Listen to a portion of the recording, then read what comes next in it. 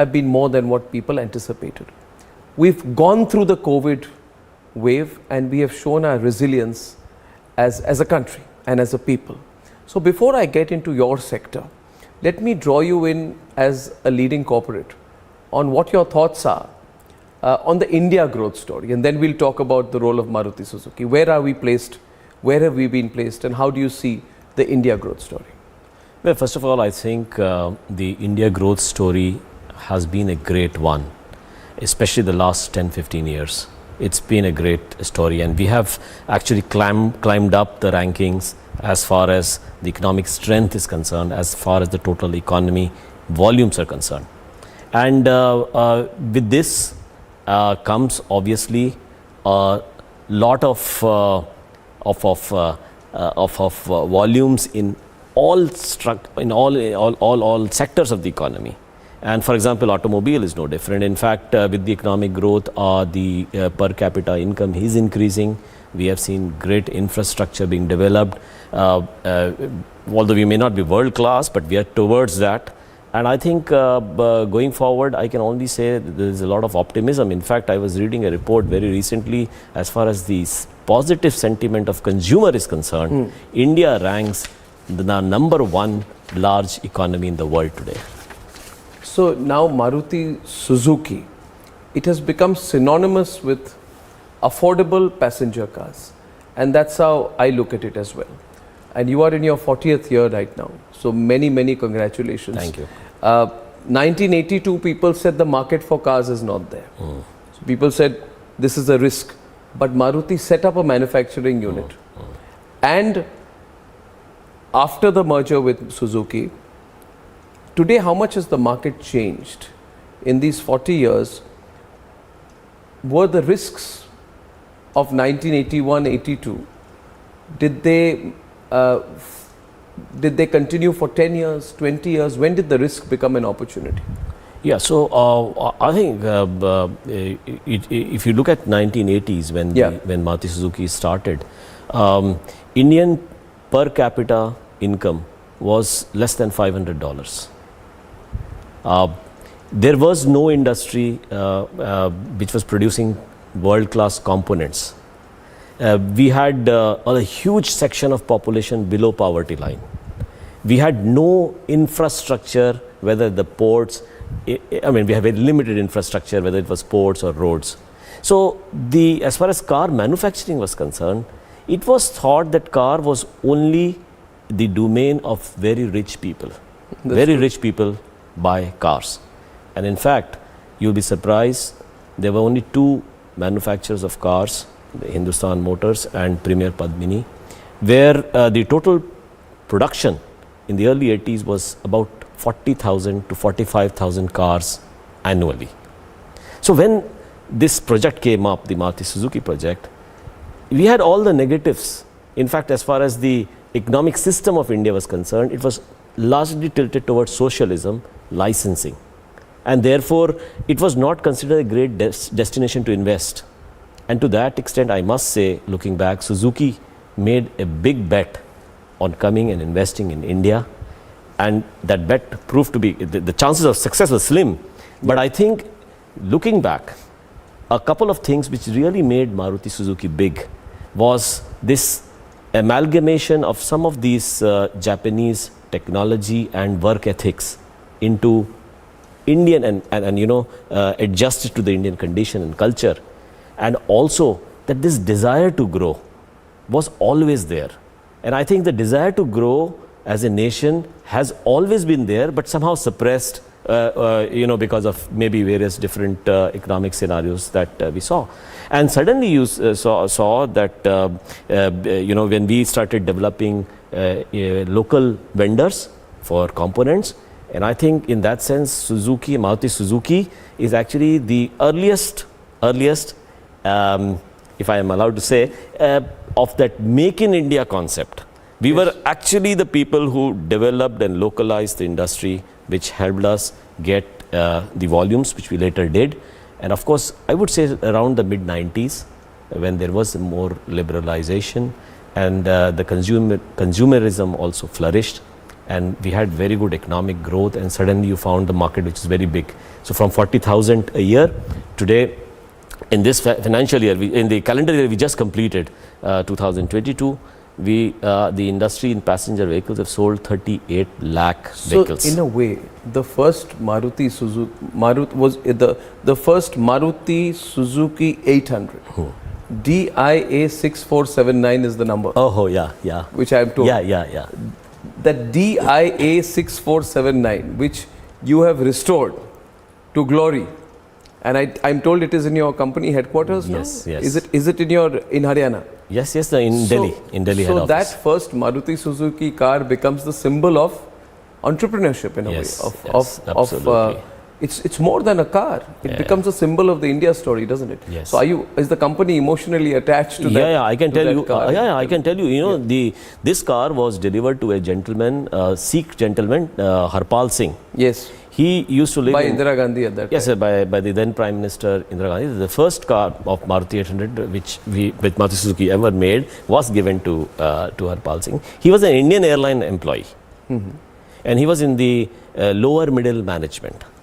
And at that time, when I told you that people always believed that cars can only be owned by real rich people, but the journey of motorization happened with that middle class Indian starting to buy cars. That's wonderful. Yes, and you know, the penetration of cars in India in those times was 1 per 1,000. Today it is 30, still small compared with rich countries, but from 1 in 1,000 to 30 per 1,000 is still a good jump. Oh, yeah. Now this car was bought by Harpal Singh Ji by selling off his Premier Padmini car. So he sold that car, he bought this car because he said he wanted a fuel efficient, new technology, a lighter, more maneuverable vehicle, because he used to park his vehicle in front of his house in Green Park. Oh. Yeah. So we approached him a couple of times. I think it was in 2003-04, and we said, can you give us back this car? And he refused. He refused it. He said no. He says, as long as I'm alive, I'm going to use this car. And you know, I think he died sometime in 2010. Okay. He did not give the car. And later on, we persuaded the family that, can you give us back the car? They gracefully agreed, and they said okay. So we got the car, we restored it. It's standing in our brand center every day in our head office. Every day we go through the brand center to the lift or the staircase. You go through it. We see that, and you know, it fills us with a lot of pride. As you said, it is not just the first car. No. It is about the beginning of an era of motorization in our country, and therefore we feel really proud about it. Oh, that's brilliant. Yeah, absolutely. That's a great story. And you said 40th year today. In the 40th year, we have already sold, Maruti Suzuki has sold 2.5 crore cars so far. 2.5 crore. And how many Maruti 800s have you sold? Maruti 800 would have been, I think, about 25 or 24 lakh type out of those. So 2.5 crore. And every time when we, at least when I walk through, I not only feel with pride, but I say, this is where it started, you know. And 2.5 crore and counting. It's important to remember that, you know. Yes. I always say, Shashank, where you started, because with that car, I mean, that was a little hatchback. And that hatchback became a symbol of people's dreams. And seeing that hatchback, and seeing, as you said, someone who's a salaried, middle class, hardworking, tax-paying Indian buy a car and drive it around, enabled more people to even aspire to have a car. Yes, absolutely. So it became not just a sarkari vehicle, but a symbol of pride and a symbol of personal achievement.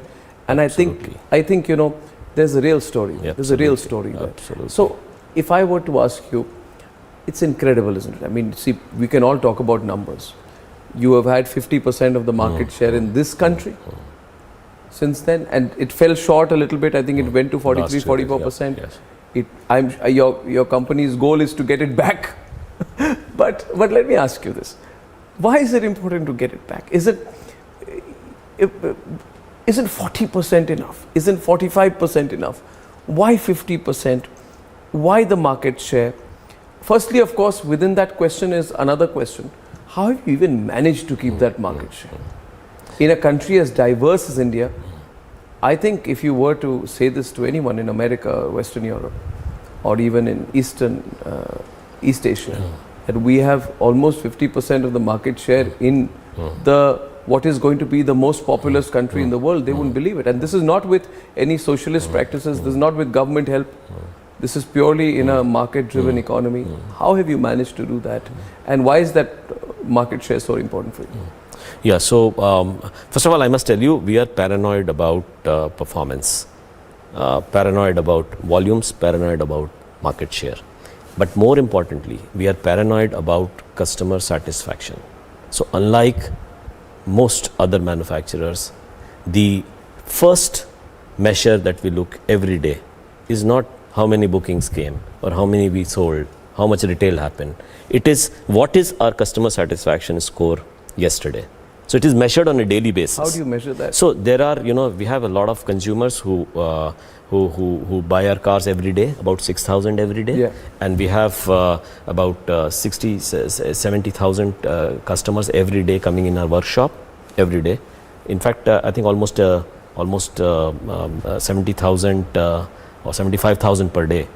So we have a system, a very quick system of taking feedback based on which a score is generated. That score is flashed every day. So that is, I believe. How accurate do you think that score is? Yeah, it would be. Is the company self-critical of itself, open to criticism? Absolutely. I'm coming to that. Arnab, you asked me how we manage that market shares. So being paranoid is about volumes and market share and customer satisfaction, but I think it's finally a output. The input is where you need to be passionate about, and the input is tracking consumer requirement. And I think ever since Maruti Suzuki has started operations, we have been leaders in, we have been the market leaders last 40 years. I would say that the number one reason for us being continuously leaders is that we are very customer focused, and we have and that is very it's easy to say, very difficult to do. So it's not about just taking feedback or taking going to consumer clinics or having your regional office team looking at what the consumers in local areas are preferring or is the preference changing, but it's a lot more, because it also car buying is a large ticket item in India, the second biggest item you will buy in your lifetime after house. After your home will be yes, yes. So it's an involved purchase. You usually keep car from anywhere between 7 to 10 years. Average is 7.3 years. And some people keep it for more. But that means you have a chance to revisit consumer very often, whether it is for insurance, which you have to renew every year, servicing, where vehicle come for after sale service, maintenance, or if there is some problem with the car, you have to adjust, if there is an accident or something, extended warranty. There are a whole lot of things, accessories. So we have to be in constant touch with customer. It's easier said than done. So we have made systems to take that feedback from customers on a constant basis. And we have to change with times. For example, technology has changed. People want more features, for example. They want, the design is becoming more important than, let's say, just fuel efficiency. So you have to change with the times. And one point which I must say, I have told you about something about the product itself or the type of product that you introduce. For example, we are going to introduce 2 new SUVs, because SUVs are becoming the flavor for consumers these days. They are moving towards that segment. We are introducing two new SUVs in the Auto Expo in another 10 days time. We have introduced 2 SUVs, Brezza and the Grand Vitara, very recently. We have upgraded technology, features. More importantly, consumers in India want a very good after sales network. And to that extent, we have made a massive, we have 3,500 outlets spread over about 2,800 cities. And the thing is, Arnab, we don't stop. You said why we are number one. One of the big things is we keep spreading, because the consumerism and the demand for motorization is spreading in the rural areas also. There is a great jump in the demand for rural. Which is the remotest service center you have? So remotest, you wouldn't believe, there is a place in Assam. I'm from Assam, so I'm very interested. So there is apparently, I haven't been there, but I have seen the videos our East Zone teams have said. There is an island it's a river island. Majuli. Majuli. So people have cars, they go around. So how do you service those vehicles? Because we take those, वो जो होते हैं ना जिस पे गाड़ी we take those boats, the ferries, and we put our service vans. We take it on every Thursday or Wednesday. We go there. People who have any problem with the car which they are using in the island, they come. So we are going to that extent. We have Andaman Nicobar is a good example, the farthest if you want. The highest is in Kargil, which we have a service center in Kargil. So we are spread all over. And more importantly, as the Indian economy has grown, the motorization in rural areas is also increasing. And you will be happy, out of the 650,000 villages that India has, Maruti Suzuki has been sold in at least 405,000 of those villages. That's wonderful. Yeah, that's wonderful. But we are not looking at that 405,000. We are looking at those balance 95,000 villages where we or 245,000 villages where we still have to go and sell. So it's just the journey is never ending. So you have to just keep flowing with the consumer, what they want, including the trends of the day. But you've also got to be innovative. I think what the challenge for Maruti, both the opportunity is to remain synonymous with the mobility sector, with passenger cars, also with affordability. Now, it must be a tricky situation for Maruti today, that on the one hand, you are known for affordable passenger cars. On the other hand, you are competing with several cars, formats, styles, engines, EVs, hybrid technology. How do you maintain the balance between luxury and innovation and technology on one side, and your brand ethos of affordable passenger cars on the other? Must be a difficult balance to handle. Do you think you will be able to balance that out? Yeah, so I think it's a great question, because that's one issue we had been grappling for a very long time. And safety also. Yes, and so we have started the journey. We started, as you rightly said, the buying criteria was largely cost of acquisition, which is price, fuel efficiency, after sales, maintenance cost, peace of mind. So those were the criteria by which people bought cars. And in the stage at which our country was, that was the largest section of people. And therefore we could establish our brand, and our tagline was Maruti Suzuki, count on us, because we were known for reliability, quality and low cost. Also finance. Yes, and great value, value for money. Today, things are a little different, as you said. But it's not as if everybody has shifted to the other side. Today, the buying criteria for many people is not price. It is not fuel efficiency. Those are factors anyway, but the major criteria also for some category of people is design. It is about features. It's about technology, as you said. So how do you tackle this situation? On one hand, you have a brand which says count on us, or way of life later, as we said, which has to address that large chunk. That chunk still remains large. We have to address that. But at the same time, we have to address this new set of aspirational buyers. People who are now buying beyond functionality. There are people who buy for functionality. For features. But for aspiration. Absolutely. So we started with a new brand, which is called the Nexa. The Nexa brand is giving consumers of that type who are preferring a different brand experience. Because I don't think you can transform a brand from value to suddenly to aspiration. So it's better to create a new brand. We did that. We have a Nexa brand, and you'll be happy to know Nexa brand actually, for example, in December sold about 51,000 vehicles, which is higher than, it was the number 2 brand in the country. Wow. So only in December, otherwise it's it's ranked third. With a 10% share as a brand. That gives the ethos of that brand is different. It is create, inspire. So it's not the first car, it's the aspirational It's car. It's the aspiration. And even in the Arena channel, which is our original channel where we are now seeing an upgradation both in terms of technology, and also more importantly, the buying process itself. People are using digitalization, and 25% of our sales now coming through our digital platform. So we have to innovate, as you said. One other thing which strikes me, Arnab, is there's, in bigger cities, people start preferring, as per research, wanting to use the car but not buy it. They want to rent it. So there's something called a subscription. Yes. So subscription surveys, it's also fairly new in the world. Have you offered?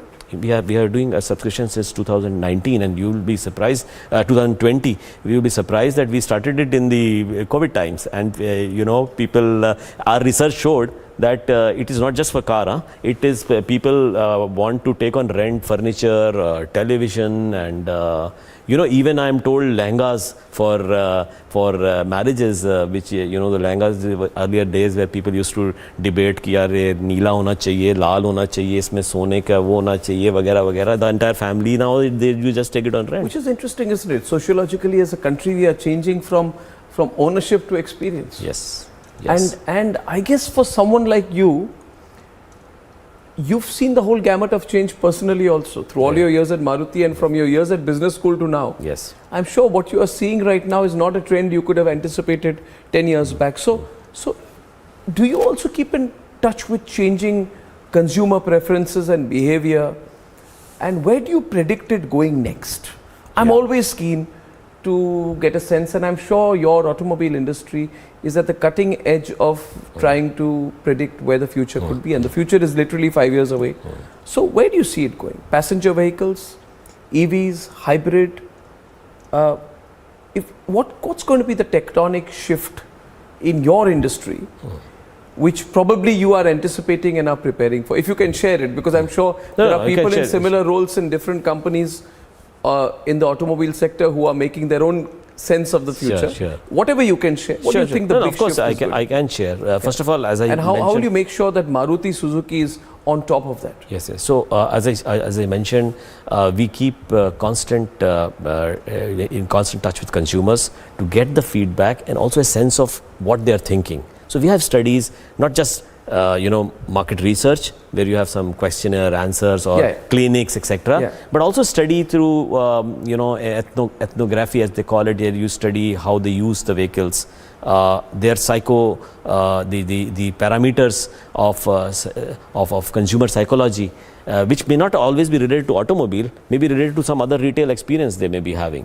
So constantly we make assessment of where the consumer is going to be. And obviously we make predictions. And you asked me about like you mentioned the subscription model, which is one interesting. So we have introduced, we're doing about 400-500 cars a month at the moment. Not large, but it's just started. But for example, it's not just about the consumer, but also the type of process he uses for buying a car. For example, today on the digital platform is the biggest platform where we get all our inquiries for cars, almost 35-36%. 25% of our retails happens through that digital platform, which is immense. We couldn't have gone there if we had not predicted. We started in 2016, before the COVID. After the COVID, of course, it accelerated. Subscription is one. We are looking at parking solutions. We are doing POC on parking solutions in large cities. So you can download a Maruti app and you can. We have such technology where, because consumers are preferring technology, being connected is one of the big things which is going to get even bigger now. So our cars now come with Suzuki Connect.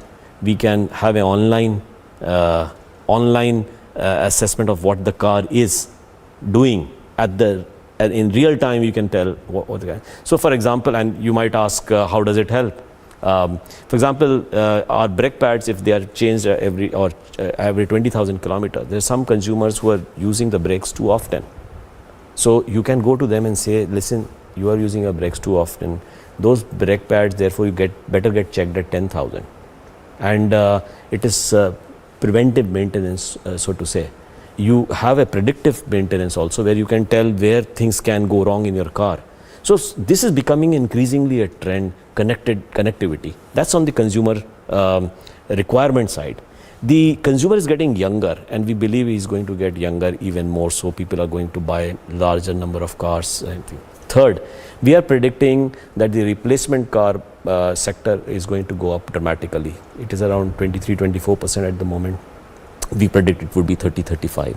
We predict media consumption to be largely digital. going forward. Therefore, our investments in advertising or in brand building, imagery, etc., we are shifting a lot to television and digital rather than print. Yeah. So these are, of course, all connected. In terms of product, and you mentioned drivetrains, there is a consensus in the industry going forward. Maybe EVs will become mainstream, but where there is no consensus is when it is going to happen, because there are many impediments to the growth of EVs. Last year, Indian market just had a 0.67% EVs. Yes. 21,000 out of 30.7 lakhs that we sold. So going forward, but I believe it's the question of when rather than if. Yeah, because I think the government is so committed. Mr. Gadkari is so committed to EVs, and they put in all these policies. Whether it be the FAME to battery swapping. Frankly, I think the way in which this government is pushing PLI schemes with an outlay of billions, 3.5 billion, automotive mission plan 2026, scrappage policy, I think they are vested in the growth of the automobile sector. And the way they are pushing the EVs, I think you're right. It's not a question of whether but when. But it's clear to me that you also think that it's going to happen for a period of time. And so it appears to me that Maruti, with its, I'm told that you've taken some 800 acres and you're starting, you are investing some 20,000 or 18,000 crore rupees in a Haryana plant. So you're also preparing for the future. Yeah. So obviously that shows your commitment to the country as well. Absolutely. I mean, you mentioned Kharkhoda, where we recently invested. Kharkhoda, that's right. Its capacity is 1 million cars annually. So this is going to be one of the largest in the world. Not one of the largest. It is the largest. When it produces 1 million, it will be. And when will this be ready? I think we're starting sometime in 25, 26. So you're saying that by 2026, that facility of yours will be the largest car manufacturing facility anywhere in the world?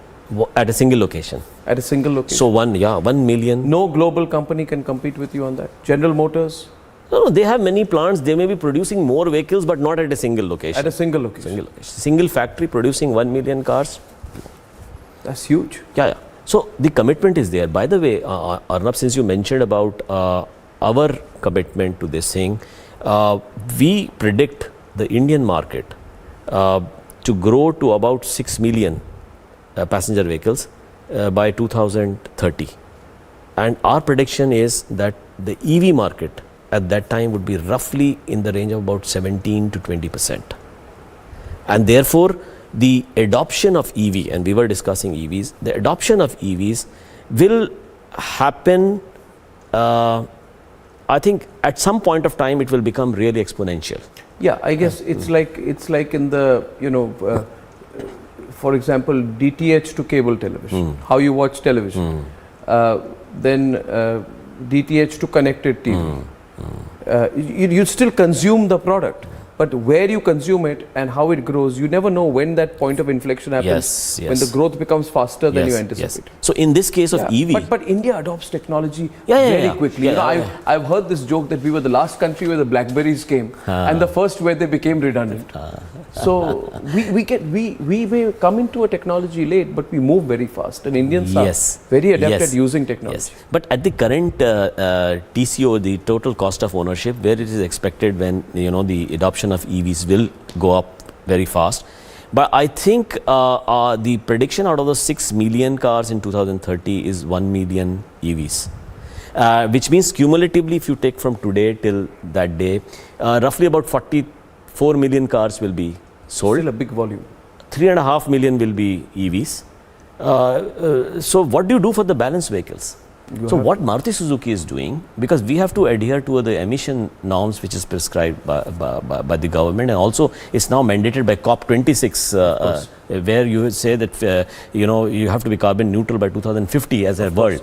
So we have technology like CNG, flex fuel, biogas, a hybrid and strong hybrid that you mentioned. Some vehicles, for example, the Grand Vitara gives 27 kilometers to the liter.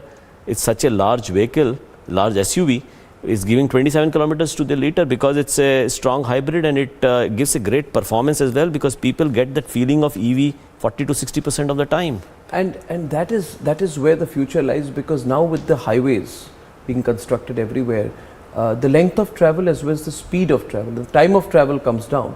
You know, when the Mumbai-Pune expressway first opened and people were told it's going to cut your time of travel by 2 hours, people couldn't believe it. But now you have the growth of expressways across the country. Absolutely. So this brings me to a very critical question. Brand loyalty, I understand. But I think we didn't speak about one aspect, which is that of safety. If you're driving a car at a permitted speed over 80 kilometers per hour, then you will be concerned about the safety features. I'm not taking brand names, but we've seen some big brands going up in dust in accidents. We've seen, of course, not so much in automobiles, but in two-wheelers, we've seen vehicles catching fire. People are concerned about the safety aspect of EVs. Are you doing enough to make sure that you are one of the safest brands in the passenger mobility sector? Absolutely. And let me, since and what's been your experience there? Have you had any failures or any challenges? Yeah, challenges are many. First of all, I must state here very clearly that safety is a very important, and if not the most important part, when we are making and designing our cars.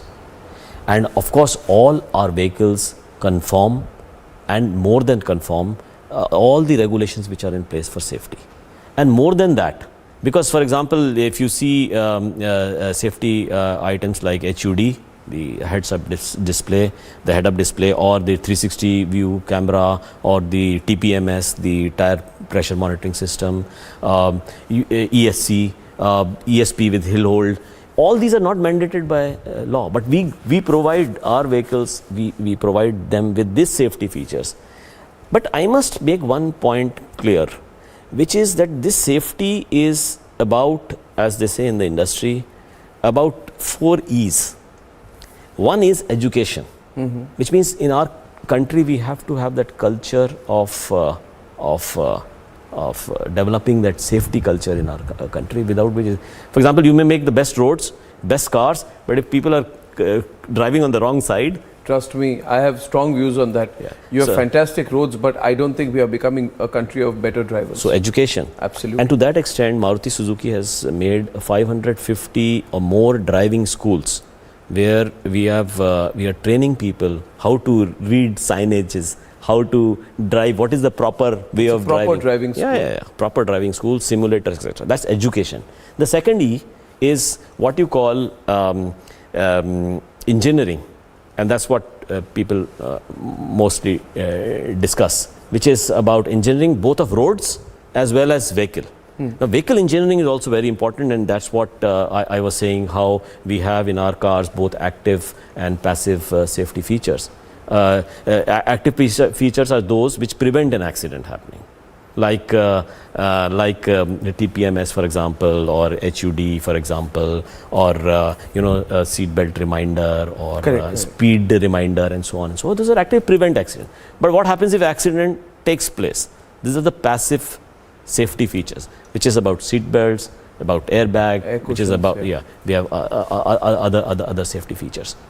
Now in India, interestingly, last year data suggests, and out of about 130,000, 140,000 people who died, the number of people who died in cars were 13%. 65% were what we call vulnerable road user, VRUs. These are pedestrians, bicyclists, and two-wheelers. And of the people, the 13% people who died in cars, the number of people who died who were not wearing the seat belt, 87% of those people were not wearing seat belt. So that brings us to the third E, which is enforcement. You can have the best of equipment, but if you don't enforce, I am a full believer in that. So, for example, the government's doing more there as well. For example, Arnab, we have speed. We have a reminder that you are over speeding. So it's mandated by law at 120 and at I think it's 80. You have those beeps coming. You're over speeding. But if people don't stop, if there is no enforcement, to that extent, what Maruti Suzuki is also doing, we have with Delhi Traffic Police, we have installed speed cameras as part of our CSR for safety. And we are, if you go to Delhi, on many roads where people know that there are cameras, people are like disciplined. But we sometimes, unfortunately, sort of enjoy breaking the law or not following the law. And I think that's where the dangerous aspect begins to come in. Well, so education and enforcement also, Of course it is a big area. Let me conclude by asking you, Shashank, since we began with that, go back to your time in business school and now. You must have had aspirations beyond your professional career. Do you feel you as an individual and an individual playing a role in a large company are doing enough for India's growth story in the bigger picture? I'm sure that at some point we all want to contribute to the nation, and this channel is wedded to the principle of nation first. Absolutely. What do you feel about it? I mean, the India in which you grew up, studied, went to college, and now. Yeah. So I'll give you a very frank and a very honest answer.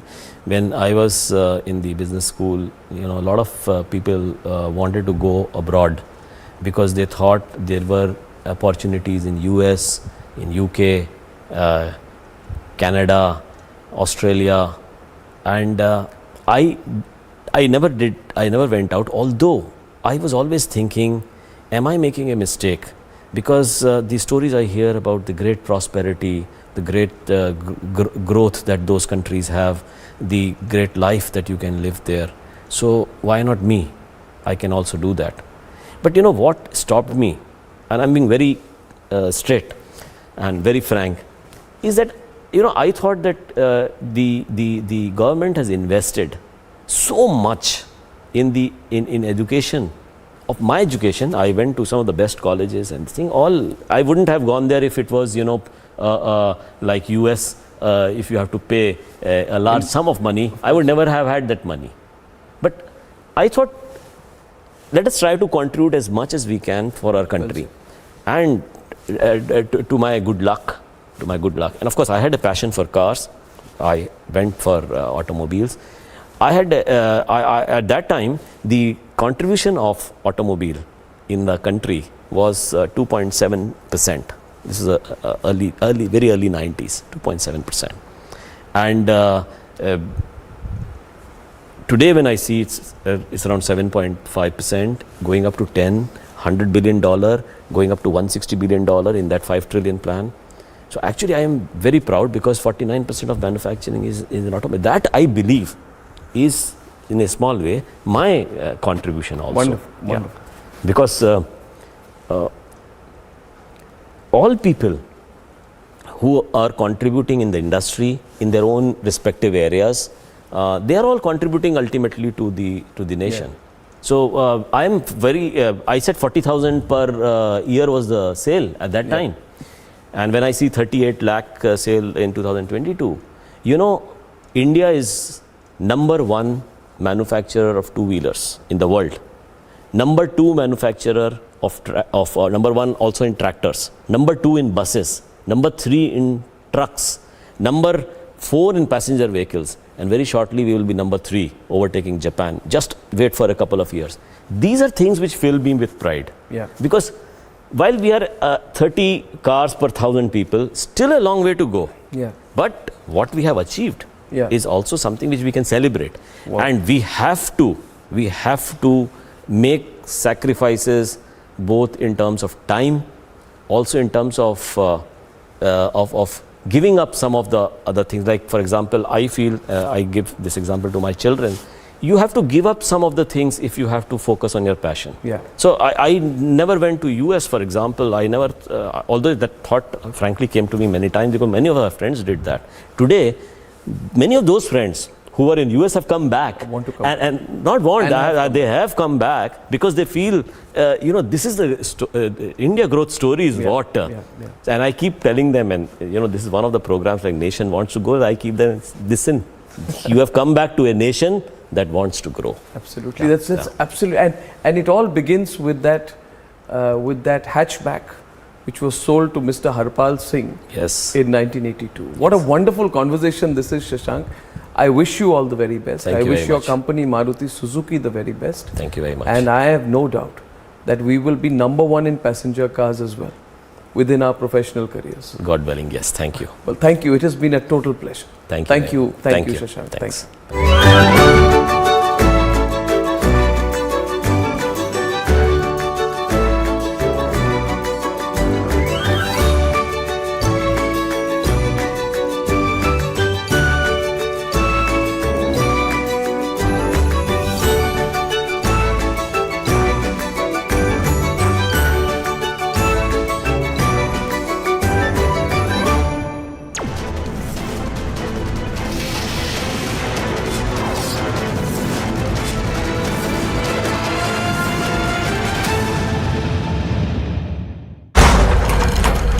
It's hybrid by nature, a silent predator. The new breed rises above all others. A new breed of SUVs. The advanced Grand Vitara rule every road. We tried to draw a complete divide between, say, Savarkar, Bhagat Singh or Bagha Jyoti, and is that the right thing to do? Because there was something that connected them. We look at what divides them. What we are trying to do is to see this history from today's ideological lens. But their lens was completely different. They were a part of one big project. So I think we are not doing justice to this movement by trying to carve them up into small bits and pieces based on, today's ideological debates.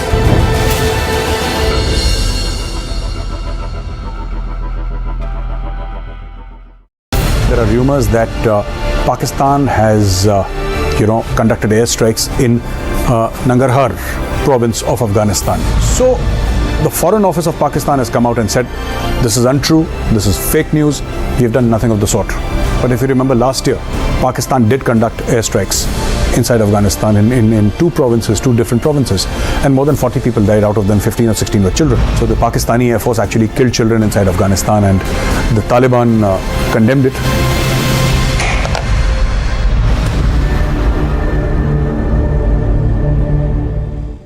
In your view, what was the role of Swami Vivekananda and others like him and the whole idea of a civilizational confidence in our freedom struggle? So what we are trying to do is to try to secularize and sanitize this history for a certain line of ideological bent. So you have here a country and a civilization, and they have been in this continuous state of warfare. So you have the likes of Swami Vivekananda who are coming out there and saying that we need to stand up for ourselves. And this is the triggering point of this entire movement.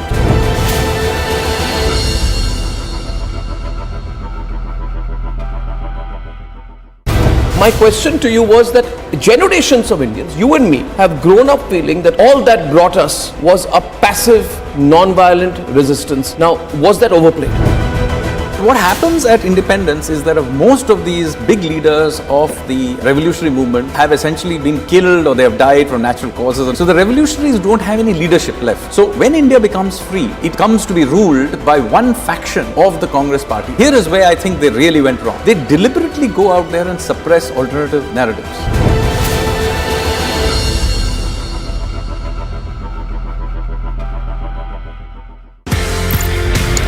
आपने ये बोला कि colonel bull Kumar, उन्होंने map देखा, उन्होंने बोला ये तो गड़बड़ है। एज पर मैप भारत का एरिया, लेकिन वहां पे जाने की विदेशियों को, जर्मन्स को परमिशन दे रहा है पाकिस्तान। क्योंकि since there were some people like us who were aware of what is Siachen Glacier, we knew what it is like. मैं बिला फॉन्डला पहुंचा, पाकिस्तान का हेलीकॉप्टर मेरे ऊपर, तो उसने मुझे देखा, मैंने उसको देखा, उसने वहां से घुमा पीछे और वापस। They were shocked. When are our children going to see the real history of India put before them? I believe we don't really need to wait for school textbooks to be changed, because that can't be the only source of our knowledge and information. When are we going to rewrite our history? There is another story to how India grabbed its freedom. It was not only through the non-violent movement. In the 20th century, with the revolutionaries, you see this really strong armed resistance. I think this story needs to be told. Sadly, it is barely mentioned in our textbooks.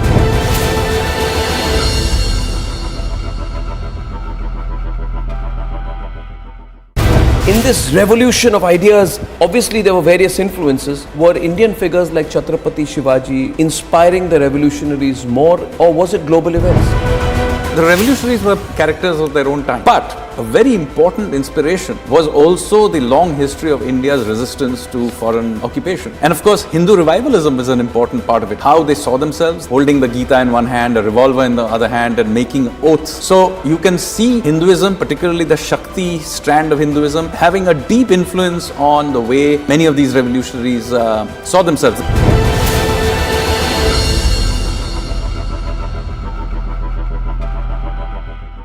India is number one manufacturer of two-wheelers in the world.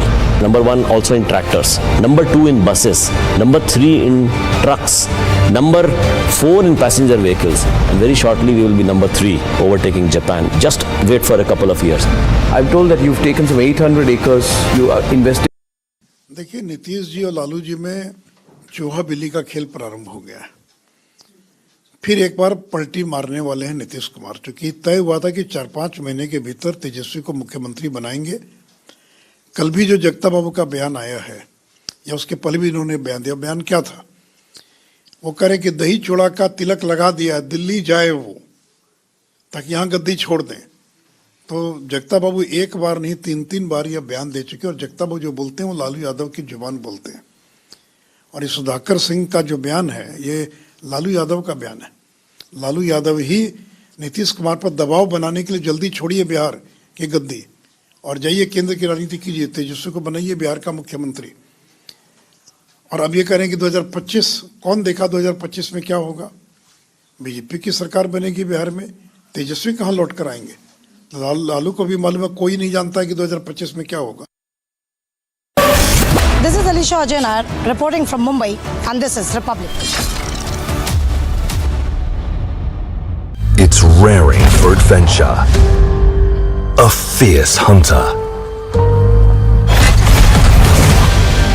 The new breed rises above all others. A new breed of SUVs, the advanced Grand Vitara, rule every road. My question to you was that generations of Indians, you and me, have grown up feeling that all that brought us was a passive, non-violent resistance. Now, was that overplayed? What happens at independence is that most of these big leaders of the revolutionary movement have essentially been killed or they have died from natural causes. So the revolutionaries don't have any leadership left. So when India becomes free, it comes to be ruled by one faction of the Congress party. Here is where I think they really went wrong. They deliberately go out there and suppress alternative narratives.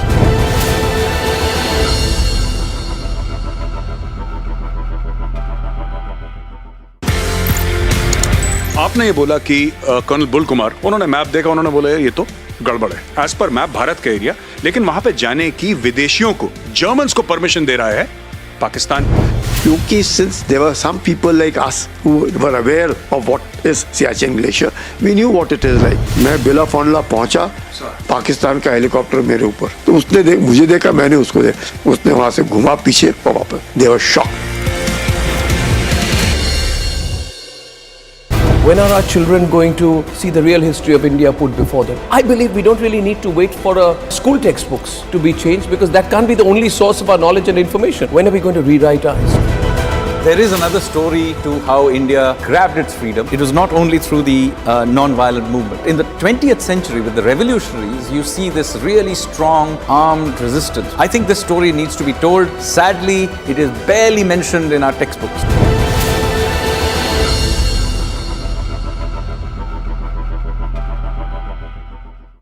In this revolution of ideas, obviously there were various influences. Were Indian figures like Chhatrapati Shivaji inspiring the revolutionaries more, or was it global events? The revolutionaries were characters of their own time. But a very important inspiration was also the long history of India's resistance to foreign occupation. And of course, Hindu revivalism is an important part of it. How they saw themselves, holding the Gita in one hand, a revolver in the other hand, and making oaths. So you can see Hinduism, particularly the Shakti strand of Hinduism, having a deep influence on the way many of these revolutionaries saw themselves.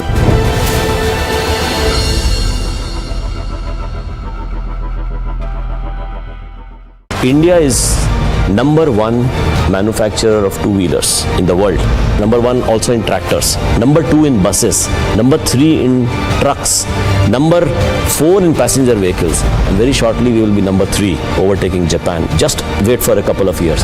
I'm told that you've taken some 800 acres, you are investing some 20,000 or 18,000 crore rupees in a Haryana plant. So you're also preparing for the future. Yeah. That shows your commitment. Its capacity is 1 million cars annually. So this is going to be One of the largest in the world. not one of the largest. It is the largest.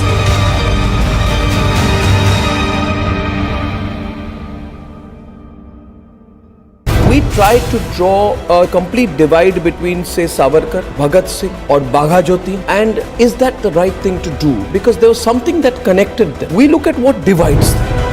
What we are trying to do is to see this history from today's ideological lens. But their lens was completely different. They were a part of one big project. So I think we are not doing justice to this movement by trying to carve them up into small bits and pieces based on, today's ideological debates.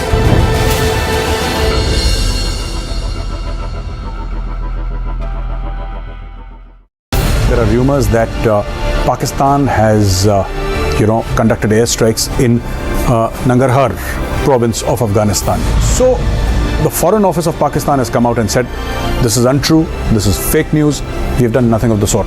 But if you remember last year, Pakistan did conduct airstrikes inside Afghanistan in two different provinces, and more than 40 people died, out of them 15 or 16 were children. So the Pakistani Air Force actually killed children inside Afghanistan, and the Taliban condemned it.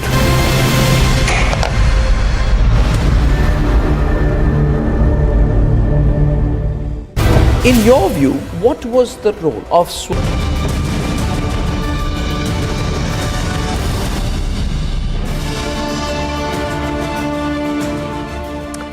Hello and welcome. You're watching This Is Exclusive with me, Shravan Sen. Our top focus: why exactly is Joshimath sinking?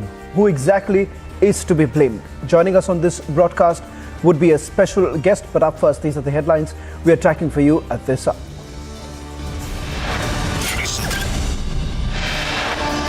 DMK MLA's most bizarre claim says Modi and BJP killed Jayalalitha. BJP and AIA-DMK hits out over Jaya death theory. BJP warns won't stay calm forever.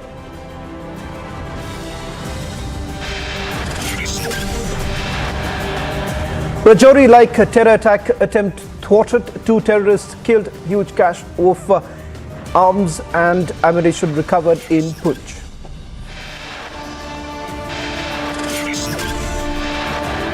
Former Bihar Deputy Chief Minister Sushil Modi's claims many JDU leaders in touch with BJP and JDU will be finished in the next 5 months. High-level meetings are being held over Joshimath sinking crisis. Republic gets you a reality check from the ground.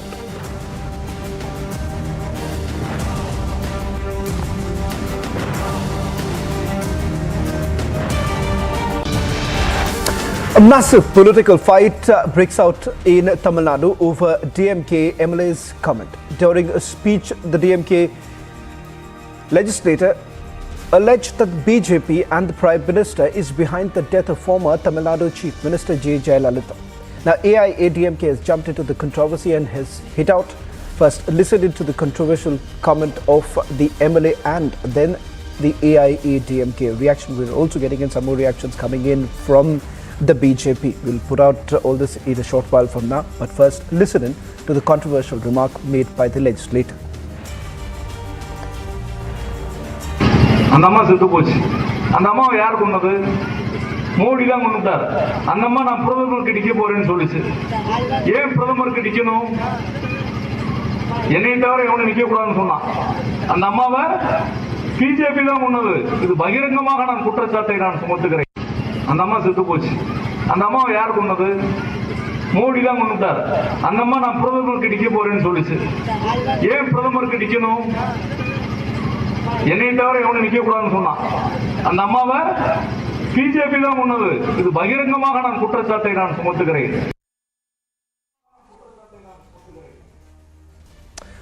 Joining us on this broadcast is also Mr. Annamalai of the BJP. Mr.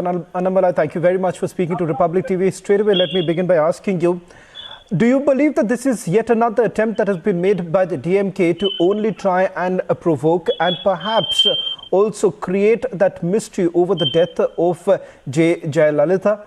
Or do you believe that this is yet another example of the mindset of the DMK? Hello, sir. Thank you very much for having me in your show. I believe this is yet another example of how DMK, whenever people get angry on their governance, whenever they are on the back foot, they create all this kind of false stories and try to push it as a narrative. I would like to recall and also bring to your attention during the election time, assembly election time in April 2021, the current Chief Minister's son, Udayanidhi Stalin, who is also a minister now, he made a similar statement. He said, our senior leaders like Sushma Swaraj Madam and Arun Jaitley ji, they all died because of Honorable PM's torture. This is the exact statement he made. It became such a big issue, then he was confronted. Later he ran away without giving any further explanation. So this is part of DMK's propaganda machinery. Now we see a sitting Vilatikulam MLA, Mr. Markandeyan, uttering this kind of statements. So they know clearly well the governance has failed. People are angry with them. They want to create all this kind of stories. The main idea that I'm talking to you is also, sir, this is the kind of politics that DMK is expert at. And you create all this humbug theory and a sitting prime minister use this kind of words. A person who has taken a constitutional oath like an MLA. And a very, very sorry state of affairs because nobody questions them. And the local press also gives them a free hand. So they keep uttering the statements once every 3-4 months and they go scot-free.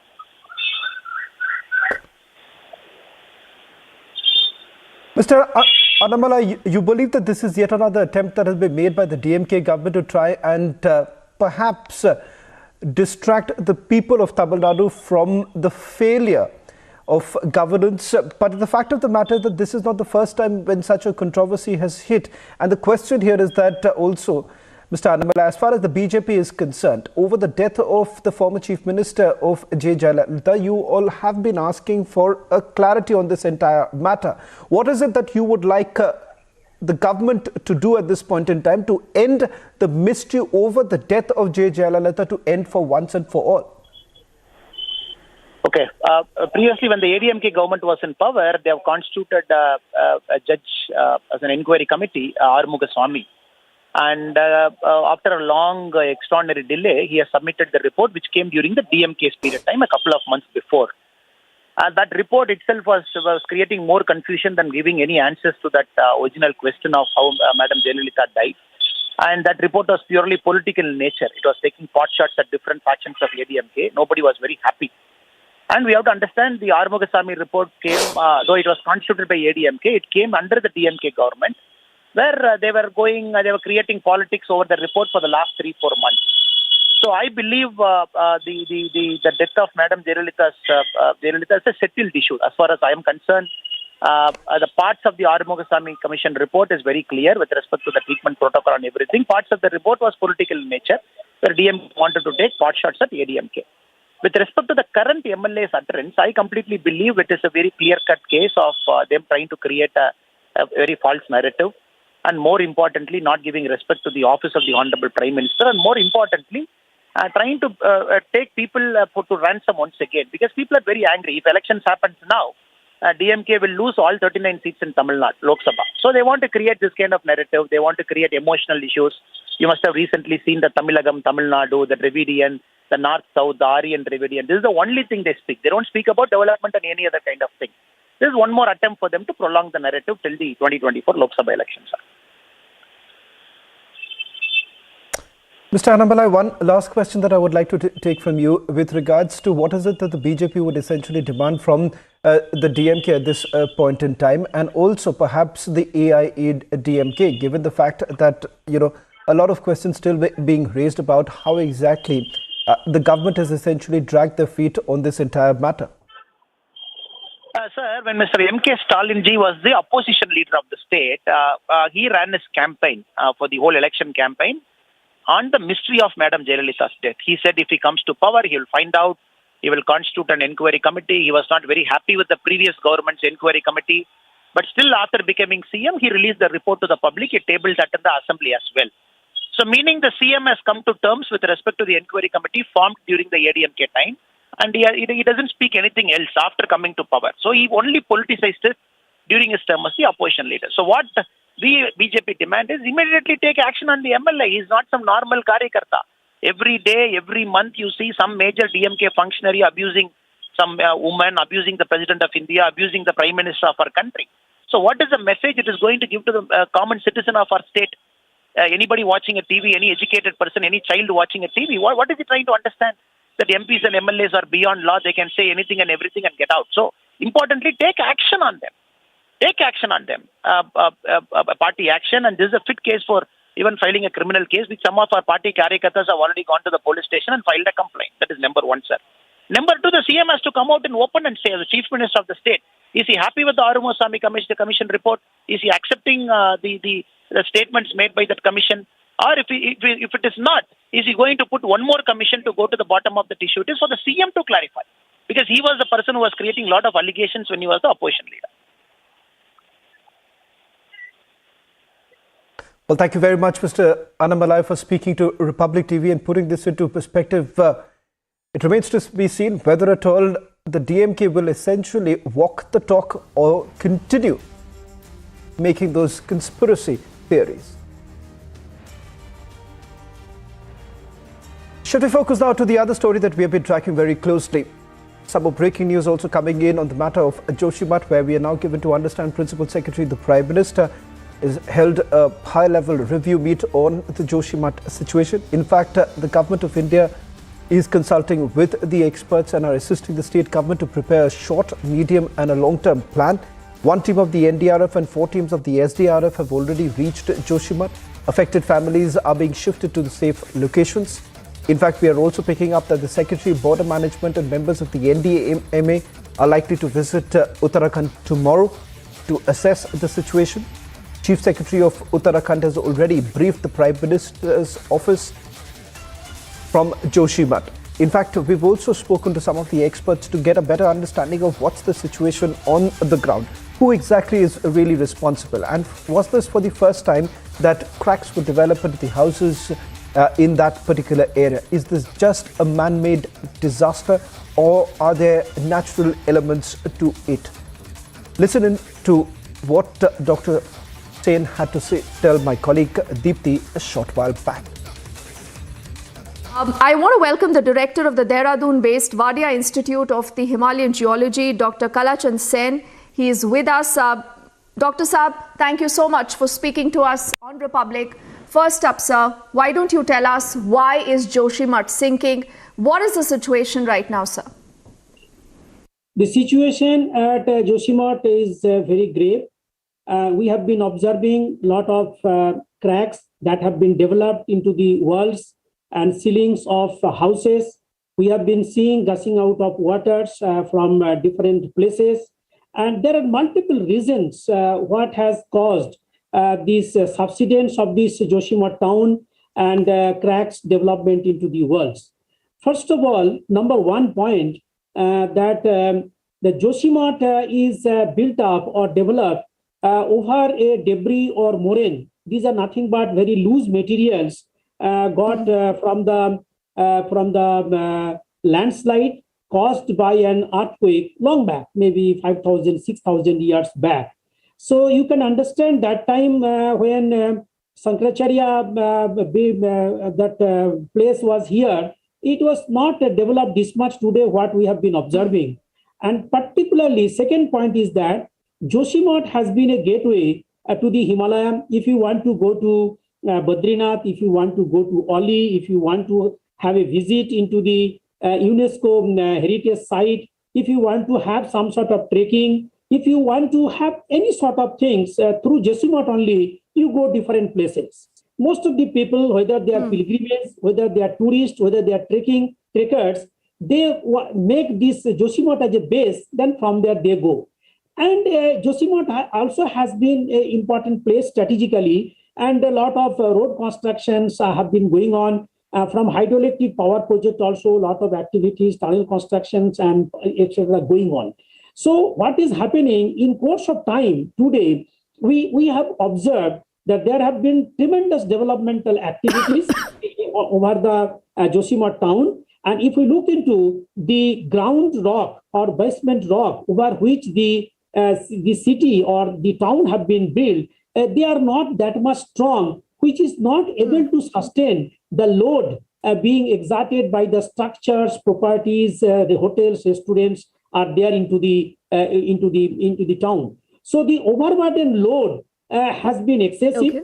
Number one, and the basement rock is not that much strong, because I told that the city has been built over a loose debris material came from the landslides caused by an earthquake. And all of us know that Joshimath is situated in seismic zone 5, where a lot of tectonic movement goes on, and it is tectonically very, very active. And we have observed in 1991, Uttarkasi, 1999, even Chamoli, a 6.8 magnitude earthquake. A lot of things are happening.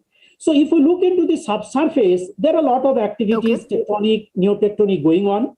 If we look into the surface, there are a lot of anthropogenic activities or development activities going on. And if we look into the climate-induced phenomena, 2021, October, we have heavy rainfall into this region. 2022, February, we have Dhaliganga, Rishiganga deluge. And these two incidents have flown a lot of debris and water into the rivers and nalas. The Joshimath town, if you look into that, on either side, there are a lot of nalas and rivers, the natural flow of taking place, whether it is is coming from the melt of the snow, melt of the glaciers, or maybe natural water. So they are flowing. But because of those two incidents, the water height into the river was so high, and we know that rock formations are not that much strong on either side. When the river during 21 and 22 that flash floods, they just eroded lot of rock on the side of the rivers. We called in scientific terminology toe erosion. So you can see that when there is toe erosion taking place, that means and the houses and a lot of buildings, restaurants have come into the slope of the regions. So they are built on that loose materials. And from the bottom, there have been toe cutting. So you can understand there is every possibility of sinking of the town because of two important factors: the factors going on at the bottom, as well as the factors on the surface load, because of the heavy constructions all are going on. So they are creating pressure from top and from bottom also. So Dr. Sen, some sort of hollow. Yeah. So sir, what you're telling us is pretty scary. And, we are looking at these images also on our screens. Our teams have been on the ground.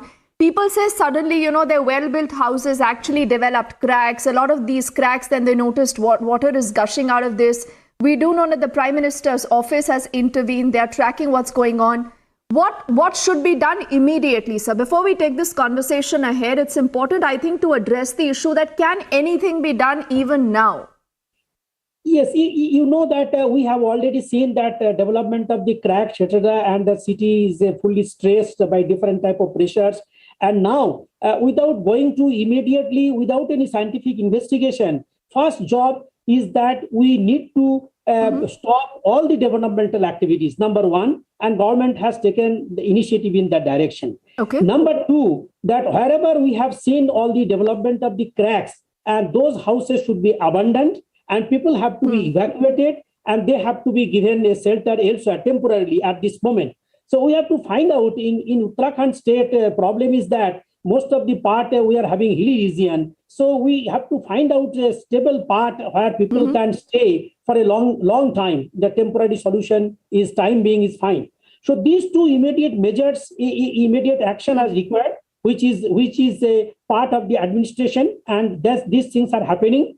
And if we want to build this city or town, then in the mid-term or short-term program, which cannot be done within a day or two, it needs 3 to 5 years time. We have to replan the entire city for making a drainage system, making the sewerage system. The constructions of the buildings have been made in haphazard way without following any scientific. procedure. So what exactly happening whenever there are some sort of natural flow of water, because of this unscientific way constructions, this natural path is getting blocked, and the water is trying to get through alternate path, and that's why it is creating another pressure when it is finding its own way to flow. And that's what another important contribution of the development of the cracks, because whatever stress are built into the subsurface, their manifestations are there into the form of the cracks. So that's exactly happening. Third important thing in this region also, some developmental activities, the road constructions or tunnel, and there have been, whenever it is done, there have been some sort of blasting. And even if blasting is small amount, the small cracks, hairline cracks, at the end when city gets developed, so many buildings, so many big widening road comes, definitely they add. And then it also makes some sort of impact to these regions. So all these things, I think the first and four important thing that they have stopped the developmental activities, they have started evacuation of the people. And now next step, that scientifically, we need to assess the region step by step and replan the city. We can't make the replanning into the hill station like the plan we follow into the plain. Here it should be different. It should be gradational way, because it is a slope region. There are a lot of stress in directional stress into this region. In the plain, it is a vertical stress whenever we have some constructions. Here it is this slope region. It gives in different directions. Number next important thing, that in the long run, what we can do, that we can have some sort of microzonation into this region. We should find out that which part is more vulnerable for the landslides, and which part are the medium vulnerable and the low vulnerable, and that the most vulnerable zone should be completely banned for the further constructions, and medium vulnerable zone, some up to the cartel of the building, up to the limited constructions should be allowed. And the low vulnerability we should plan, but these are all long-term program. At this moment, scientifically, we cannot talk all those issues that can be done in 5 to 10 years time. We have to do something immediately, and that already has been started. And I think some sort of measurements are also going on. Some sort of measurements are also going on, and scientifically we can assess that this is very important, that we have identified this region is a very, very landslide prone zone as well as earthquake prone zone. And this landslide particularly doesn't take place unless there are some other triggering phenomena. So one of the most important triggering phenomena is the rainfall. So we are having a lot of fear that in the month of January, February, if there is a rainfall, already cracks have been developed. And if rain percolates through the cracks, they will create a plane of weakness. And through the plane of weakness, there will be every chance of the sliding of the material, what we call the landslides, number one. Number two, we also cannot move out, rule out any sort of possibility of earthquake. Even a small magnitude earthquake can shake the region. And if it happens, then also the region will have some sort of disaster in the form of landslides. And anthropogenic activities, definitely, if there have been some sort of excavation, there are some sort of construction, blasting, that also create impact to the stability of the regions. So slope instability study, all these things, these are all later part. So immediate action is that in the immediate part is that evacuation of the people, abandoning that houses which have developed crack, and stopping of the constructive or developmental activities, whatever is going on. And the second phase, we have to replan, and we have to use impervious material. Yes. We have to use impervious material. So a lot of locals that our teams have spoken to. Yes, I'll just complete my question, sir, then you can add to this. A lot of locals that we've spoken to say that a lot of early signals, early warning signs were ignored. Now, as far as I recall, the Mishra Commission, the Mishra report had also indicated that there shouldn't be, such kind of a haphazard construction activities. You've seen a mushrooming of hotels, of restaurants, almost, there's no place that you can even stand there. So it's that dense. Something like this, you think repeated governments have ignored, and a situation like this could have been avoided? Who today is accountable? Actually, yes, you are correct that if we look into the Misra Committee report, all these whatever today also we are mentioning have been written into that report. And even before that report in 1886, there was Himalayan gazetteer Atkins mentioned that the city is growing or the town is growing or being developed over a loose material, debris, moraine. And on that, they didn't mention that what type of situation we may face, but it was pointed out that it was constructed or the town is getting built up over the loose material. So that also one lesson we could have learned from 1886 report itself. Then in Misra Committee in detail they gave the report that what precaution we should take into the Joshimath region about the constructions of the developmental activities, about the tectonic activities into this region, and all sort of things, what type of constructions material should be used, how much developmental growth we should make into the region. Many things are given into the report. And definitely whenever there is some developmental activity into the region, before that, there is always a committee consisting of different institutes, and they give their assessment and also give some sort of recommendation to the government. Based on that, it happens. But in between, whenever something starts, whether it is a road construction, tunnel constructions, it goes to the contractor, subcontractor, and then in course of time, some sort of what you are telling, somewhere it goes wrong in that process, and we go on increasing the load in a city like Joshimath, and that exactly has happened. Well, in fact, we have our reporters on the ground getting over the latest update of what's the situation like. Joining me right now from Joshimath is my colleague Anuj. Anuj, I know it's dark. It would be difficult for our viewers to understand what's the situation like, but I would like you to move around and show us what's the situation like and what's the latest update in terms of the evacuation. Are those residents of Joshimath now safe? Have they been taken to another location?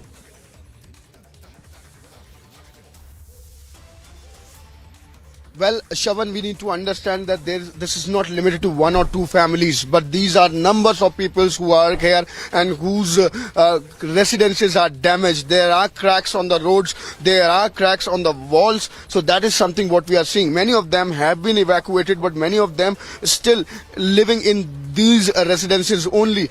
And let me also, Shavan, tell you the latest breaking. What we are getting is that the Prime Minister's office today has chaired a very important meeting. Tomorrow it is going to be the expertise who is going to land here in Joshimath itself. It is going to be very, very important date tomorrow also, that what exactly is going to be the planning and how the things has to be taken ahead. Chief Secretary of Uttarakhand was here in Joshimath today itself, and he has also briefed PMO about the situation. So to control the situation and to keep everything in control, the NDRF and SDRF teams have been already deployed, and the expertise from IIT Delhi and from the other geological surveys, they are going to be here in Joshimath tomorrow. So the situation remains tense. We are just waiting for the update. Yes, back to you. Thank you very much, Anuj, for getting us the latest update. We'll be keeping a close watch on all the latest developments. On the other side, big face-off after Samajwadi Party media cell member arrested. Samajwadi holds a protest, and FIR has now been registered against a BJP leader. Nitish Kumar पर दबाव बनाने के लिए जल्दी छोड़िए बिहार की गद्दी और जाइए केंद्र की राजनीति कीजिए, तेजस्वी को बनाइए बिहार का मुख्यमंत्री. Our Deputy Chief Minister Sushil Modi claims many JDU leaders in touch with BJP and JDU will be finished in the next 5 months.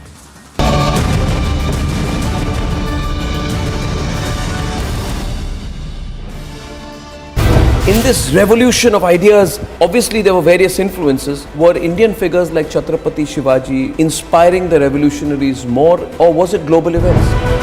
The revolutionaries were characters of their own time. But a very important inspiration was also the long history of India's resistance to foreign occupation. And of course, Hindu revivalism is an important part of it. How they saw themselves, holding the Gita in one hand, a revolver in the other hand, and making oaths. So you can see Hinduism, particularly the Shakti strand of Hinduism, having a deep influence on the way many of these revolutionaries saw themselves.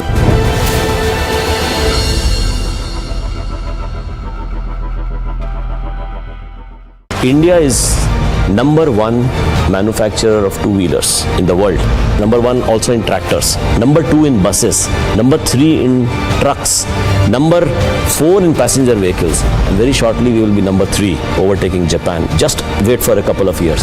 I'm told that you've taken some 800 acres. You are investing some 20,000 or 18,000 crore rupees in a Haryana plant. So you're also preparing for the future.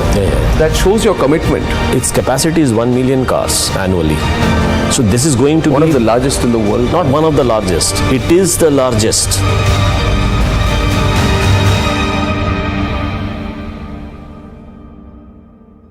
We tried to draw a complete divide between, say, Savarkar, Bhagat Singh or Bagha Jyoti, and is that the right thing to do? Because there was something that connected them. We look at what divides them. What we are trying to do is to see this history from today's ideological lens. But their lens was completely different. They were a part of one big project. So I think we are not doing justice to this movement by trying to carve them up into small bits and pieces based on, today's ideological debate.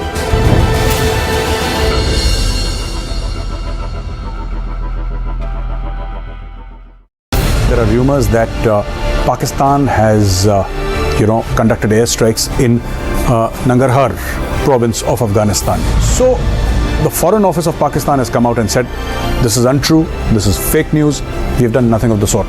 But if you remember last year, Pakistan did conduct airstrikes inside Afghanistan in two different provinces, and more than 40 people died, out of them 15 or 16 were children. So the Pakistani Air Force actually killed children inside Afghanistan, and the Taliban condemned it.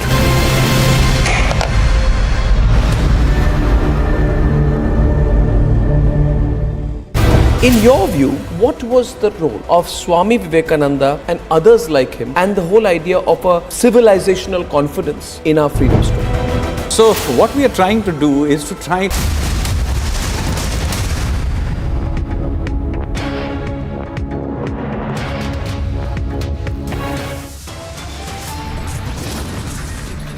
DMK MLA's most bizarre claim, he says Modi and the BJP have killed Jayalalitha.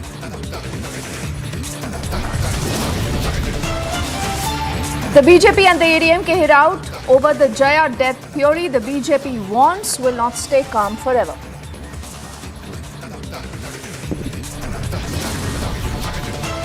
Rajouri like terror attack attempt is thwarted. 2 terrorists are killed. Huge cache of arms and ammunition recovered in the Kun sector. Bharatiya Janata party की सरकार में न्याय की उम्मीद मत करिए। Police प्रशासन उसके साथ है जो अन्याय कर रहा है, झूठ बोल रहा है। It's a big face-off after the SP media cell member is arrested. The Samajwadi Party holds a protest, gets an FIR registered against a BJP leader. Nitish Kumar पर दबाव बनाने के लिए जल्दी छोड़िए बिहार की गद्दी और जाइए केंद्र की राजनीति कीजिए, तेजस्वी को बनाइए बिहार का मुख्यमंत्री। Former Bihar Deputy Chief Minister Sushil Modi's big claim. He says many GDU leaders are in touch with the BJP and claims the Janata Dal United will be wiped out in the next 5 months.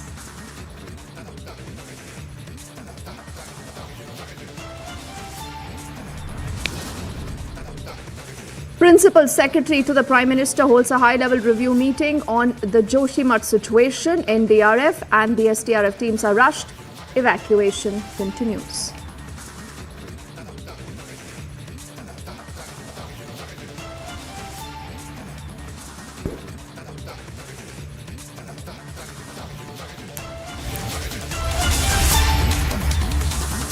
A very good evening. Thank you for staying with us on Republic. I'm Deepthi Sachdeva. We begin this edition of the news with a big Republic exclusive. This is coming in from the state of Bihar. The state of Bihar right now that is being ruled by Nitish Kumar, but is Nitish Kumar under tremendous pressure? Right now, remember, it's not just many people in his own ally party, that is the RJD, who've started speaking against Nitish Kumar, but the BJP instead also now has made a big claim. In an exclusive conversation with Republic, Sushil Kumar Modi says that many of the Janata Dal United leaders are in touch with the party, and he says it's only a matter of time the entire JDU will be wiped out. Nitish ji और लालू जी में चूहा बिल्ली का खेल प्रारंभ हो गया है। फिर एक बार पलटी मारने वाले हैं नीतीश कुमार, क्योंकि तय हुआ था कि 4-5 महीने के भीतर तेजस्वी को मुख्यमंत्री बनाएंगे। कल भी जो जगता बाबू का बयान आया है या उसके पहले भी इन्होंने बयान दिया, बयान क्या था? वो कह रहे कि दही चूड़ा का तिलक लगा दिया, दिल्ली जाए वो, ताकि यहाँ गद्दी छोड़ दें। तो जगता बाबू एक बार नहीं 3-3 बार यह बयान दे चुके, और जगता बाबू जो बोलते हैं वो लालू यादव की जुबान बोलते हैं। और ये सुधाकर सिंह का जो बयान है ये लालू यादव का बयान है। लालू यादव ही नीतीश कुमार पर दबाव बनाने के लिए जल्दी छोड़िए बिहार की गद्दी और जाइए केंद्र की राजनीति कीजिए, तेजस्वी को बनाइए बिहार का मुख्यमंत्री। और अब ये कह रहे हैं कि 2025, कौन देखा 2025 में क्या होगा? बीजेपी की सरकार बनेगी बिहार में, तेजस्वी कहाँ लौट कर आएंगे? लालू को भी मालूम है, कोई नहीं जानता है कि 2025 में क्या होगा। उनको कम से कम मालूम है कि 2025 में भी आरजेडी लौट कर नहीं आने वाली है। ये लोग चाहते हैं कि अपने जीते जी अपने बेटे को मुख्यमंत्री बना दें। तो इसलिए 2023 का साल भारी उथल पुथल का साल रहने वाला है। इधर के लोग उधर, उधर के लोग इधर, कौन कौन कहाँ पाला बदलेगा कुछ पता नहीं है।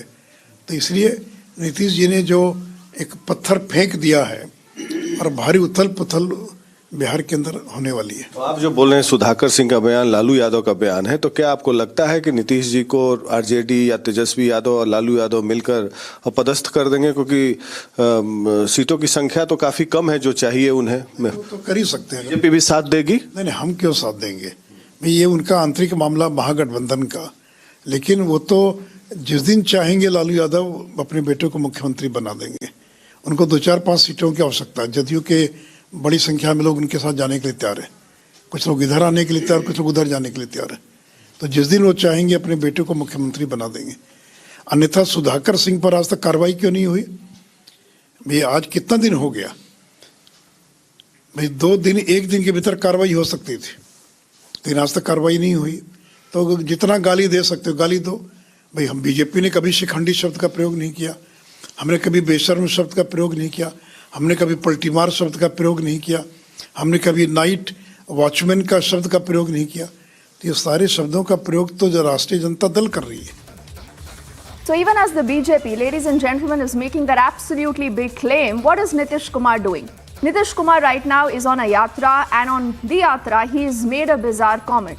This is on population control. You would recall some time ago he had said, "Piyoge to maroge," and the opposition has hit out at Nitish Kumar saying, this is a beleaguered chief minister, and do bear with us, the audio quality of this reaction that you will hear is relatively poor.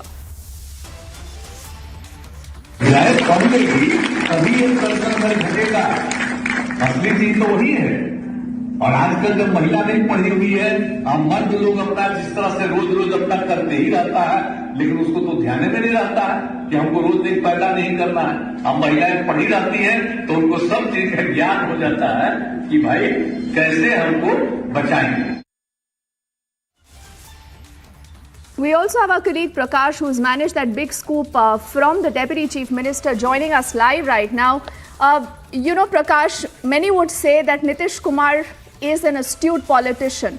But is he even aware of what the BJP possibly could be up to? He's there on his yatra making that very bizarre comment that we just played out. But the BJP says in the next 5 months, there will be absolutely no trace of the Janata Dal United.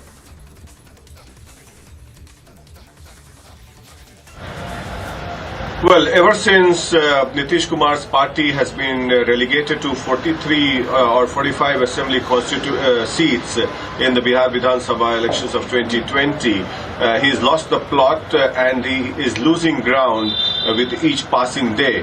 And to rectify one mistake, he's committing another mistake. First, he allied with the NDA, now he's allied with Lalu in order to extend his longevity in politics, because every good thing has to come to an end, and Nitish Kumar has been ruling in Bihar for the past 17 years or so, and now he's at his his peak has culminated into a sad end, and that's what Sushil Modi is saying, that since he's been losing ground and his prohibition policy has failed miserably, so there is a moment of flux in the politics in Bihar in the run-up to the 2024 elections, and he was thinking that the opposition parties would accept him as the prime ministerial candidate in the run-up to the 2024 elections. But with Rahul Gandhi gaining ground with his Bharat Joro Yatra, there are no takers. Now, what does Nitish Kumar do from here?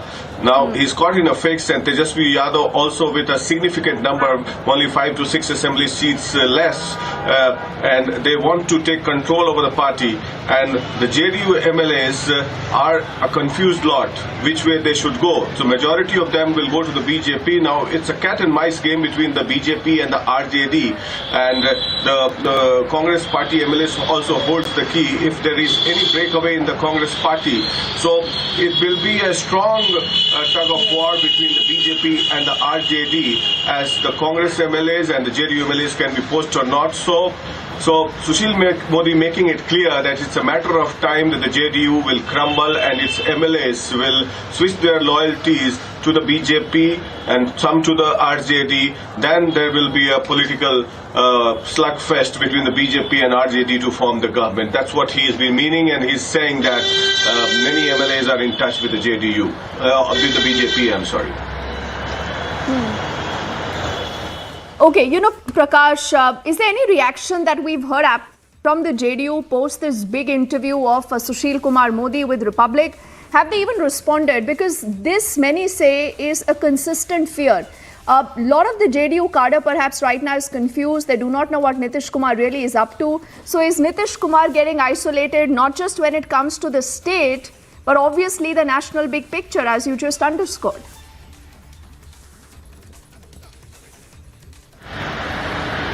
Well, in the run-up to the 2024 elections, as the elections draws closer, I have this feeling that the JDU will disintegrate, and there will be a lot of movement from the JDU to different political parties, either to the RJD or the BJP. But remember one thing, that majority of 45 MLAs of the JDU have contested elections against the Mahagathbandhan candidate, and they have to say something to their voters. So what do they do from here? Because in those particular constituencies, the RJD also fought, and the Mahagathbandhan also fought elections. So only if they are guaranteed assembly ticket, then only they will switch loyalty. But it is a matter of time, yes, for sure, that by 2024 or with the end of this year, there will be some political movement in Bihar, because Bihar is a very crucial state, and the BJP is also eyeing this state to form a government on its own, which is not very easy. That is why they had allied with Nitish Kumar, keeping in mind the fact that he has a significant number of constituents with him. But the moment Nitish Kumar is saying that Tejasvi Yadav will lead the party, so there is a fear among the JDU MLAs that the EBC voters, which has been supporting Nitish Kumar for quite some time, will slowly and gradually move towards the BJP, and that was evident from the loss in the Kudni by-poll, which the JDU contested. Because if you combine together the voter constituents of the RJD and the JDU, they should have won the election, but they lost by 3,600 votes, and the BJP rested that seat, the sitting seat of the RJD, which the JDU contested. So that is an ominous sign for both the JDU and the RJD that 2 plus 2 doesn't make 4 in politics, and it's a case of concern for the Mahagathbandhan. So that is what the RJD is also very about, because Nitish Kumar had rode to power in Bihar on the plank of Jungle Raj, and that issue still exists on the ground in Bihar. So coming back to that, the constituent, the voters which support Nitish Kumar are struggling and confused, and they may drift away to the BJP. All right, so it's a very, very fascinating situation, and 40 Lok Sabha seats from the state of Bihar. Prakash, for the moment, thank you. And thank you also for getting us that big scoop from the state of Bihar. The BJP says, give us the next 5 months. There will be absolutely no JDU. Let's see what Nitish Kumar does. We'll track that story very closely. See, a huge cache of arms and ammunition has been recovered by the security forces. This was an operation that was launched by the Indian Army when two suspects were seen moving towards the LOC on the Indian side. Their movement was challenged. When they didn't stop, they were neutralized by the Indian Army. And these two are the weapons that have been recovered, along with other arms and ammunition. Several grenades too have been recovered. Twin IDs too have been recovered from these two terrorists who have been neutralized by the Pakistani, that were coming from the Pakistani side. So this too has a marking of the Gujranwala. If Sarjeevan can show you, this clearly mentions that it is from the Gujranwala. And also apart from this, a huge cache of arms and ammunition has been recovered. There were two attempts that have been foiled. First was on the intervening night of 28th and 29th, that is in the Poonch Sarla, and other attempt has been foiled yesterday evening when a group of terrorists tried to sneak in into the Indian territory. These are the two weapons that has been recovered. These are two automatic rifles that have been recovered, and these are the twin IDs that these two terrorists were carrying, possibly to repeat what has transpired in the Dangri village of the Rajouri. And this is the pistol also they were carrying, possibly to carry out some kind of a civilian killings. And these are the steel bullets that the security forces have recovered from their possession. This is 7175. That is the Pakistan marking steel bullets have also been recovered. These bullets are capable of piercing into the bulletproof jackets also, and a mobile phone along with the twin grenades, they have been recovered. If Sarjeevan continues to show you the visuals that we are getting, that these are the visuals of the recoveries that have been made, and also they were carrying the food and other items. This is one is AK-47 and other is the modified AK-56 rifle that has been recovered. And this is from the one operation. The twin operations were carried out by the Indian Army. First was by the Krishna Ghati Brigade of the Indian Army. Other one was by the 13th Sector RR of the Indian Army that was carried yesterday. So you just saw that report filed by our colleague Gursimran telling us more of the kind of recoveries that have been made. Remember, this is a major tragedy that's been averted in Rajouri. The ID earlier has been destroyed by the police during the cordon and the search operations. In the Budhal police station, security forces did find an IED. You see the first images on your screens. This device was taken into the possession by forces. It's been successfully destroyed through a controlled mechanism. Gursimran, we are looking at those images on our screens, and again this reiterates the fact that no matter what, Pakistan will never give up its sinister motives of destroying peace across the valley.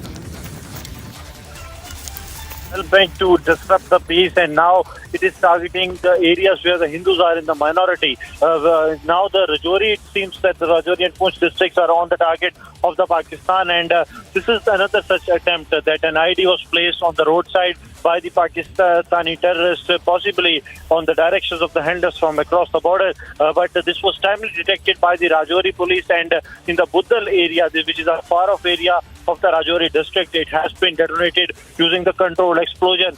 With the bang we can hear of the ID being destroyed, we can assume that to what extent it would have inflicted damage to the civilians or the forces passing nearby. So the main idea behind planting this ID was to inflict maximum damage to those who were passing from the nearby area, but due to the timely intervention of the Jammu and Kashmir police, especially in Rajouri, this tragedy has been averted and many lives have been saved, because similar kind of ID attack we have seen a day after what transpired in the Dangri village of Rajouri, where 5 people were gunned down after checking their Aadhaar cards, and then followed by it was a similar kind of ID attack that took lives of 2 minors, injuring 8 others. And you know, Gursimran, we've also seen the entire recoveries that have been made. We also heard the forces who held a press briefing earlier, making it very clear that no matter what, but our forces are always on an alert mode, whether, you know, it's the season of the snow setting in or even now. You do not see any let up in these incidents reported from Pakistan. See, what Pakistan is doing is they are trying to just divert the attention from what the internal turmoil is going in Pakistan. If we go by the data of 2022, 288 incidents of terrorism have taken place in Pakistan, in which 500 people, including the security forces and also the civilians, they have been killed. So what Pakistan is now trying to do is to divert the attention from the internal turmoil it is facing, and that's why it is hell-bent to push their race. See, when it comes to 2022, the number of attempts from the Pakistan, they were very less. But when it comes to the start of 2023, there have already been twin attempts of infiltration that have been foiled by the Indian Army. So this shows that Pakistan is playing it to the next level, that they want to disrupt India at any cost, be it by dropping arms and ammunition or sending terrorists, but they want turmoil to be in India so that the international community can see what is happening in Jammu and Kashmir, so that Pakistan is able to divert the attention of the community from what it is going on in Pakistan. All right, Gursimran, we leave it there for the moment. Thank you for getting us that perspective and also those first images that we see on our screens of the IED now that was exploded in a controlled manner after the recovery was made by our forces. We are heading into a break right now. On the other side, we also get you a lot of political stories making headlines this evening. The story we'll put our spotlight on is a story from Uttar Pradesh, where a big face-off after the SP media cell member is arrested. Samajwadi Party holding a protest.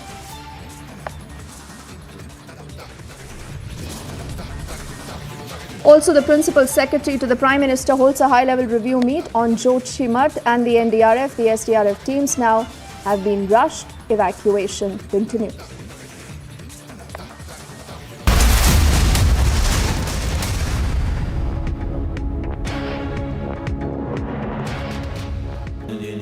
Amity has been ranked India's #1 not-for-profit private university for 10 years, with top 10 ranked institutions in management, engineering, biotech, law, masscom, telecom, hospitality, fashion and more.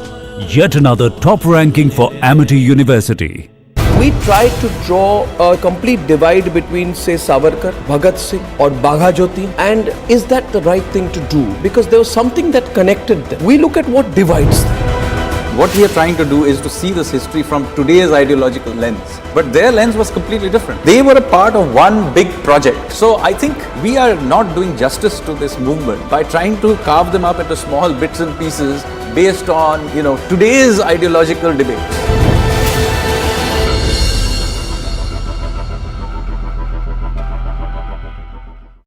There are rumors that Pakistan has, conducted airstrikes in Nangarhar province of Afghanistan. So the Foreign Office of Pakistan has come out and said, this is untrue, this is fake news, we have done nothing of the sort. But if you remember last year, Pakistan did conduct airstrikes inside Afghanistan in two different provinces, and more than 40 people died, out of them 15 or 16 were children. So the Pakistani Air Force actually killed children inside Afghanistan, and the Taliban condemned it.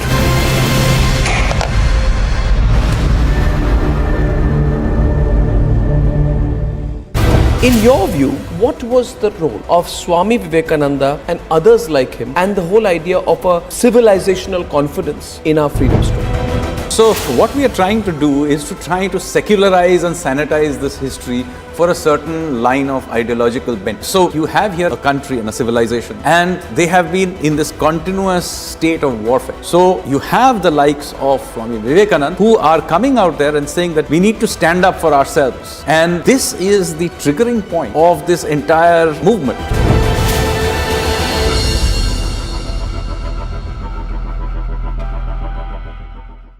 My question to you was that generations of Indians, you and me, have grown up feeling that all that brought us was a passive, non-violent resistance. Now, was that overplayed? What happens at independence is that most of these big leaders of the revolutionary movement have essentially been killed or they have died from natural causes. So the revolutionaries don't have any leadership left. So when India becomes free, it comes to be ruled by one faction of the Congress party. Here is where I think they really went wrong. They deliberately go out there and suppress alternative narratives.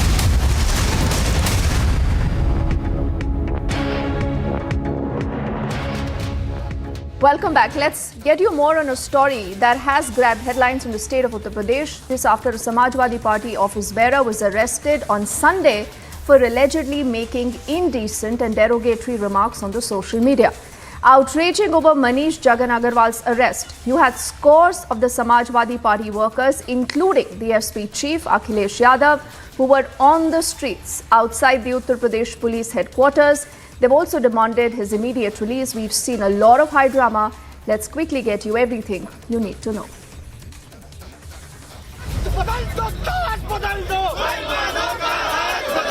Samajwadi Party workers took to streets after the party's social media cell chief was arrested. Sapa के कुछ नेताओं को पीछे की तरफ में रोक लिया गया था, लेकिन अब वो नेता वो बैरिकेड तोड़ करके आगे की तरफ में बढ़ा है। देखिए, ये समाजवादी पार्टी के वो तमाम कार्यकर्ता जो पुलिस हेडक्वार्टर की तरफ बढ़ना चाहते थे। शुरुआती तौर पर कुछ कार्यकर्ता पहुंच भी आए थे, लेकिन कुछ कार्यकर्ताओं को बैरिकेड लगा करके आगे की तरफ में उनको रोक रखा गया था। लेकिन अब उन कार्यकर्ताओं ने बैरिकेड तोड़ करके और अब वो वापस की तरफ में आ रहे हैं। Leading the protest was Samajwadi Party chief Akhilesh Yadav. यहाँ की चाय नहीं पियेंगे, बाहर की पियेंगे, या हम अपनी लाएंगे, कब आपका ले लेंगे प्लास्टिक का जो होगा। हम नहीं पी सकते, जहर दे दोगे तब। हाँ नहीं, हमें भरोसा नहीं है, सच में भरोसा नहीं है मुझे। हम बाहर से मंगा लेंगे चाय, आप भी पीजिए, हम भी पीजिए, आप अपनी पीजिए, हम अपनी पीजिए। A case was registered against the SP social media cell chief Manish Jagan Agarwal on January 4 under the IT Act for alleged derogatory and indecent remark on social media. की जांच की गई और अभियोग पंजीकृत किए गए। अभियोग पंजीकृत कराने के बाद उन सभी विवेचनाओं की गंभीरता से विवेचना करते हुए इलेक्ट्रॉनिक एविडेंस को इकट्ठा किया गया। सर्विस प्रोवाइडर से सभी जानकारी प्राप्त की गई और तत्पश्चात आज मनीष जगन अग्रवाल जो उस ट्विटर हैंडल को ऑपरेट कर रहे थे, उनके विरुद्ध कार्रवाई की गई है। उनको गिरफ्तार करके उनके विरुद्ध वैधानिक कार्रवाई की गई है। भारतीय जनता पार्टी की सरकार में न्याय की उम्मीद मत करिए। पुलिस प्रशासन उसके साथ है जो अन्याय कर रहा है, झूठ बोल रहा है। जो सच बोलेगा वो सजा पाएगा। और ये घटना कोई एक दिन की नहीं है। Angry over Manish Jagan Agarwal's arrest, SP workers gathered outside the Uttar Pradesh police headquarters and demanded his immediate release.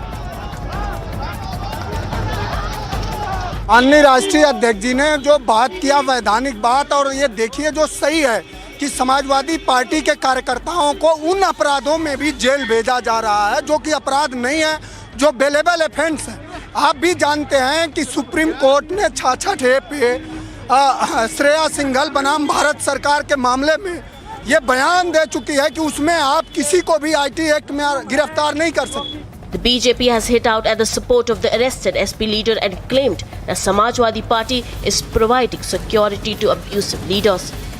Samajwadi Party media cell के वेरीफाइड हैंडल के द्वारा पिछले 1 महीने से ज्यादा समय से नेताओं के विरुद्ध, पत्रकारों के विरुद्ध, महिलाओं के विरुद्ध बेहद अपमानजनक ऐसी भाषा का प्रयोग किया जा रहा था जिससे सांप्रदायिक सद्भाव बिगड़ जाए, दंगा भड़काने की साजिश हो रही थी। और आज जब FIR दर्ज होकर के गिरफ्तारी होती है तो स्वयं अखिलेश यादव जी, पूर्व मुख्यमंत्री, बचाव में उतर आते हैं। The arrested SP leader continues to remain behind the bars. Bureau Report, Republic TV.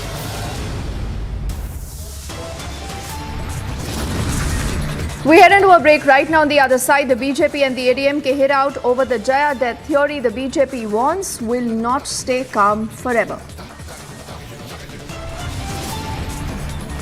Also, a Rajouri-like terror attack attempt is thwarted. 2 terrorists are killed. Huge cache of arms and ammunition recovered from the Poonch sector. The full story after this short break.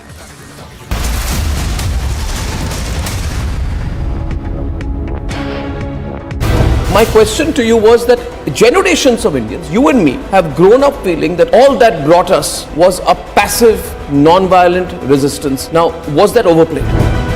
What happens at independence is that most of these big leaders of the revolutionary movement have essentially been killed or they have died from natural causes. So the revolutionaries don't have any leadership left. So when India becomes free, it comes to be ruled by one faction of the Congress party. Here is where I think they really went wrong. They deliberately go out there and suppress alternative narratives.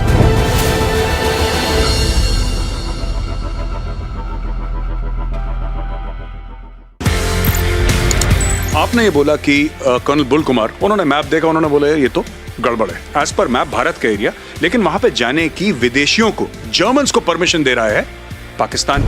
क्योंकि since there were some people like us who were aware of what is Siachen Glacier, we knew what it is like. मैं बिला फॉन्डला पहुंचा, पाकिस्तान का helicopter मेरे ऊपर, तो उसने मुझे देखा, मैंने उसको देखा, उसने वहां से घुमा पीछे और वापस. They were shocked. When are our children going to see the real history of India put before them? I believe we don't really need to wait for school textbooks to be changed, because that can't be the only source of our knowledge and information. When are we going to rewrite our history? There is another story to how India grabbed its freedom. It was not only through the non-violent movement. In the 20th century, with the revolutionaries, you see this really strong armed resistance. I think this story needs to be told. Sadly, it is barely mentioned in our textbooks.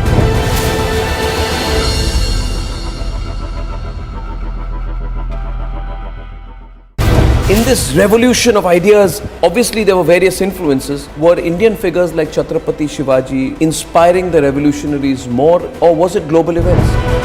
The revolutionaries were characters of their own time. But a very important inspiration was also the long history of India's resistance to foreign occupation. And of course, Hindu revivalism is an important part of it. How they saw themselves, holding the Gita in one hand, a revolver in the other hand, and making oaths. So you can see Hinduism, particularly the Shakti strand of Hinduism, having a deep influence on the way many of these revolutionaries saw themselves.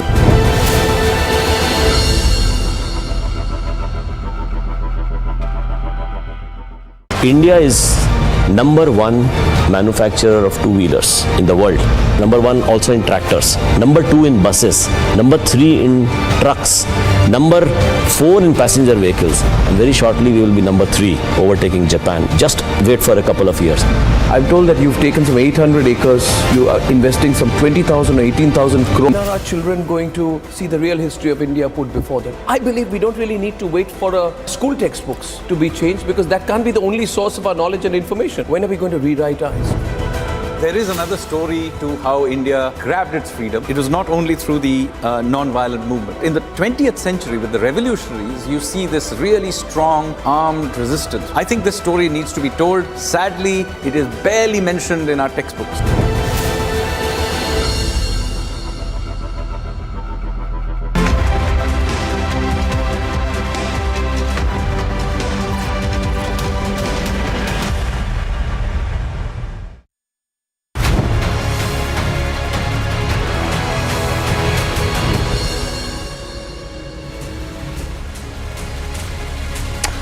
Hello, welcome. You're watching the biggest story tonight with me, Shavans, and our top focus, what's really happening in Joshimath. Several residents are essentially saying right now that not enough was actually done by the government. And this is not the first time that they have seen cracks being developed in their houses. But so far, no action was taken. But the situation seems to be in a dire condition. And what's the reason behind it? We'll get you all the latest in this edition, but up first, these are the headlines we're tracking for you at this hour.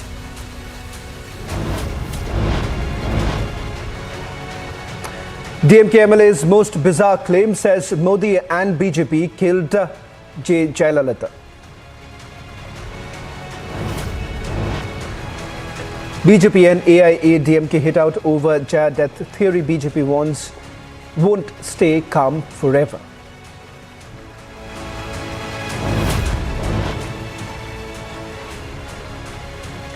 Rajouri-like terror attack attempt thwarted. 2 terrorists killed. Huge cache of arms and ammunition recovered in Puch.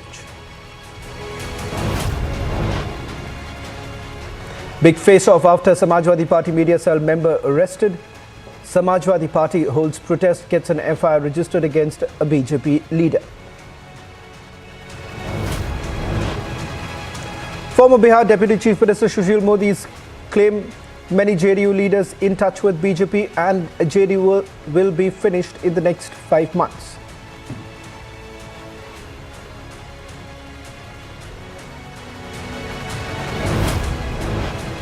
Principal Secretary to Prime Minister holds high-level review meeting on Joshimath situation. NDRF and SDRF teams rush. Evacuation is on.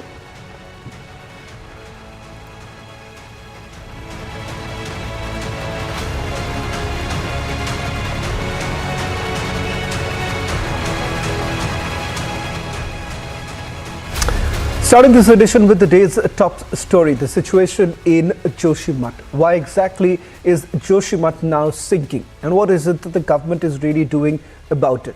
We are now given to understand that the Principal Secretary to Prime Minister held a high-level review on Joshimath situation. In fact, the Government of India agencies and experts are assisting the state government to prepare a short, medium and long-term plan. One team of the NDRF and 4 teams of the SDRF already have reached Joshimath. Affected families are being shifted to safe locations. Secretary of the Border Management and members of the NDMA are likely to visit Uttarakhand tomorrow and assess the situation. Chief Secretary of Uttarakhand also briefed the Prime Minister's office from Joshimath. Earlier, Uttarakhand Chief Minister Pushkar Singh Dhami visited Joshimath on Saturday to assess the situation on the ground, a day after he directed immediate evacuation of around 600 affected families. The Chief Minister also visited houses in which huge cracks have already appeared on the walls as well as ceilings. We've also spoken to some of the experts to get a better understanding of what's the situation on the ground, and also as far as the affected families are concerned, the rehabilitation process has already begun. Our colleagues are on the ground to get you a sense of what's really happening and what led to this particular situation. Is this something that came across as a surprise, or was this in the making but not enough measures were taken by the authorities concerned? Joining us on this broadcast is my colleague Anuj from the ground in Joshimath.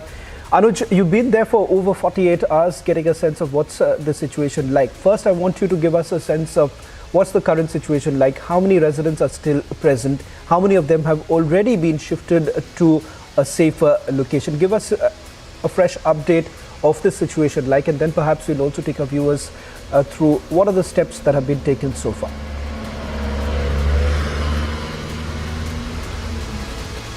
Well, Shawan, at this point in time, let me tell you the situation is not in control, because it is always the worrisome situation what is happening at this point in time on the ground. On the other hand, let me tell you, as you pointed it out very rightly, that this was none other but the Chief Minister himself who was here yesterday in Joshimath itself, and this was the Chief Secretary who was here on the ground to look into the matter that what exactly is happening. If we talk about the families, the numbers of families have been evacuated. Many of them have been asked to leave their houses and requested to go there to at the shelter homes which has been provided by the state of Uttarakhand. On the other hand, let me tell you, many of the peoples are there who are not going, rather, who are not ready to leave their residences. They are saying that this is our everything. We have built it. We do not have any other option. There are families, they are saying that how we are going to take all our luggages, all our belongings to any of the place. This is going to be end.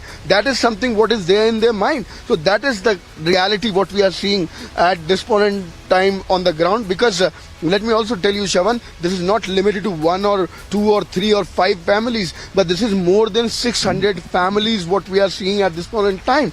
They are in trouble. There are cracks in their houses. There are cracks on the roads. So that's something what we are seeing. The hotels, buildings could be clearly seeing how they are being damaged. On the other hand, it could be clearly noticed, even the temples, even the other properties, the cracks could be clearly seen. On the normal roads, we are seeing the bigger cracks. So that's the situation. Even the water is flowing from anywhere. Like, these are certain points. If we talk about, I have filed many reports from different areas from where the water has started coming, and this is not the normal water or the normal waterfall, but this is the muddy water. That is something what we are seeing on the ground. On the other hand, SDRF team, NDRF team has been already deployed. This was a very important day when Prime Minister's office has already chaired a very important meeting.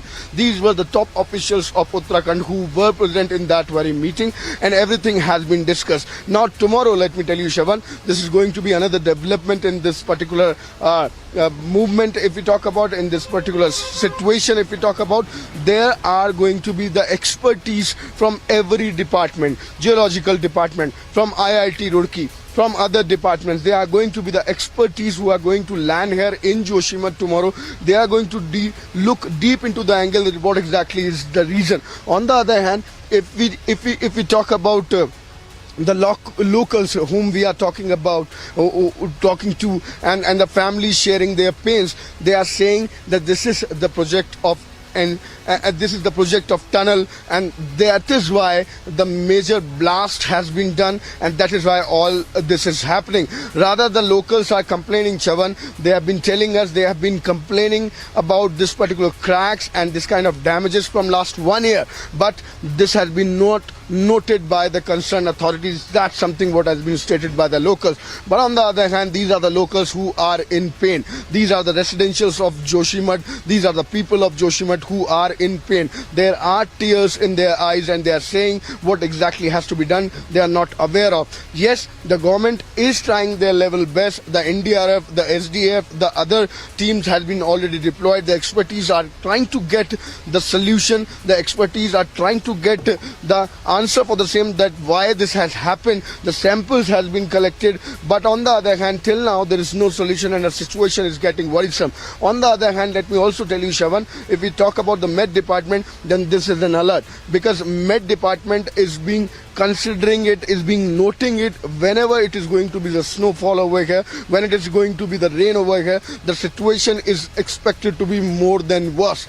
That is the problem. This is there in everybody's mind in Joshimath. That's something what has been saying, what has been stated by the people over here. And they are saying that they are just afraid of this. We are seeing the scary picture everywhere. This is very dangerous what we are seeing. The roads, the houses, how the people are like sleeping in their houses. They are in worrisome situation. What is going to happen in the next morning? If this particular wall is going to fall down, they do not know. The situation is like this at this point in time, and that's why, this is the reason why the Prime Minister's office also has intervened now and looking deep into the angle that what exactly has to be done. That is something what we are seeing. If we talk about tomorrow now, then yes, it is going to be a very, very important day when the top officials of Uttarakhand, as well as been directed by the Prime Minister's office itself now, it is going to be the expertise who is going to land here, and they are going to look deep into the angle that what exactly is going to be the next course of action. On the other hand, the Uttarakhand government has been asked by PMO to come out with a plan. They need to have three kind of plan: short plan, medium plan, and the larger plan. What exactly they need to have is that they must be ready with everything. That is something which has been informed to the Uttarakhand government also by the Prime Minister's office itself. So this is going to be very, very important, but the people are still in fear if we talk about Joshimath, and the condition is still remains tense. Yes, back to you. Well, thank you very much, Anuj, for getting us the latest details. We'll also be joined in by some experts on this show to try and understand what's the situation like and who's exactly responsible for it. As we understand, multiple experts who've joined us on this broadcast have essentially indicated that this is a man-made disaster. But is that so? Joining us on this broadcast is Dr. Sushil Kumar. He's a scientist, geophysics, joining us on this broadcast. Dr. Kumar, thank you very much for speaking to Republic TV. Let me straight away begin by asking you your assessment of the situation. What led to the day that we are witnessing right now? Cracks being developed. We've seen the kind of development that has basically taken place in that area. Many would say that this is the haphazard development that has basically taken place in the area, resulting to the current situation. Put this into perspective for us. The situation is actually depend on the four major parameters. First is this is basically situated on the glaciated mass and moraine, etc. That is not very compact. And the second thing is this is from there, south of the Joshimath, main central thrust pass. There's a major tectonic unit. Third is we are basically widening the road, etc. So we have to see the carefully that that is not. This is very carefully need to see that part also. That is also not affecting the things actually. And fourth is we have to look after the basically development there, like related to tunnels, etc. Are they really affected the things or not? So in the present scenario, I would like to say that because the prime need here to basically displace the people from there, because those cracks, etc., widened as there is movement in the ground. So I would like to say that this is very, very, very important, and immediately they should do that to save even the life of a single person. Scientifically, then we have to see that what can be done for that. The houses they are, because already that is in zone 5, seismic zone 5. So we have to basically see that structurally designed houses or whatever the hotel, etc. If they are the more than multi-stories. So what kind of structures will be feasible for that part? That is also very important. Dr. Kumar, as I speak to you, there are also certain reports of letters that were basically written by the residents of Joshimath to the Chief Minister. And they're essentially talking about the situation aggravating because of the blasts that were basically taking place in the tunnels of the NTPC hydel project that is nearby. And this was only worsening. Do you believe that because of the hydel project, which is not very far away from the very place where these cracks have been developed, is it possible that this could have actually only aggravated because of the kind of development work that is taking place in the nearby areas? Right now, we cannot rule out basically the effect of even the tunnel, maybe what kind of the procedure they are following to make this type of tunnels. Are they using explosive, small explosive, or what kind of things they are using actually? This need to see carefully and to discuss with the NTPC people how they are constructing the tunnel. But however, I would like to say that tunnel is basically a small thing, but for that part, because main central thrust passes from there, and that is in seismic zone 5, because geomorphic features are like that, and the ground is also a loose type of ground. However, in Himalaya, there are several places for such type of grounds are there, but here also other factors also implementing. We cannot rule out. We have to see this carefully. Well, thank you very much, Dr. Kumar, for putting this into perspective, a story that we'll be tracking very closely, given the fact that the government has also now indicated that they're looking into multiple measures, not just short-term measures, but also long-term measures to ensure that the situation does not go out of hand. Been reporting from the different location in Joshimath and showing the condition to our viewers that what exactly is happening in Joshimath. We have seen the building collapsing. We have seen the cracks in the roads. Now Republic TV has traveled across the bank of a river Alaknanda, and what we are seeing here is really scary. Let me tell you that earlier we have reported from JP power plant where we have seen a new source of water is coming and nobody is aware from where it is coming. A week before, from where I am reporting, there was no source of water, but what we are seeing is that this point in time is really scary. I'll ask my video journalist Surendra Shah to pan a bit and show you that what exactly the condition over here is. This was never a waterfall. This was never the area from where the water was coming, but it happened a week before only, and you can clearly see the kind of water this is. This is not the normal waterfall water.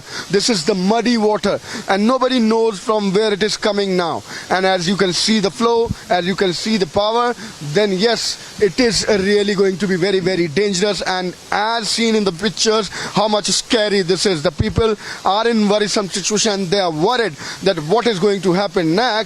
But yes, you can clearly see in the visuals what exactly is happening in Joshimath, what exactly is happening in the nearby area of Joshimath.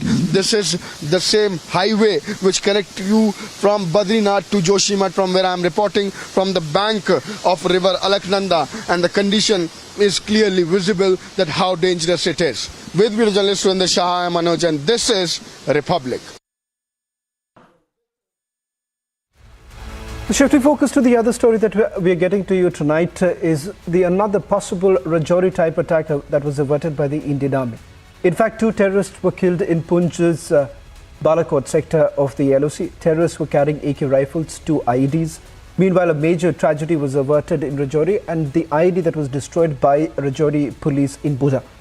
Now, during coordinated search operation in Dandot village of Rajouri's Budhal police station, security forces found an improvised explosive device like material from a village. The device was taken into possession by forces and has now been successfully destroyed through a controlled mechanism. Take a look at this report.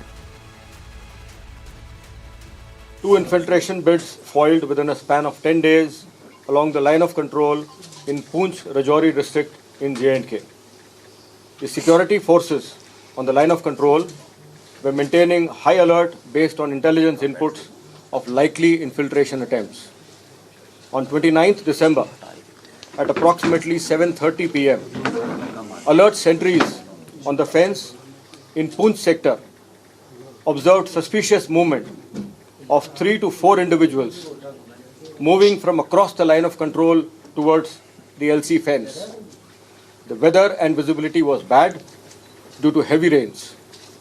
When the individuals reached close to the fence, they were observed to be crawling.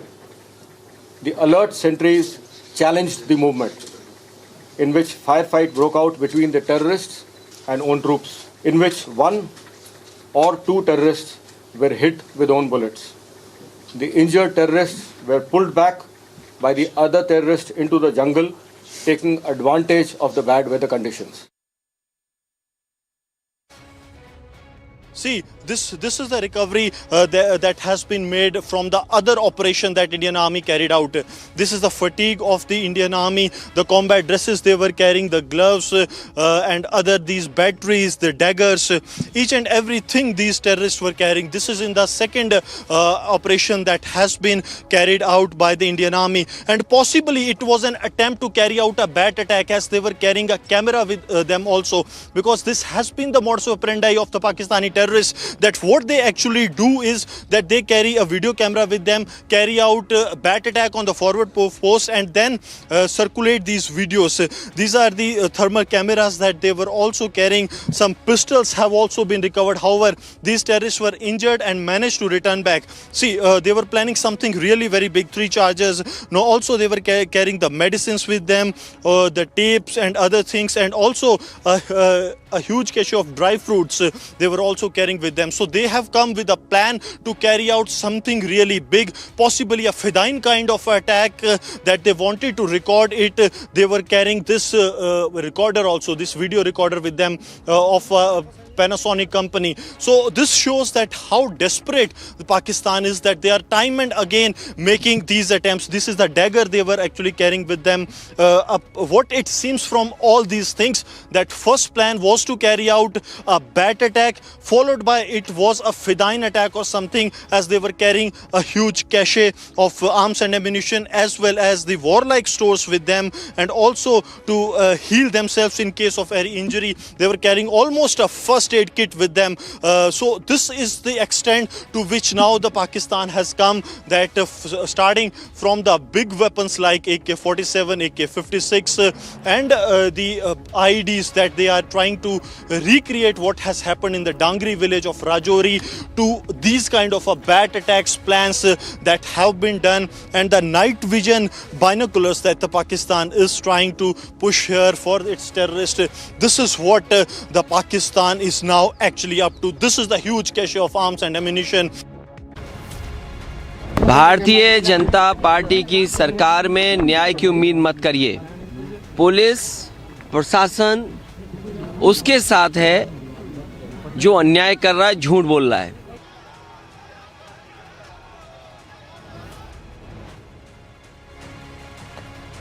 On the other side, big face-off after Samajwadi Party media cell member arrested. Samajwadi Party holds a protest, gets an FIR registered against a BJP leader.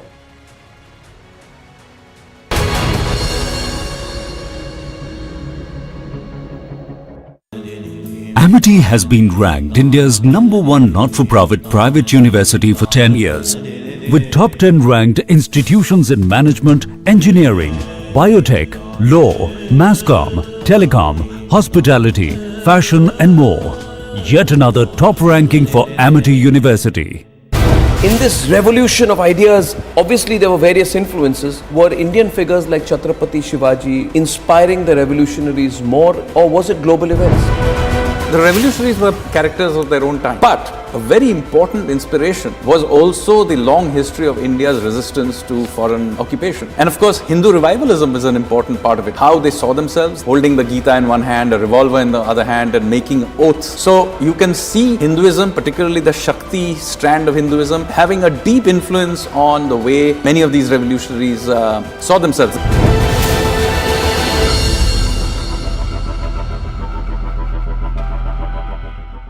India is number one manufacturer of two-wheelers in the world.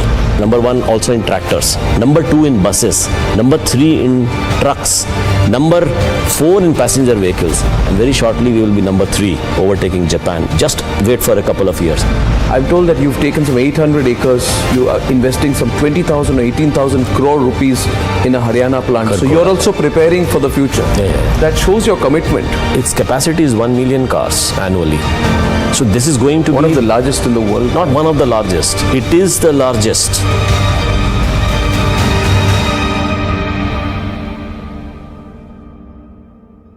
We tried to draw a complete divide between, say, Savarkar, Bhagat Singh or Bagha Jyoti, and is that the right thing to do? Because there was something that connected them. We look at what divides them. What we are trying to do is to see this history from today's ideological lens. But their lens was completely different. They were a part of one big project. So I think we are not doing justice to this movement by trying to carve them up into small bits and pieces based on, today's ideological debates.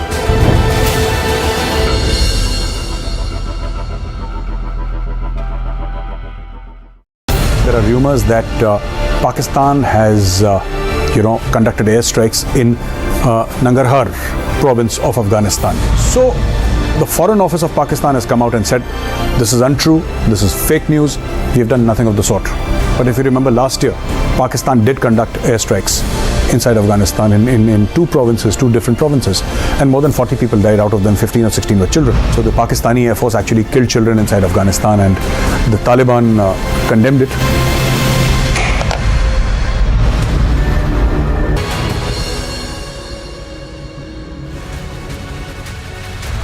In a horrific incident, Dalit families were attacked by a mob in Rajasthan's Alwar district. Narrating the horrific incident, the victim said no action has been taken by the authorities as yet. Take a look at this report. In Alwar, atrocities against Dalits are a horrific reality. Dalit families were attacked by mob in Rajasthan's Alwar district. Visuals on your screen show how even women were not spared. Sticks, stones and rods were mercilessly hurled. उन्हें बोली तुम्हें जो करना जो करिए अच्छी मार मार के एक बात करना गाड़ी भी दी उन्हें चाचा को पापा ने फिर वह कर दी रिपोर्ट कर दी उन्हें कही तुम रिपोर्ट करे जो तुम पे हुए जो कर ली फिर क्या हुआ था फिर पापा ने रिपोर्ट कर दी तो उस दिन कुछ भी नहीं करा फिर दूसरे दिन पापा घर पे कोई भी नहीं थे हम दो बहन यार गए और घर पे भाई भी था मम्मी और एक लड़की तीन या परिवार में तो पीछे से घुस गया वे घर में मार पिटाई करी पापा की भैया की टांग तोड़ दी मैं भैया को ऊपर पड़ गई तो उन्हें एक ने पकड़ के खींच दिया दूसरा ने लात मारी जब चाचा की टेंट फोड़ दी जो उनको पूरा हथियार था पहले से प्लान था उसका Living in constant fear, these families are trapped in their residences.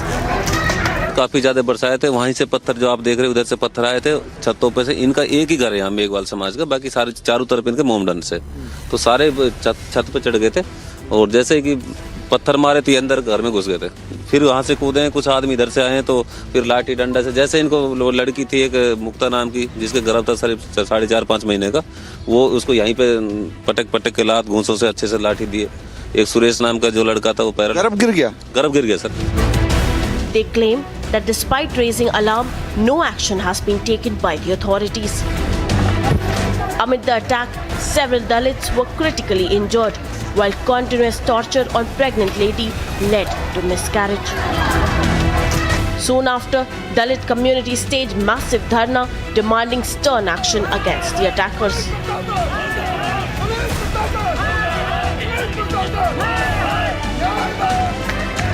While the anger continues to simmer, 5 people have been arrested in the matter. Bureau Report, Republic TV. When are our children going to see the real history of India put before them? I believe we don't really need to wait for school textbooks to be changed, because that can't be the only source of our knowledge and information. When are we going to rewrite our history?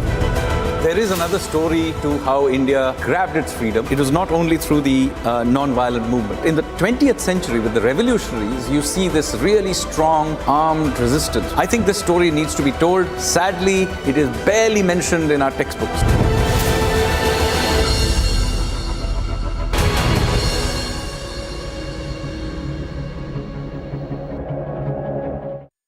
We tried to draw a complete divide between, say, Savarkar, Bhagat Singh or Bagha Jyoti, and is that the right thing to do? Because there was something that connected them. We look at what divides them. What we are trying to do is to see this history from today's ideological lens. But their lens was completely different. They were a part of one big project. So I think we are not doing justice to this movement by trying to carve them up into small bits and pieces based on, today's ideological debates.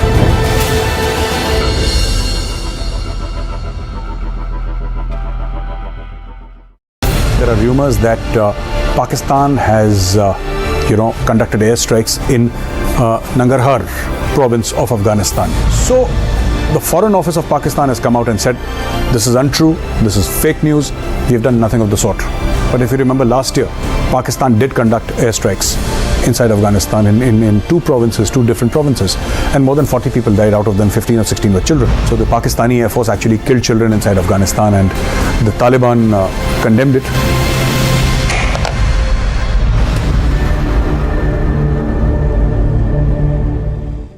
In your view, what was the role of Swami Vivekananda and others like him, and the whole idea of a civilizational confidence in our freedom story? So what we are trying to do is to try to secularize and sanitize this history for a certain line of ideological bent. So you have here a country and a civilization, and they have been in this continuous state of warfare. So you have the likes of Swami Vivekananda who are coming out there and saying that we need to stand up for ourselves. And this is the triggering point of this entire movement.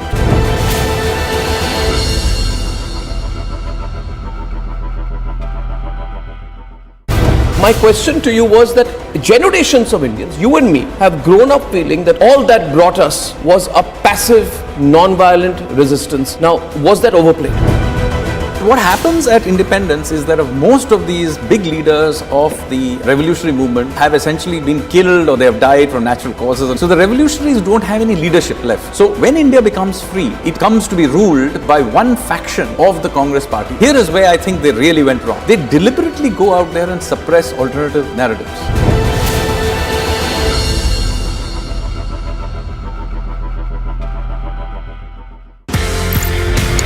आपने ये बोला कि colonel bull Kumar, उन्होंने map देखा, उन्होंने बोला ये तो गड़बड़ है। एज पर मैप भारत का एरिया, लेकिन वहां पे जाने की विदेशियों को, जर्मन्स को परमिशन दे रहा है पाकिस्तान। क्योंकि since there were some people like us who were aware of what is Siachen Glacier, we knew what it is like. मैं बिला फॉन्डला पहुंचा, पाकिस्तान का हेलीकॉप्टर मेरे ऊपर, तो उसने मुझे देखा, मैंने उसको देखा, उसने वहां से घुमा पीछे और वापस। They were shocked. When are our children going to see the real history of India put before them? I believe we don't really need to wait for school textbooks to be changed, because that can't be the only source of our knowledge and information. When are we going to rewrite our history? There is another story to how India grabbed its freedom. It was not only through the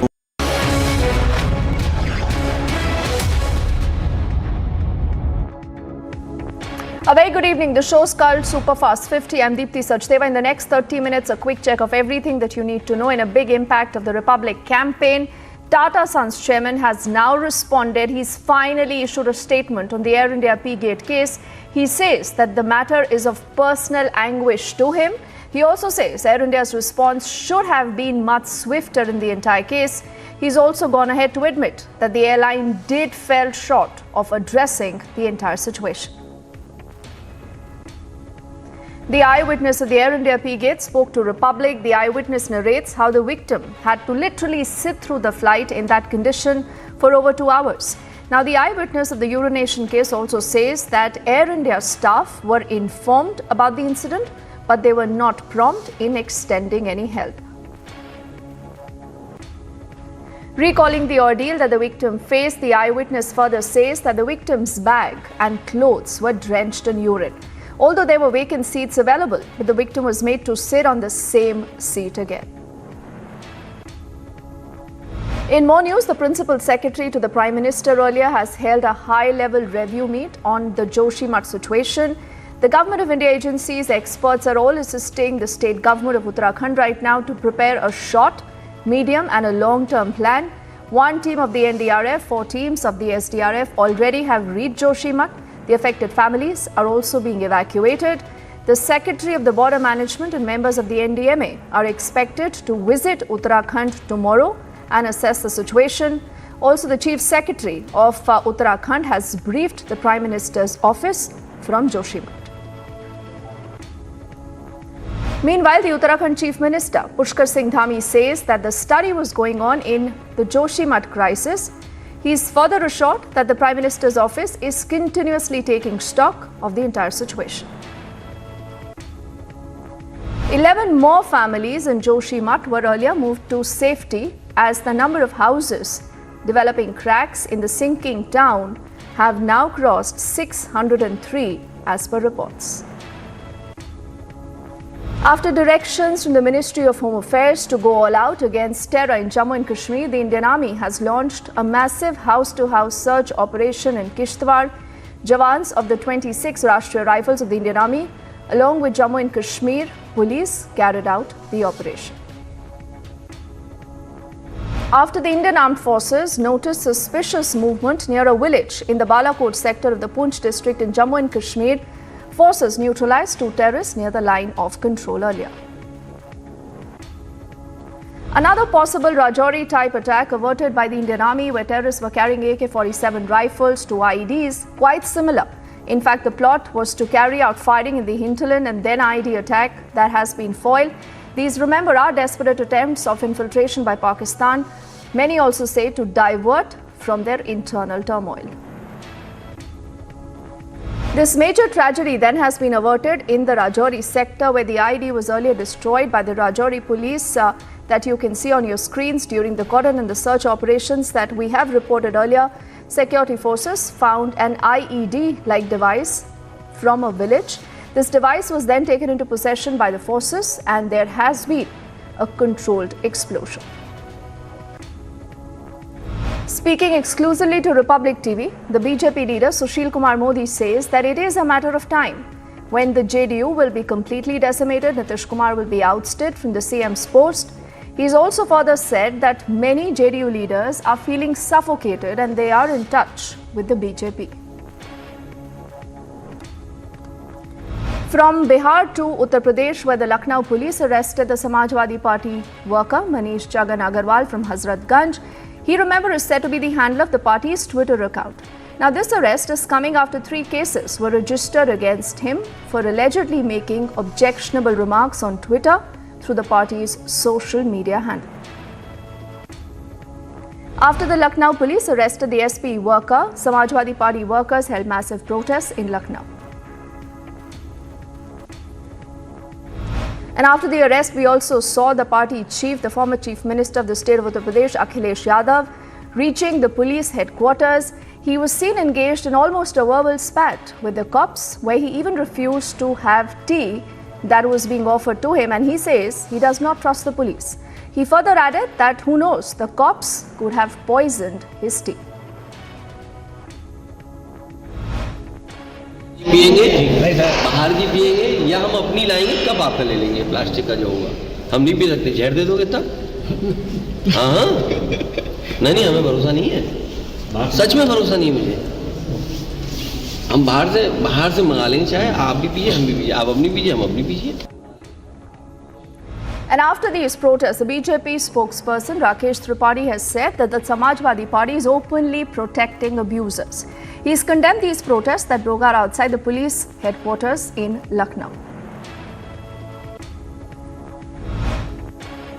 verified handle के द्वारा पिछले 1 महीने से ज्यादा समय से नेताओं के विरुद्ध, पत्रकारों के विरुद्ध, महिलाओं के विरुद्ध बेहद अपमानजनक ऐसी भाषा का प्रयोग किया जा रहा था जिससे सांप्रदायिक सद्भाव बिगड़ जाए, दंगा भड़काने की साजिश हो रही थी। और आज जब एफआईआर दर्ज होकर के गिरफ्तारी होती है तो स्वयं अखिलेश यादव जी पूर्व मुख्यमंत्री बचाव में उतर आते हैं और पुलिस मुख्यालय तक पहुंच जाते हैं। इससे पता चल जाता है कि समाजवादी पार्टी के द्वारा ये गाली गलौज पूरी तरह से संरक्षित की गई थी। To more news now, several people have been injured after Dalit families were targeted in Alwar in Rajasthan. Stones were also pelted at, rods were hurled on women. Questions, remember, have continued to be raised over the law and order situation in the state of Rajasthan. After the gruesome assault on Dalit families that we've reported in Alwar, in fact, what you will see on your screens are also protests that were held earlier, especially by a lot of people who say that right now the law and order situation in the state of Rajasthan is actually worrisome.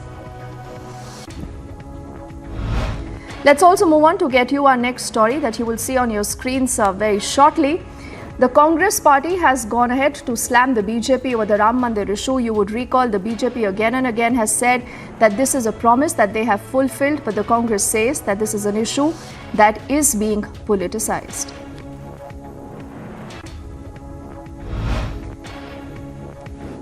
To our next story that is coming in from the national capital, where Anjali's uncle, the victim of the alleged hit-and-run case, now says that the cops are hiding facts, and this is the reason why they say that they do not believe any kind of investigation that has been carried on by the cops, and they insist that there should be a CBI inquiry into the entire case. ये निधि कह रही थी कि इसमें 5 व्यक्ति गाड़ी के अंदर थे, बट ऐसा नहीं, इसमें 5 से 7 हुए, फिर एक को जमानत मिल गई है अंकुश को, पर अब 6 जन है इसके अंदर। निधि भी इस केस में इन्वॉल्व है। ये बहुत कुछ छुपा रही है निधि। जांच में कमी है।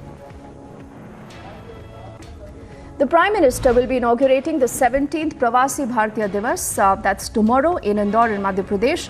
The 17th Pravasi Bharatiya Divas convention is being organized in partnership with the MP government, starting from the 8th to the 10th of this month in Indore. The theme of the convention this time is quote-unquote diaspora, reliable partners for India's progress in Amrit Kal. About 3,500 diaspora members from about 70 different countries have already registered for the same. DMK MLA GV Markandeyan has sparked a massive controversy addressing a speech. The DMK MLA has alleged that the BJP and the Prime Minister are behind the death of the former Tamil Nadu Chief Minister Jayalalitha. Slamming the DMK MLA, the Union Law Minister Kiran Rijiju says that no one should drop moral standards for political gains. Days after terrorists targeted the Dangri village in the Rajouri town, the death toll now has touched 7. One more civilian reportedly succumbed to his injuries earlier in the hospital. Meanwhile, those who were injured are still recuperating. The SIT probing the sexual harassment allegations made by a junior woman coach against the Haryana Minister Sandeep Singh took possession of her clothes, including a torn t-shirt from a house. The SIT also goes on to say that an additional charge now has been added related to insulting the modesty of a woman to the FIR against Sandeep Singh. 2 people are dead, 13 others in fact have been injured after we have seen this entire incident in Assam. This is, I think, the coal mines there that have been affected, and immediately there were help that was rushed in to ensure that people are rescued in time.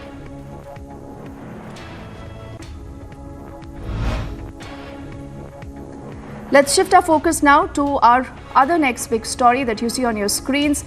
These are images of the moment where a journalist has been attacked in the state of Bihar, and this again is making the opposition say that there is no law and order in the state of Bihar.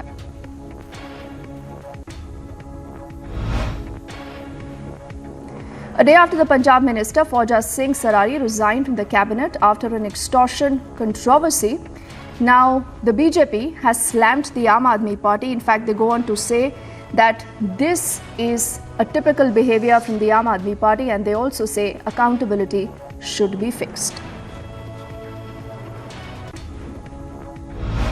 Party AAP ka corruption ka paap has been exposed once again. Just a few months after Vijay Singla, a minister in Punjab government, was forced to resign and step down over grave corruption charges. Now another minister has had to resign, Fauja Singh Sarari, whose audio tape about extortion and corruption had gone viral. The question is that Mr. Kejriwal had declared that Punjab has become corruption-free in 10 days, but this is the true state of affairs. Our next story is coming in from Karnataka, where the Sri Ram Sena Belagavi president Ravi Kumar Kotekar and his driver earlier were injured after miscreants allegedly shot at them. This near the Hindalga village in Karnataka. Both of them severely injured, admitted to a local hospital there for treatment. As cold wave has gripped north and northwest India, about 20 flights were delayed at the Delhi International Airport because of weather conditions. Also, the International Airport of Delhi has issued an advisory and launched certain procedures in the view of low visibility conditions caused because of fog. What you'll see on your screens now are images that we've accessed from Madhya Pradesh's Morena. This is where male police personnel were seen brutally dragging an elderly woman.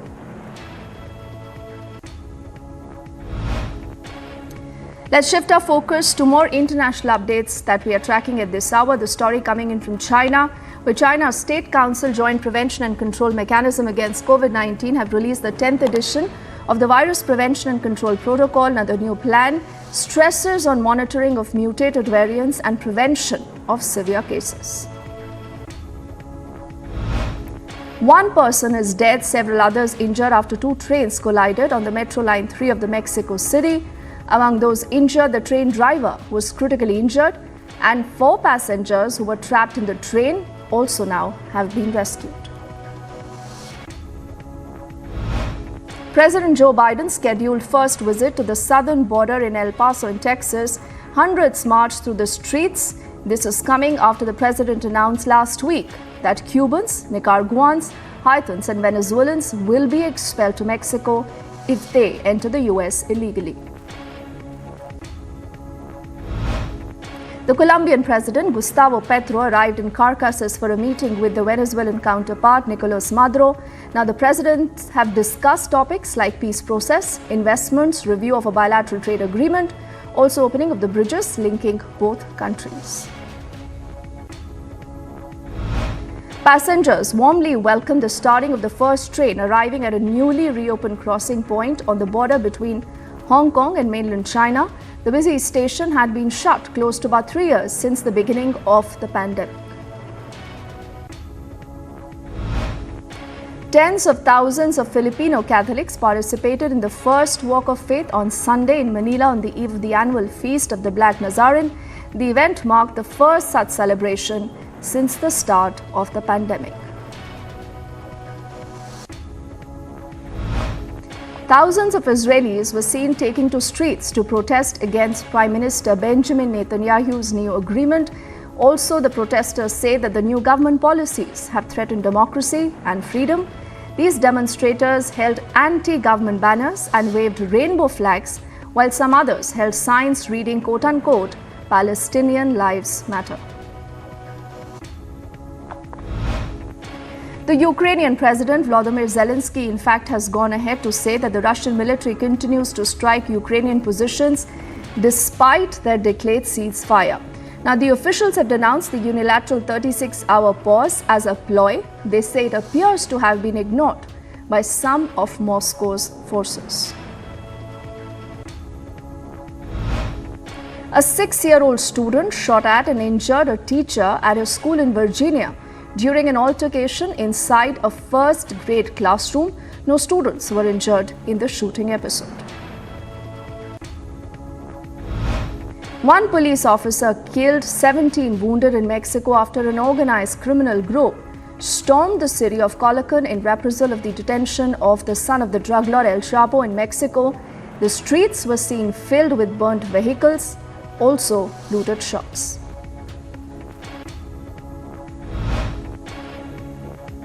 Sneharshish Ganguly, the president of the Cricket Association of Bengal, says that the iconic venue of Eden Gardens is ready to host the second ODI of the 3-match series between India and Sri Lanka.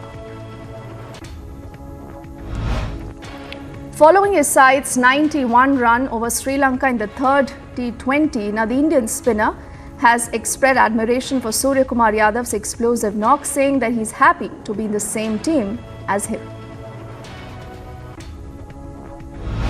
Jessica Pegula kicked off the United Cup final by giving the United States almost a 1-0 lead over Italy with 6-4-6 defeat of Martina at the Ken Roswell Arena in Sydney.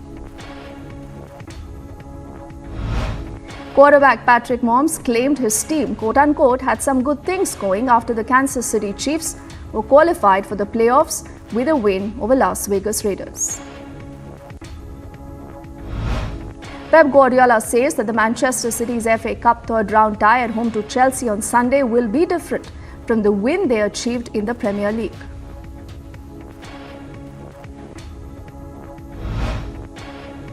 Carlo Ancelotti neatly summed up his team's performance on Saturday, admitting they didn't perform as Real Madrid lost for only the second time this season, a defeat that we have seen in the Spanish league. Colin Morikawa shot an 8 under par 65 on Saturday to take a commanding 6-shot lead heading onto the final round of the Tournament of Champions in Hawaii. Toyota's Nasser Al-Attiyah remained in the lead of the 2023 Dakar Rally following the 7th stage on Saturday, while Audi endured another day to forget in Saudi Arabia. Atletico Madrid head coach Diego Simeone dropped a hint that 19-year-old midfielder Barrios could start against Barcelona as he looked ahead to Sunday's visit of the Spanish league leaders to the Metropolitan.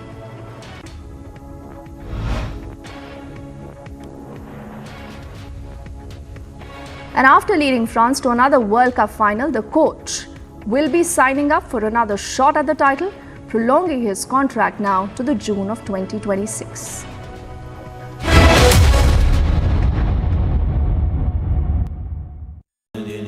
Amity has been ranked India's #1 not-for-profit private university for 10 years, with top 10 ranked institutions in management, engineering, biotech, law, masscom, telecom, hospitality, fashion and more.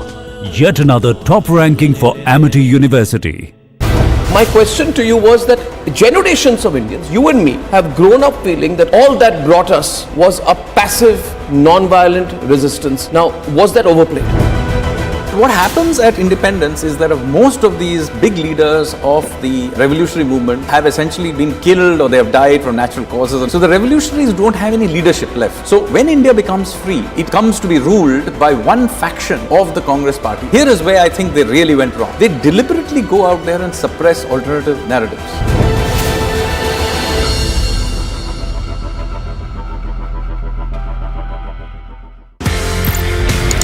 आपने ये बोला कि colonel bull Kumar, उन्होंने map देखा, उन्होंने बोला ये तो गड़बड़ है। एज पर मैप भारत का एरिया, लेकिन वहां पे जाने की विदेशियों को, जर्मन्स को परमिशन दे रहा है पाकिस्तान। क्योंकि since there were some people like us who were aware of what is Siachen Glacier, we knew what it is like. मैं बिला फॉन्डला पहुंचा, पाकिस्तान का हेलीकॉप्टर मेरे ऊपर, तो उसने मुझे देखा, मैंने उसको देखा, उसने वहां से घुमा पीछे और वापस। They were shocked. When are our children going to see the real history of India put before them? I believe we don't really need to wait for school textbooks to be changed, because that can't be the only source of our knowledge and information. When are we going to rewrite our history? There is another story to how India grabbed its freedom. It was not only through the non-violent movement. In the 20th century, with the revolutionaries, you see this really strong armed resistance. I think this story needs to be told. Sadly, it is barely mentioned in our textbooks.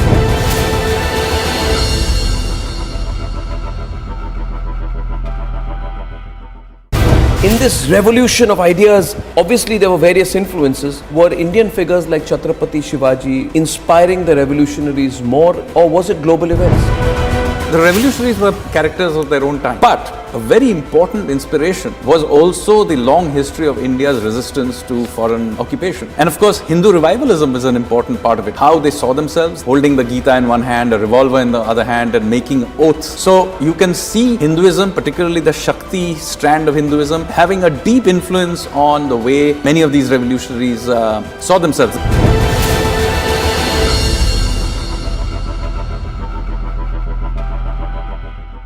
India is #1 manufacturer of two-wheelers in the world.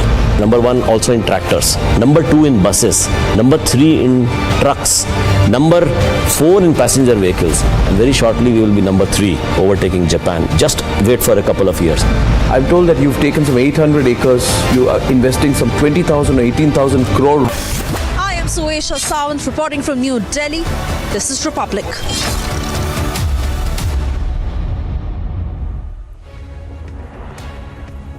Welcome back. After directions that have come in from the Ministry of Home Affairs to go all out against terror in Jammu and Kashmir, the Indian Army earlier has launched an almost house-to-house search operation in Kishtwar. The 26 Rashtriya Rifles along with the Jammu and Kashmir Police have carried out these operations. This is a quick report. Days after the terror attack in the Dhangri village of Rajouri district of Jammu and Kashmir that killed 7 people, the Indian Army has stepped up operations to wipe out terror from the valley.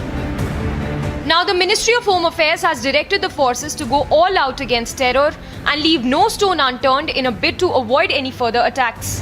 Security forces have launched house-to-house quadrant search operation in the Kishtwar district of Jammu and Kashmir. This came days after the meeting, a high-level meeting that was chaired by the Union Home Minister Amit Shah in New Delhi on 28th of December, in which the top security brass as well as the Lieutenant Governor of Jammu and Kashmir Manoj Sinha took part, and the clear directions were passed to the security forces that there needs to be zero tolerance towards terrorism, and the need is to eradicate the terror ecosystem, not only to kill the terrorism but to wipe out. Watch how the Indian Army is undertaking house-to-house search operations in Kishtwar district of J&K. Kishtwar is a home district of one of the longest surviving terrorist commanders, Jahangir Saruri of Hizbul Mujahideen, who has been active for more than 25 years and is still being sought for arrest. Jawans of the 26 Rashtriya Rifles of the Indian Army in a joint operation with the J&K police are carrying out searches to find out possible terror hideouts and those who were part of the ecosystem. The joint operations are being carried out at the houses of the overground workers, the surrendered terrorists and their relatives to find possible terror hideouts. Bureau Report, Republic TV. See, this is the recovery that has been made from the other operation that Indian Army carried out. This is the fatigue of the Indian Army, the combat dresses they were carrying, the gloves and other these batteries, the daggers, each and everything these terrorists were carrying. This is in the second operation that has been carried out by the Indian Army, and possibly it was an attempt to carry out a bat attack as they were carrying a camera with them also, because this has been the modus operandi of the Pakistani terrorists, that what they actually do is that they carry a video camera with them, carry out a bat attack on the forward post, and then circulate these videos. These are the thermal cameras that they were also carrying. Some pistols have also been recovered. However, these terrorists were injured and managed to return back. See, they were planning something really very big, 3 charges. Now also they were carrying the medicines with them, the tapes and other things, and also a huge cache of dry fruits they were also carrying with them. So they have come with a plan to carry out something really big, possibly a Fedayeen kind of attack that they wanted to record it. They were carrying this recorder also, this video recorder with them of Panasonic company. So this shows that how desperate Pakistan is, that they are time and again making these attempts. This is the dagger they were actually carrying with them. What it seems from all these things, that first plan was to carry out a bat attack, followed by it was a Fedayeen attack or something, as they were carrying a huge cache of arms and ammunition as well as the warlike stores with them, and also to heal themselves in case of any injury. They were carrying almost a first aid kit with them. So this is the extent to which now the Pakistan has come, that starting from the big weapons like AK-47, AK-56 and the IEDs that they are trying to recreate what has happened in the Dhangri village of Rajouri, to these kind of bat attacks plans that have been done, and the night vision binoculars that the Pakistan is trying to push here for its terrorists. This is what the Pakistan is now actually up to. This is the huge cache of arms and ammunition. I'm Amandeep Dikshit reporting from Chandigarh, and this is Republic.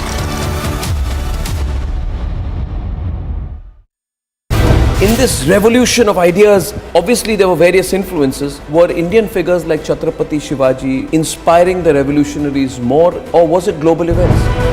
The revolutionaries were characters of their own time. But a very important inspiration was also the long history of India's resistance to foreign occupation. And of course, Hindu revivalism is an important part of it. How they saw themselves, holding the Gita in one hand, a revolver in the other hand, and making oaths. So you can see Hinduism, particularly the Shakti strand of Hinduism, having a deep influence on the way many of these revolutionaries saw themselves.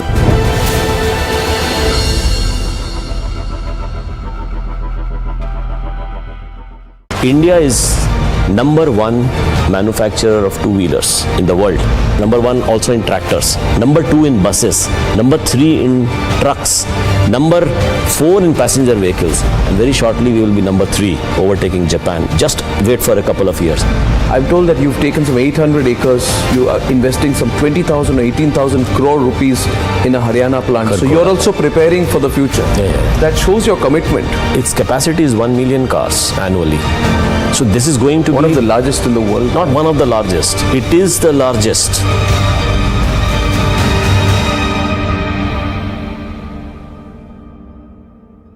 We tried to draw a complete divide between, say, Savarkar, Bhagat Singh or Bagha Jyoti, and is that the right thing to do? Because there was something that connected them. We look at what divides them. What we are trying to do is to see this history from today's ideological lens. But their lens was completely different. They were a part of one big project. So I think we are not doing justice to this movement by trying to carve them up into small bits and pieces based on, today's ideological debate.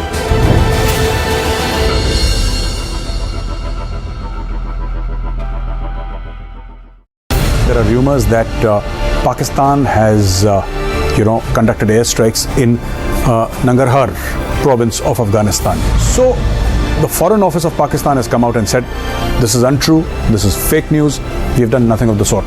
But if you remember last year, Pakistan did conduct airstrikes inside Afghanistan in two different provinces, and more than 40 people died, out of them 15 or 16 were children. So the Pakistani Air Force actually killed children inside Afghanistan, and the Taliban condemned it.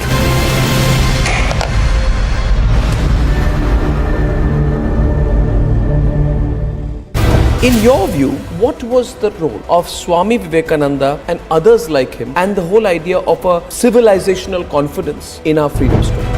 So what we are trying to do is to try to secularize and sanitize this history for a certain line of ideological bent. So you have here a country and a civilization, and they have been in this continuous state of warfare. So you have the likes of Swami Vivekananda who are coming out there and saying that we need to stand up for ourselves. And this is the triggering point of this entire movement.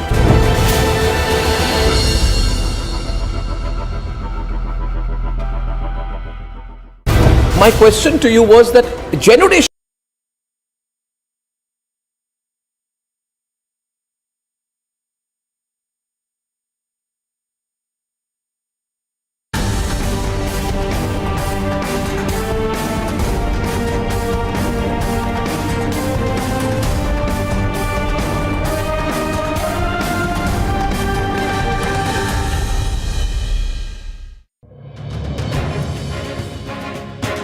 The history of India is a subject matter of interest and debate. Unfortunately, the debate over whether Indian history needs to be rewritten often becomes a shallow, social media-driven political debate. What is forgotten in such a social media debate is the fundamental question of whether the existing narration of Indian history is flawed. Republic Media Network believes that freedom fighters from various strands of both the Hindu right as well as the Marxist left have been disregarded in the narration of Indian history.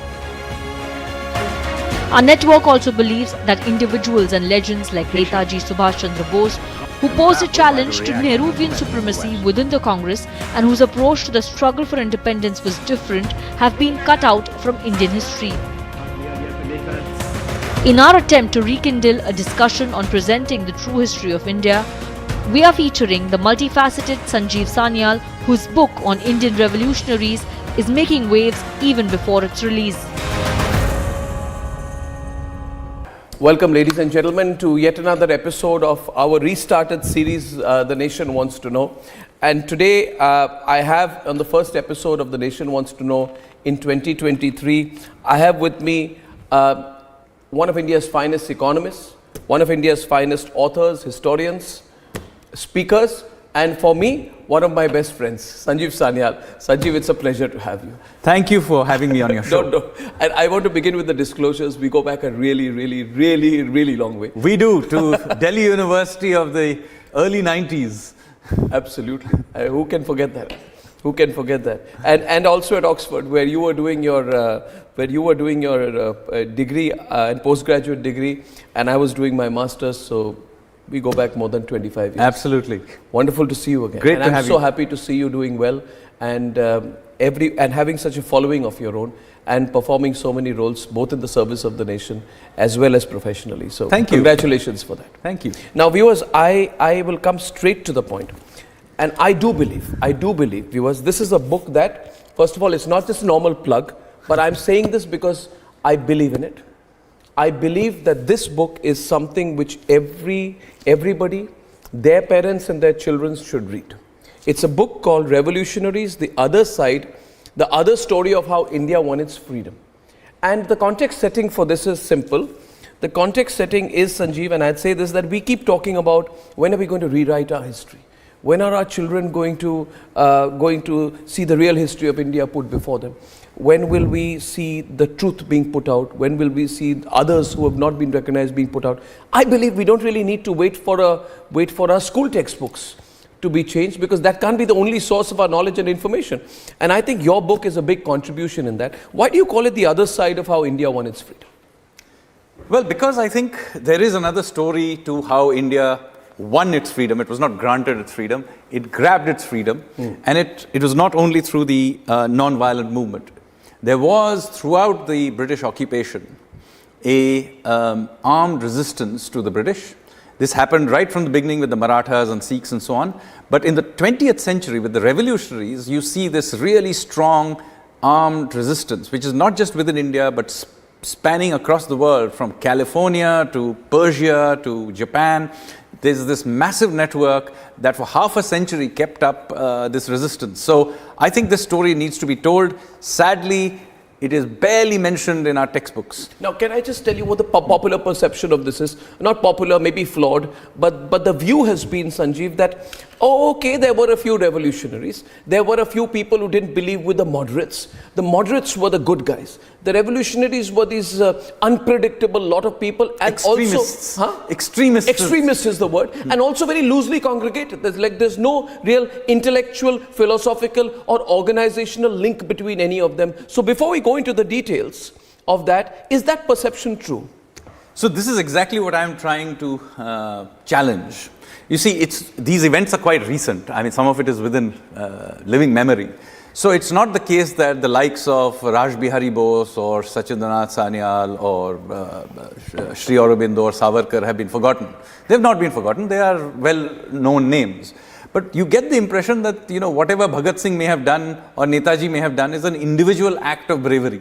Peripheral role. Yeah, some peripheral thing. There was no grander strategy and so on. That's not the case. All these people knew each other.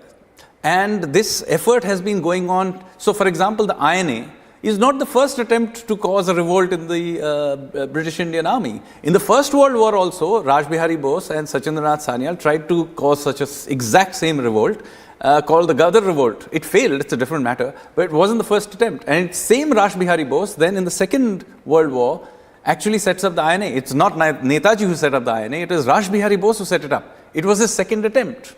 And then you have the Great Naval Revolt of 1946, same thing, basically a revolt in the British Armed Forces.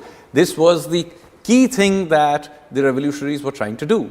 Since you mentioned the Naval Revolt, you also mentioned that you actually got to know about it in your 20s. Absolutely. So you never knew about it till college, and probably I never did as well. And you researched it independently on your own, and that's the flawed history that we've been reading all this while.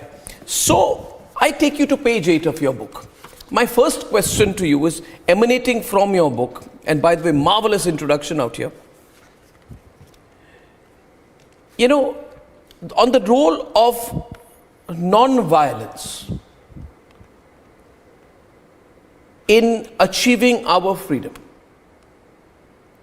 Was the role of non-violence in achieving India's independence overplayed to be made to look like it's the only theme? And emanating from that, a follow-up question where you can deal with both together. Is there an opposition or an embarrassment about the role of armed resistance in achieving our freedom?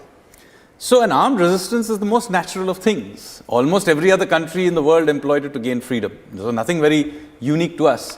The problem is that the story that we are told in official sources is that somehow this movement in India for gaining freedom was uniquely non-violent. Now I'm challenging that. Now I'm not saying that the non-violent movement did not have a role. It did have a role. But the fact of the matter is there was also this other movement, which was a very large movement, which, by the way, didn't just involve the revolutionary networks themselves, but had links to, for example, peasant movements like the Eka movement, or the tribal revolts, for example, by Alluri Sitaramaya Raju, now made famous by RRR. So there were all these other movements that were going on, which were interconnected with each other, and they went on for a very long time. As I said, culminating, of course, in the naval revolt of 1946. But, with major revolts like the Chittagong Armory raid and other incidents, which continuously happened. So it's not something that just happened in one spark. But my question was the role of non-violence overplayed? Absolutely. And why was it overplayed? Because we've all been brought up with that ideal. Well, that, if someone slaps you on one cheek, you must turn the other cheek and get slapped on all the cheeks till the other side tires out, and then you will have a moral victory over them. My question to you was that generations of Indians, you and me, have grown up feeling that all that brought us was a passive, non-violent resistance. Now, was that overplayed? Absolutely overplayed. And there are many reasons for this. By whom and why? Well, first of all, you see, the revolutionaries were a big movement. They were even big inside the Congress, big enough that Netaji was able to defeat the Gandhians in an open election within the Congress. But what happens at independence is that most of these big leaders of the revolutionary movement have essentially been killed, or they have died from natural causes in a few cases. Some have been sent to the gallows and so on. So the revolutionaries don't have any leadership left. So when India becomes free, it is essentially comes to be ruled by one faction of the Congress party, and perhaps they are human and they overplay their own role. But here is where I think they really went wrong. They deliberately go out there and suppress alternative narratives. One example of that is R.C. Majumdar, perhaps the greatest historian India has produced in modern times. And he is simply pushed aside deliberately for bringing up other narratives of our freedom struggle. You write here that despite their enormous contribution, virtually none of their important leaders of the revolutionary movement would have lived to see India gain independence. Many of them killed in gunfights, hanged from the gallows, or dying in prison. Aurobindo Ghosh and Vinayak Savarkar, the only two surviving senior leaders, had drifted away from the movement decades earlier. Now, you also follow up by saying that Sachindranath Sanyal, who by the way is your granduncle, and that's a link, it's a disclosure, he comes from a fantastic lineage. Sachindranath Sanyal in the 1920s had a premonition that this would happen. Yes. He felt that the role of all these leaders, many of whom unfortunately never were there on August 15, 1947, in his book he writes, Would Be Sideline, and he writes in his book, and I'll quote this and I want you to talk about it. He says that the reason for writing his book, according to you, was not merely to inspire contemporary revolutionaries, but also to leave behind a personal testimony for future generations. And Sachindranath Sanyal says, I'm writing this book so that in future, a few chapters of Indian history can be correctly written. So in the 1920s,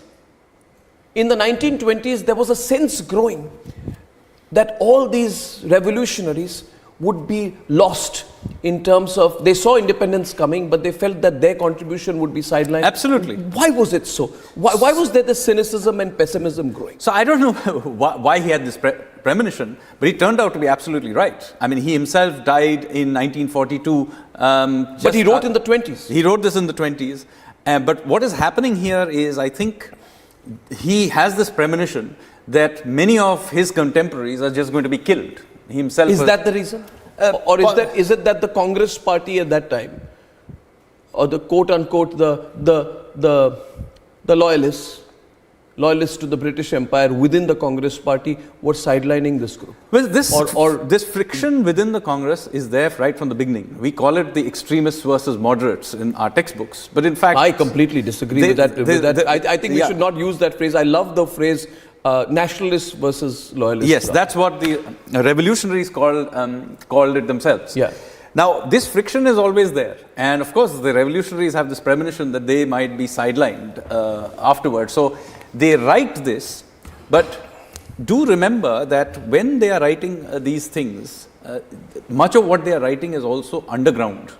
So much of their literature, you have to understand, is being distributed in large numbers, but as underground literature. Savarkar's book is brought to India in handwritten thing and then later reprinted. So they are trying to tell their story, but through underground literature. So this is also one of the reasons that sort of this premonition may have existed in their minds. My other question to you is, who inspired the revolutionaries more? Indian figures or global events? Because you write, at one point you write, that in this revolution of ideas, obviously there were various influences. If there's someone watching this interview tonight and the question from them goes to you, were Indian figures like Chhatrapati Shivaji, Guru Gobind Singh, inspiring the revolutionaries more in their armed resistance, or was it global events? Like for example, the success of Marxism, and its evident popularity through the 1920s and 30s. We cannot undermine the contribution of Marxist philosophy, or perhaps Irish nationalism, which was also sort of very prevalent in that period. Absolutely. So, which had a greater influence? Well, the revolutionaries were characters of their own time. So, of course, they were impacted by many things: the Irish, the communism, the rise of Japan, by the way, after 1905, when they defeated the Russians. So, there were many external influences. Garibaldi and Mazzini were Italian nationalists, and so on. But a very important inspiration was also the long history of India's resistance to foreign occupation. And so they, Rana Pratap, Shivaji, and of course Hindu revivalism is an important part of it. Again, today's writers many often tend to be embarrassed by this, but the fact is Hindu revivalism was a very important part of how they saw themselves. The initiation rites, for example, are all about holding the Gita in one hand, a revolver in the other hand, and making oaths to a form of Durga or Bhavani or Kali. So you can see Hinduism, particularly the Shakti strand of Hinduism, having a deep influence on the way many of these revolutionaries saw themselves. This is not to suggest that they were bigots. There were non-Hindus also in this. For example, Ashfaqullah Khan was a great revolutionary. You have Madam Bhikaji Kama, also a part of that movement. So there are others as well. But you cannot deny Hindu revivalism and Hindu nationalism is an important part of the story. At the core of it was nationalism. Absolutely. At the core of it was nationalism. And I feel, again, my knowledge is so much, less, has less depth or knowledge as yours. But if I may put in my 2 bits here, that we tried to draw a complete divide between, say, Savarkar, Bhagat Singh, or Bagha Jyotin, right? And is that the right thing to do? Because there was something that connected them.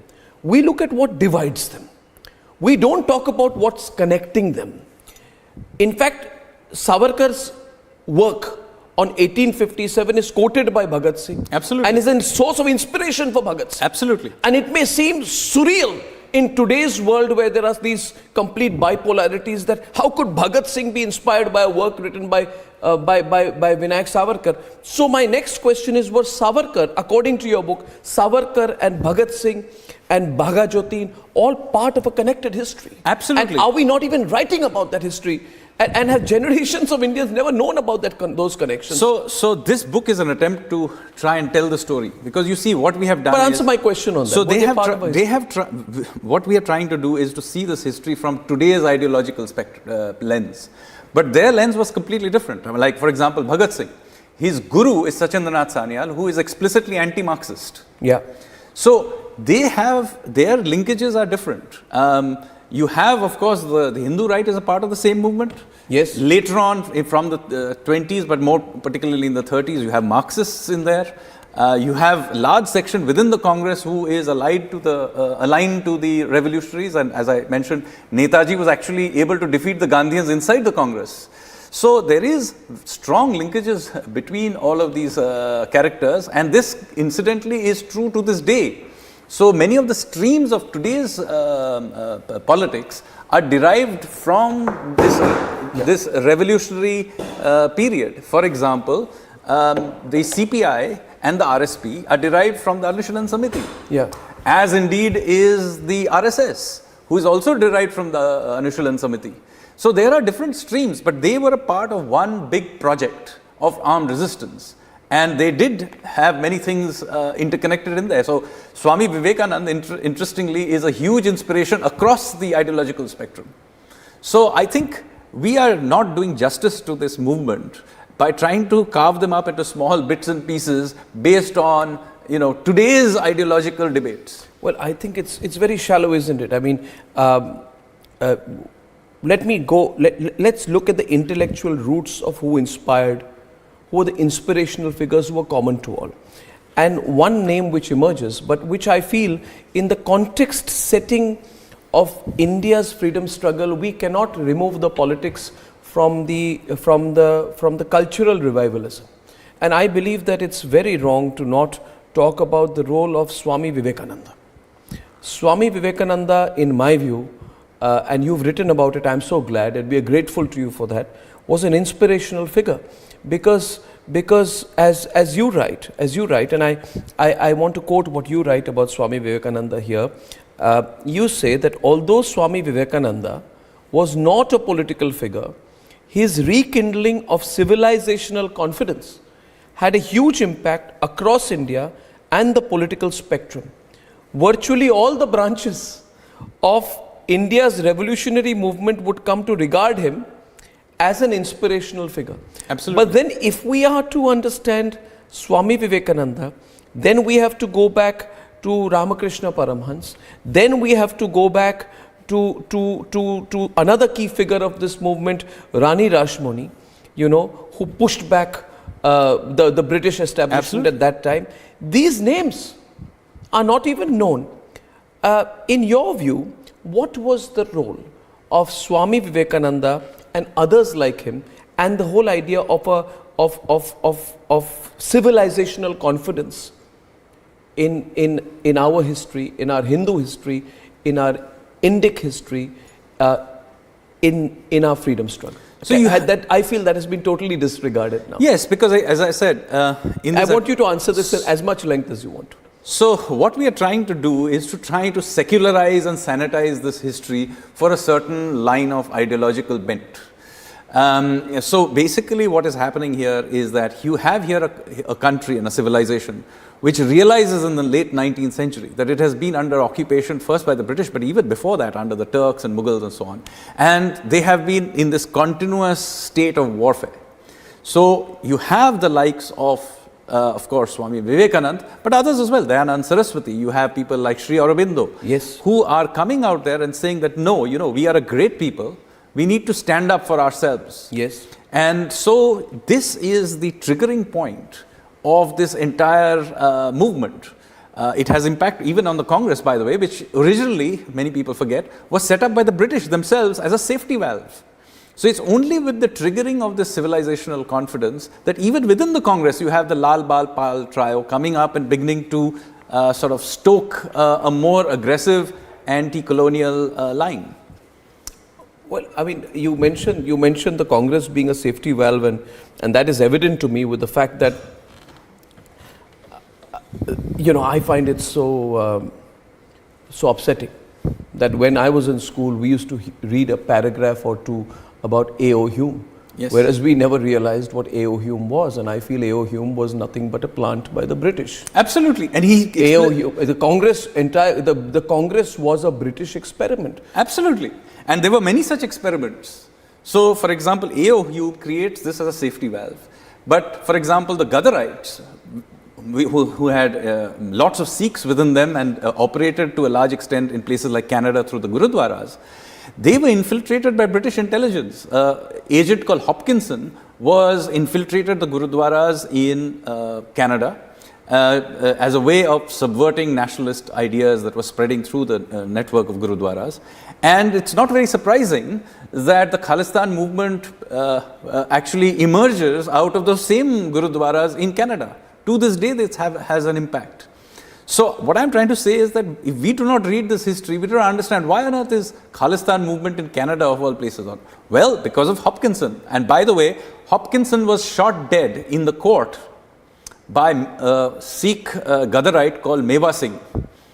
And many of these initial collaborationist groups were under tremendous pressure from nationalist Sikhs and Gadarites, etc. In the initial years. And we then, after independence, let them be. You think it will ever be possible to read a history in this country where we speak the truth?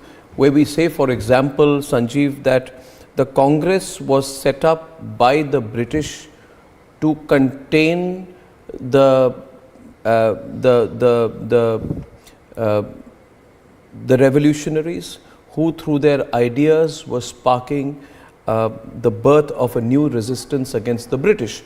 And that, will we ever have a textbook which says that Eohum was a British plant, the Congress was a British creation, which is evident from the fact that they put a complete out-and-out shameless imperialist called W.C. Banerjee as their head. And W.C. Banerjee was an abject imperialist. You know, he was a loyalist. He was a complete British loyalist who had no affection or he didn't even live in India eventually, and he became a member of the British Parliament. But the problem with are we ready to speak that truth as clearly as we should? Well, actually, why don't we? The tragedy is that there is more than adequate evidence for this. In their own words. But why are we squeamish about it? We are squeamish about it because we tend to think that somehow this has. We must do this because of today's political debates. No, but why do we need? You see, there needs to be a resetting here. Absolutely, there needs to be a resetting. See, so we have idealized these people, and with the greatest of respect, we've idealized Dadabhai Naoroji as a great freedom fighter. Well, to be fair to Dadabhai Naoroji, given the context of the time, he was fairly outspoken for his context. Yeah, but it's all relative. But yeah. You quote what he said in his presidential address of 1893, where he says, "I have never faltered in my faith in the British character, and have always believed that the time will come when the sentiments of the British nation and our gracious sovereign proclaimed to us in the Great Charter of the Proclamation of 1858 will be realized." I can argue here that this is embarrassingly servile, as you write yourself. Yes, this is embarrassing servility, and you can say it's a function of the times. He had his limitations, but is it only a function of the times? Well, there is no doubt that there's just painful civility in the language used by the early congressmen. There's no doubt about this. I, in fact, gave this as an example that the most outspoken of them, Dadabhai Naoroji, even wrote like this. But some of the others are significantly worse. But then when a phrase is put out, which is common at that point of time, only an expression of grammar and not an expression of intent by Savarkar in his letter, then Rahul Gandhi keeps quoting it. I mean, I think that the first copy of this book should be presented to Rahul Gandhi, not that he will have the depth to understand it in great detail. Well, at the very least, you get my point. At the very least, we need to be very clear that there was a large collaborationist class in India. This collaborationist class definitely tried everything they could to undermine the revolutionary movement. One of the great tragedies of Indian history is that after 1947, after most of the revolutionaries had either been killed, jailed, and eliminated, this collaborationist class after independence actually continued to be in power. And many of the intellectuals of post-independence India are actually derived from this collaboration.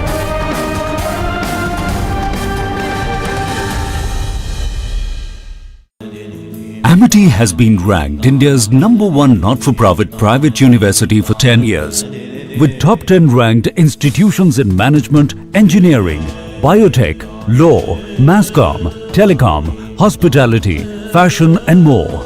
Yet another top ranking for Amity University.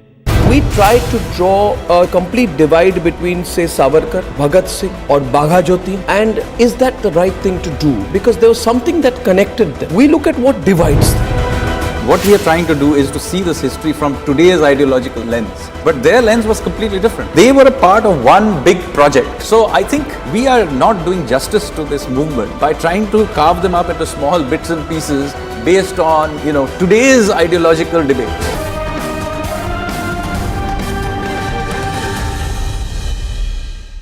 I would argue that the political epicenter of a forward-looking Indian independence movement started with Bal Gangadhar Tilak, Lala Lajpat Rai and Bipin Chandra Pal. But Lal, Bal, Pal have also been undermined. Absolutely. They've been made a side chapter. They were told that they're the extremists. Why extremist? Was it extremist? Nothing extreme about what they were asking. They were just asking for freedom. No, they were asking... Which is a reasonable thing to ask for. And they were nationalists. Absolutely. So the loyalists at that time were going... after a lot of cajoling, finally in the late 20s, they began to ask for some dominion status.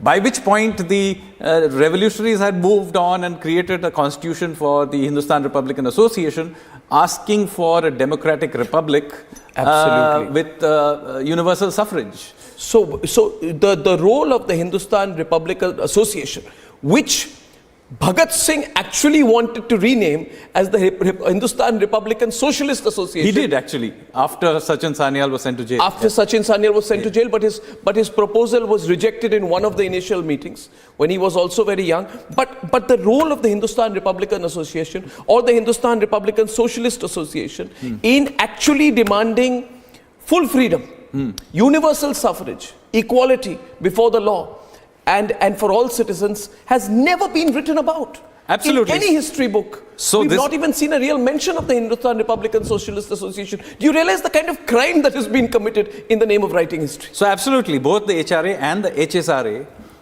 are barely mentioned. Whereas they were very important characters of their time. In fact, there are debates in Young India between Sachindranath Sanyal and Gandhi, which were published as part of the debates of that time. So they were really a part of the national debate of that time. And a generation before that, Bande Mataram, Karma Yogi with Aurobindo and others writing. So these were all very well-known national figures.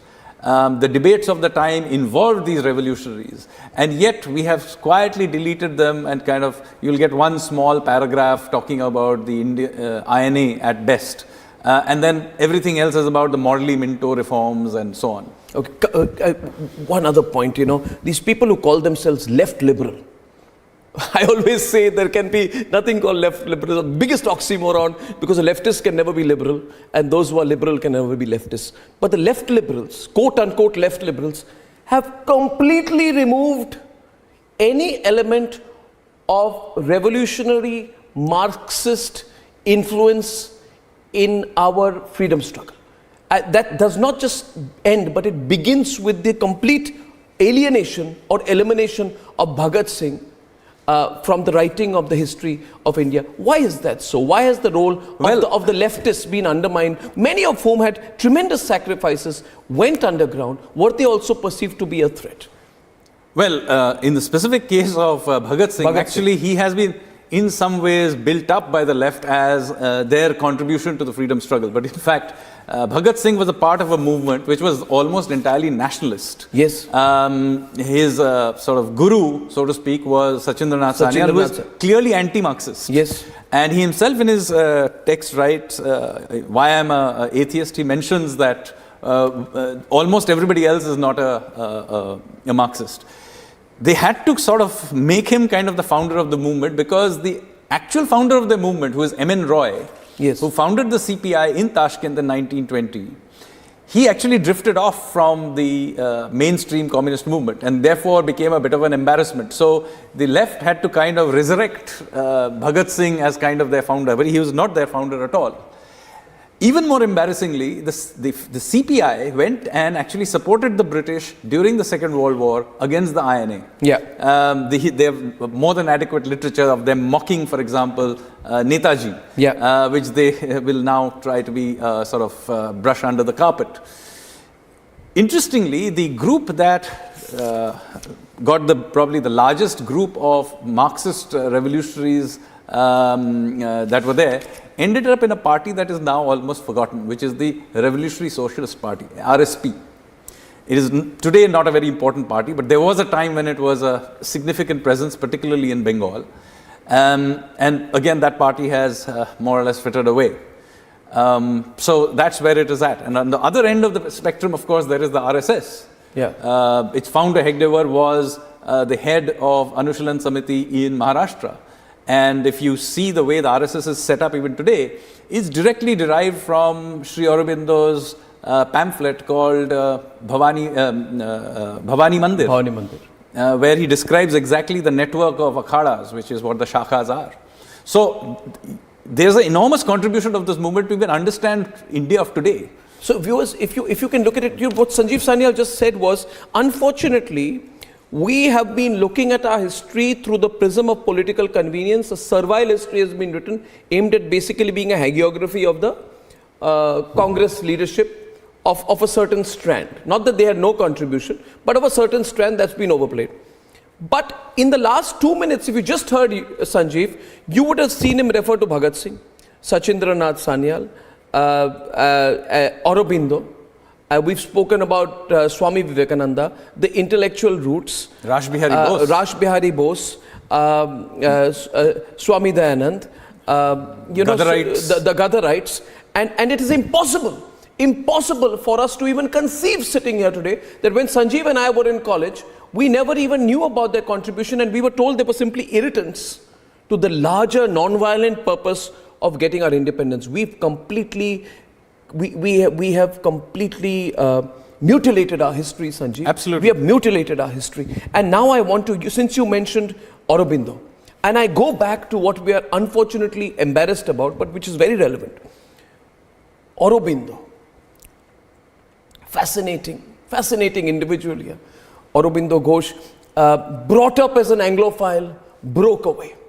You know, till a particular point, his father would not even let him read or interact. In Bengali. In Bengali, right? And he goes to Britain, he studies in Cambridge, and his story, but at some point of time he rebels against his father, and he follows his own heart, and it takes him a long time to find his own roots. But through Aurobindo, I want you to speak a little bit now about the role of Hindu revivalism in our freedom movement.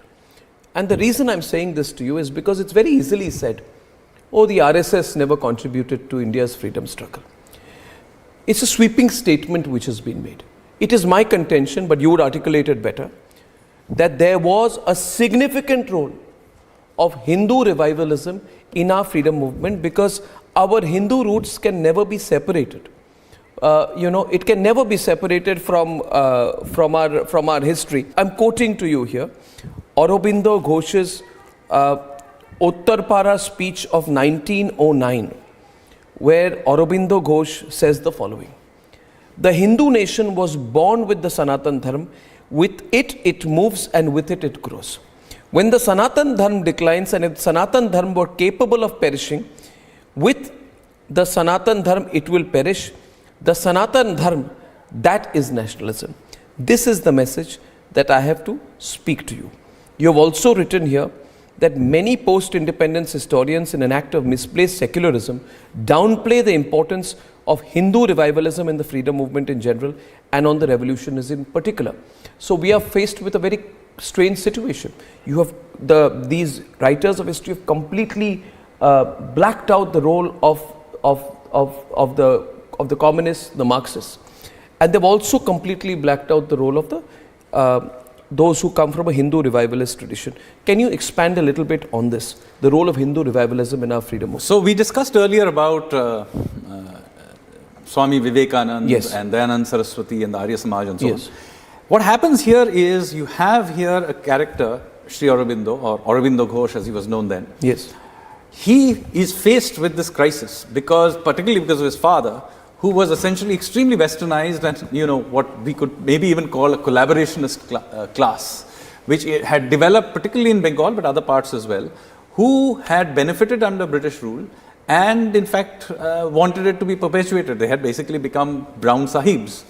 And so Sri Aurobindo rebels against this. He refuses to join the civil service even though he passes all the exams, and then he comes to Baroda and he begins to build this new narrative. And he becomes quite a passionate Devi worshipper at this stage in his life. Okay. He wants to set up this Bhavani Mandir to create this network of warrior monks. And this idea is there everywhere. You see even Savarkar, when he starts out, he gives a pledge to his temple deity of Bhavani. And you see this same imagery coming through very repeatedly in all the revolutionary sort of literature, the terminologies they use. Even the song Vande Mataram, other than the first two stanzas, the others have strong amount of Shakti imagery. So this is an important strand of our freedom struggle. It should not be so very surprising because, large majority of Indians are indeed Hindu.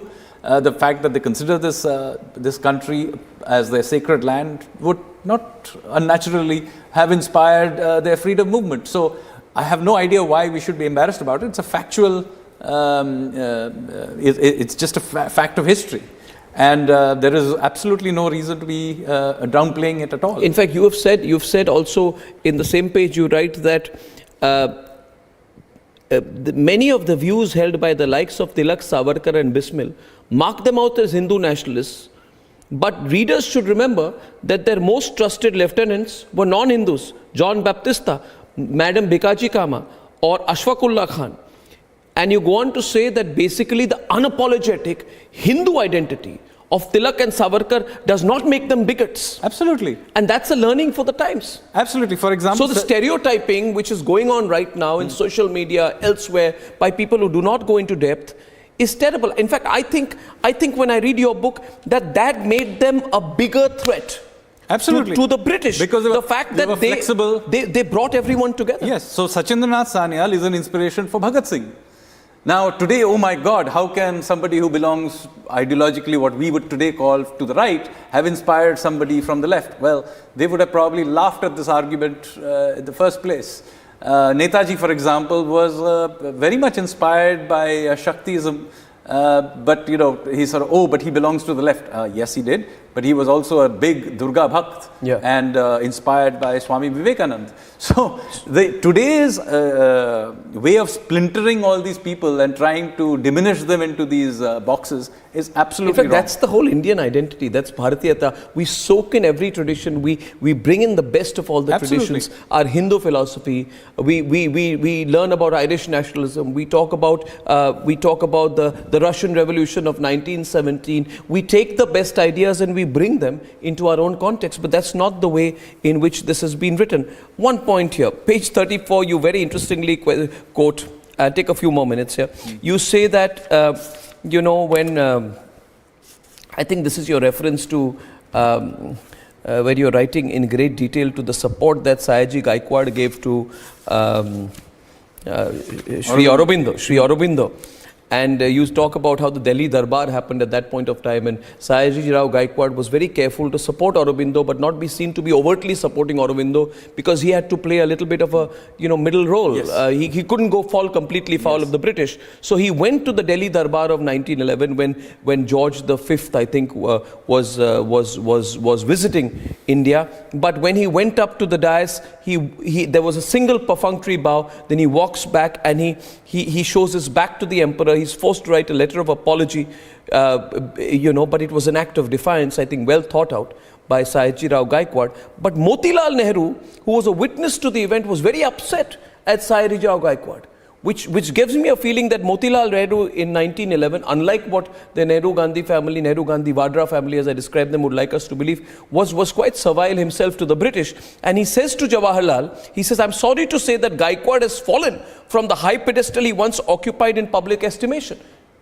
Absolutely. So Motilal Nehru was certainly not happy about what Gaikwad did at the Delhi Darbar. Yes, Motilal Nehru did belong to what would be called the loyalist faction. But to be fair to him, there were periods in his life where he also did support the revolutionaries, for example, in the 20s when he was in the Swarajist faction as well. So I can argue that was convenient at that point of time. Maybe. But the fact is that he was, no doubt about it, that Motilal Nehru was a politician of his time. He was playing to whatever happened to be the audience that he was. He belonged to the moderate faction. Later on, he joined the Swarajists, who had derived from the Tilak's faction, the Lal Bal Pal faction, and so on. And at times, he did support the revolutionaries as well. But yes, at that particular instant, there is no doubt that he was a loyalist. Let's have a transparent reading of history. Can I ask you a question here right now? First of all, Sanjeev, why does the lobby hate you? They say, why does Sanjeev Sanyal need to get into this? He's an economist, he's been a banker, he's worked with a global MNC bank, he's in the government. They're okay with, they tolerate you up to that point. When you get into history, they savagely attack you. And they say you are an interloper, you do not have a PhD in history, you do not have academic credentials in history, and therefore you should keep your mouth shut. Well, I probably get attacked quite a lot on my economics as well. But yes, it is very often brought up that I am not trained historian. But my view is I have never claimed to be a trained historian. And there are many instances in many other fields where big changes have happened because of outsiders. I mean, for example, physics was completely transformed by Einstein, who was not a professor, but a patent office clerk when he made all those big changes. So outsiders have always changed fields. But what happens here, I think, is that I am beginning to question some very long cherished mythologies that were created particularly after independence, by eliminating from the story other narratives. For example, those of R.C. Mazumdar or Jadunath Sarkar and others. And I am very inconveniently bringing some of this back into the conversation. And in fact, adding some of my ideas as well along the way, whether it's in terms of maritime history or the origins of Indian civilization from the Saraswati and so on. And I feel that that is definitely threatening to many academic careers. But academic history is in one place when popular history sometimes becomes more relevant. And yours, what you write here is popular history. This book is an easy read. It has all the academic footnotes, but at the end of the day, it is something which every Indian can read and probably should read. Maybe that makes you a bigger threat. Perhaps that is the case. Will you pull back? I will not pull back. I have many other books in my head. Some of them are not in history. They're in other fields, including economics. So, I will keep at it. Do you think it's the intellectual depth of the new right in this country, represented by people like you, or a Vikram Sampath, or maybe in the world of business, a Mohandas Pai? Arguments which are not just, fleeting arguments, but which are backed up with fact, a fair amount of research and original thinking, which prove to be a bigger threat to these people who have been holding the establishment for the last 70 years, and they see that as a potent threat. Hence, there was also an attack on Vikram Sampath, a pretty savage attack at the same time. Yes, so, in India's intellectual world has been dominated by two versions of the left, the Marxist left and the Nehruvian left, for a very, very long time. And even after 1991 reforms, the intellectual space continued to be dominated by them, even if the rest of the economy and society changed. What you're seeing now is a challenge by the non-left through, of course, this is a book of history, but you also see that in the field of economics and sociology and other fields, or even for that matter in international relations, other ideas now beginning to knock on the door.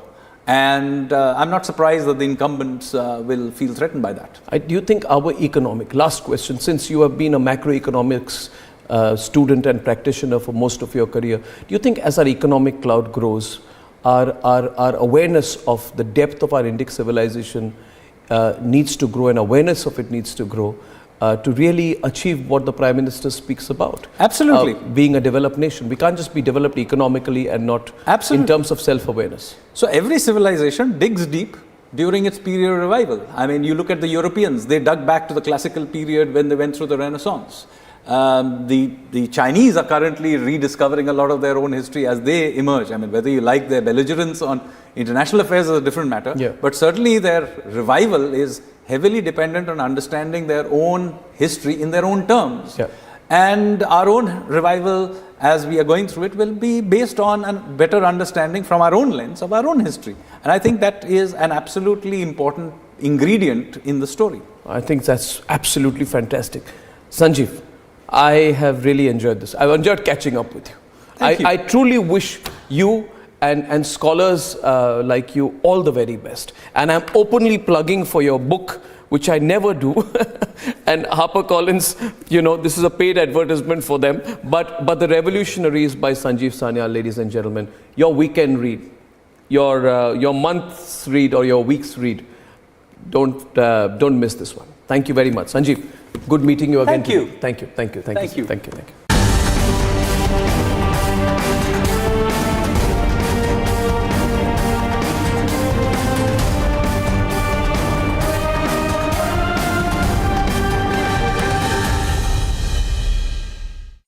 My question to you was that generations of Indians, you and me, have grown up feeling that all that brought us was a passive, non-violent resistance. Now, was that overplayed? What happens at independence is that most of these big leaders of the revolutionary movement have essentially been killed or they have died from natural causes. So the revolutionaries don't have any leadership left. So when India becomes free, it comes to be ruled by one faction of the Congress party. Here is where I think they really went wrong. They deliberately go out there and suppress alternative narratives.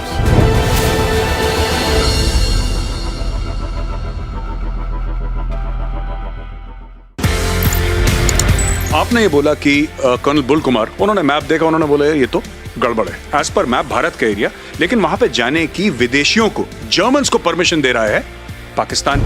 क्योंकि since there were some people like us who were aware of what is Siachen Glacier, we knew what it is like. मैं बिला फॉन्डला पहुंचा। First up, sir, why don't you tell us why is Joshimath sinking? What is the situation right now, sir? The situation at Joshimath is very grave. We have been observing a lot of cracks that have been developed into the walls and ceilings of houses. We have been seeing gushing out of waters from different places. And there are multiple reasons what has caused these subsidence of this Joshimath town and cracks development into the walls. First of all, number one point that the Joshimath is built up or developed over a debris or moraine. These are nothing but very loose materials got from the landslide caused by an earthquake long back, maybe 5,000, 6,000 years back. So you can understand that time when Sankaracharya, that place was here, it was not developed this much today what we have been observing. And particularly, second point is that Joshimath has been a gateway to the Himalaya. If you want to go to Badrinath, if you want to go to Oli, if you want to have a visit into the UNESCO heritage site, if you want to have some sort of trekking, if you want to have any sort of things through Joshimath only, you go different places. Most of the people, whether they are pilgrims, whether they are tourists, whether they are trekkers, they make this Joshimath as a base, then from there they go. And Joshimath also has been an important place strategically, and a lot of road constructions have been going on. From hydroelectric power project also, a lot of activities, tunnel constructions and etc. going on. So what is happening in course of time today, we have observed that there have been tremendous developmental activities over the Joshimath town. And if we look into the ground rock or basement rock over which the city or the town have been built, they are not that much strong, which is not able to sustain the load being exerted by the structures, properties, the hotels, restaurants are there into the town. So the overburden load has been excessive, number one, and the basement rock is not that much strong, because I told that the city has been built over a loose debris material came from the landslides caused by an earthquake. And all of us know that Joshimath is situated in seismic zone 5, where a lot of tectonical movement goes on, and it is tectonically very, very active. And we have observed in 1991, Uttarkasi, 1999, even Chamoli, a 6.8 magnitude earthquake, a lot of things are happening. So if we look into the subsurface, there are a lot of activities, tectonic, neotectonic going on. If we look into the surface, there are a lot of anthropogenic activities, the development activities going on.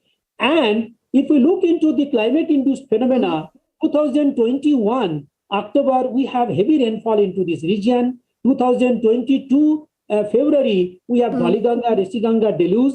And these two incidents have flown lot of debris and water into the rivers and nalas.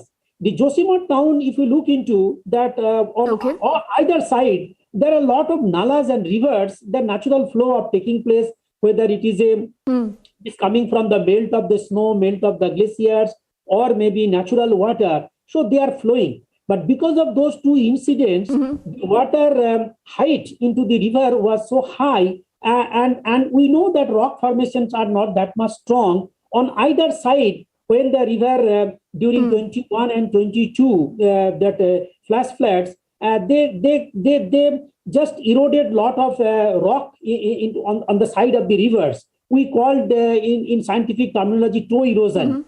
So you can see that when there is toe erosion taking place, that means and the houses and a lot of buildings, restaurants have come into the slope of the regions. So they are built on that loose materials. And from the bottom, there have been toe cutting. So you can understand there is every possibility of sinking of the town because of two important factors: the factors going on at the bottom, as well as the factors on the surface load because of the heavy constructions all are going on. So they are creating pressure from top and from bottom also. So Dr. creating Sen, some sort of hollow. Yeah. So, sir, what you're telling us is pretty scary. And, we are looking at these images also on our screens. Our teams have been on the ground. People say suddenly, their well-built houses actually developed cracks. A lot of these cracks, then they noticed water is gushing out of this. We do know that the Prime Minister's office has intervened. They're tracking what's going on. What should be done immediately, sir? Before we take this conversation ahead, it's important, I think, to address the issue that can anything be done even now? Yes, you know that we have already seen that development of the cracks, etc., and the city is fully stressed by different type of pressures. And now, without going to immediately, without any scientific investigation, first job is that we need to stop all the developmental activities, number one, and government has taken the initiative in that direction. Number two, that wherever we have seen all the development of the cracks, and those houses should be abandoned, and people have to be evacuated, and they have to be given a shelter elsewhere temporarily at this moment. So we have to find out in Uttarakhand state, problem is that most of the part we are having hilly region. So we have to find out a stable part where people can stay for a long time. The temporary solution is time being is fine. So these two immediate measures, immediate action is required, which is a part of the administration, and these things are happening. And if you want to build this city or town, then in the mid-term or short-term program, which cannot be done within a day or two, it needs 3 to 5 years time. We have to replan the entire city for making a drainage system, making the sewerage system. The constructions of the buildings have been made in haphazard way without following any scientific procedure. So what exactly happening whenever there are some sort of natural flow of water, because of this unscientific way constructions, this natural path is getting blocked, and the water is trying to get through alternate path, and that's why it is creating another pressure when it is finding its own way to flow. And that's what another important contribution of the development of the cracks, because whatever stress are built into the subsurface, their manifestations are there into the form of the cracks. So that's exactly happening. Third important thing in this region also, some developmental activities, the road constructions or tunnel, and there have been, whenever it is done, there have been some sort of blasting. And even if blasting is small amount, the small cracks, hairline cracks, at the end when city gets developed, so many buildings, so many big widening road comes, definitely they add. And then it also makes some sort of impact to these regions. So all these things, I think the first and four important thing that they have stopped the developmental activities, they have started evacuation of the people, and now next step that scientifically we need to assess the region step by step and replan the city. We can't make the replanning into the hill station like the plan we follow into the plain. Here it should be different. It should be gradational way because it is a slope region. There are a lot of stress in directional stress into this region. In the plain, it is a vertical stress whenever we have some constructions. Here it is this slope region. It gives in different directions. Number next important thing that in the long run, what we can do that we can have some sort of microzonation into this region. We should find out that which part is more vulnerable for the landslides and which part are the medium vulnerable and the low vulnerable, and that the most vulnerable zone should be completely banned for the further constructions, and medium vulnerable zone some up to the cartel of the building up to the limited constructions should be allowed, and the low vulnerability we should plan, but these are all long-term program.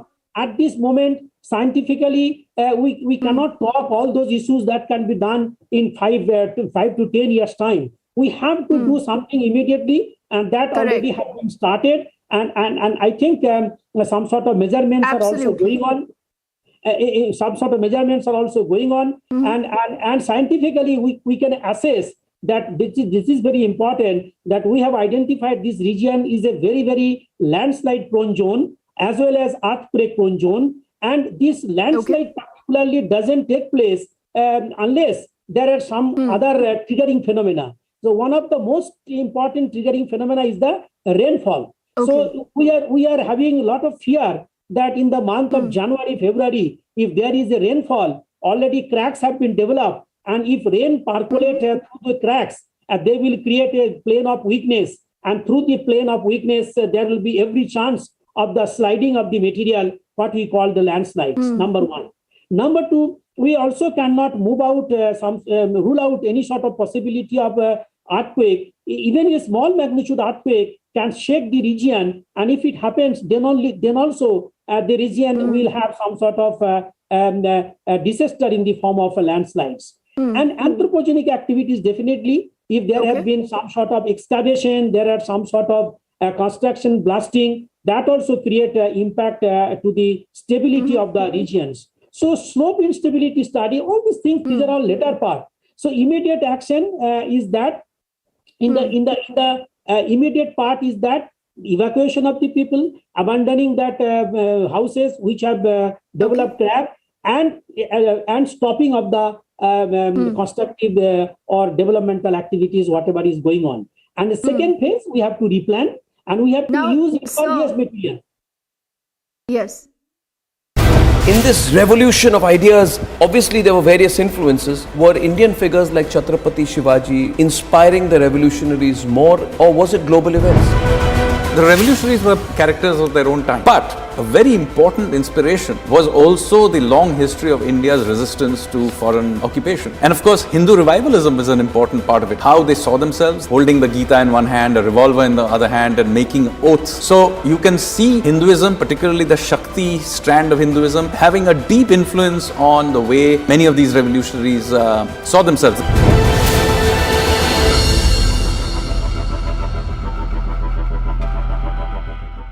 India is number one manufacturer of two-wheelers in the world. Number one also in tractors. Number two. This is Abhishek Kapoor reporting from New Delhi, and this is Republic.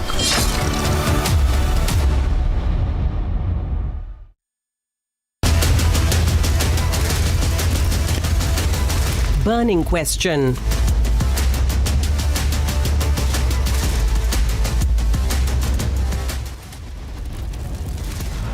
Two major attempts of terror are thwarted. 2 terrorists killed in the Poonch sector. ID recovered in Rajouri.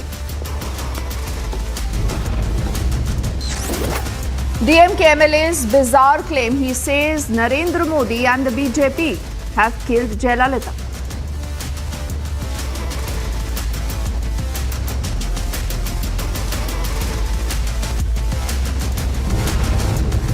By talking ill about an incident and talking ill about BJP shows the level to what level DMK can stoop low to gain political mileage and advantage.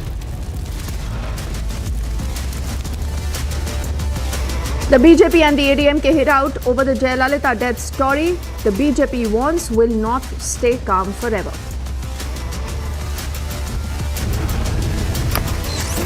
ये जनता party की सरकार में न्याय की उम्मीद मत करिए। Police प्रशासन उसके साथ है जो अन्याय कर रहा है, झूठ बोल रहा है। It's a big face-off after the SP media cell member is arrested. SP holds a protest, gets an FI registered against a BJP leader. Nitish Kumar पर दबाव बनाने के लिए जल्दी छोड़िए बिहार की गद्दी और जाइए केंद्र की राजनीति कीजिए, तेजस्वी को बनाइए बिहार का मुख्यमंत्री।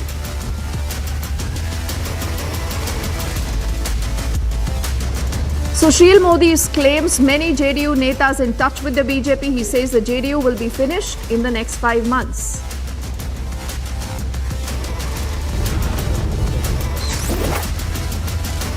And the Prime Minister's office takes note of the situation in Joshimath. The NDRF, the SDRF teams are rushed. NDMA will be reaching tomorrow.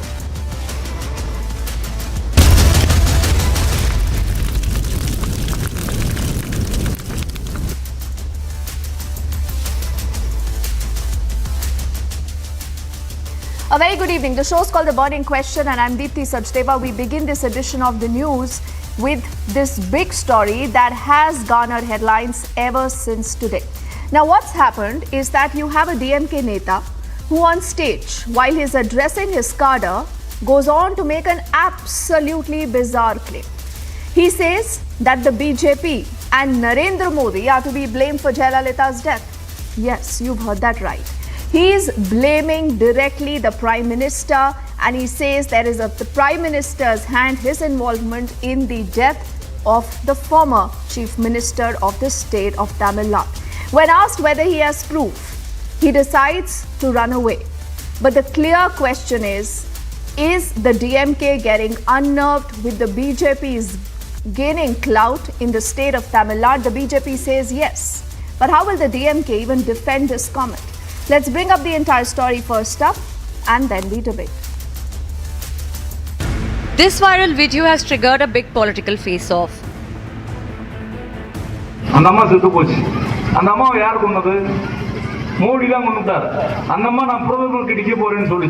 This is DMK MLA blaming Prime Minister Modi and BJP for the death of Jayalalitha. Modi தான் கொண்டுட்டார்.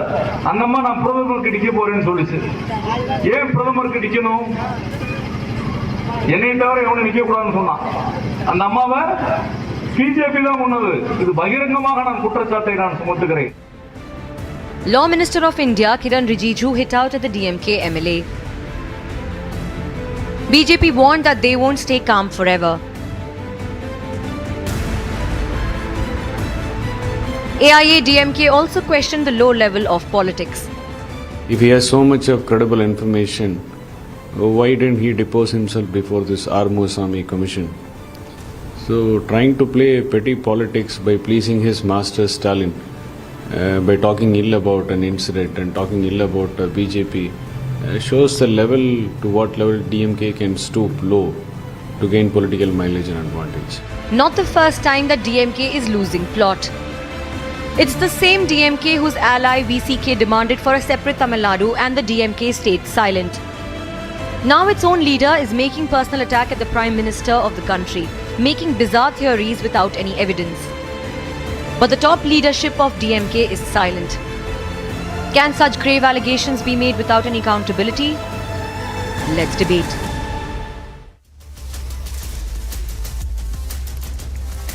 So what really is happening in the state of Tamil Nadu? Is this just a one-off comment or there is a larger plan and a political posturing behind making that comment? Let's say good evening to Mr. Narayan Tirupati, who's a spokesperson of the Tamil Nadu BJP.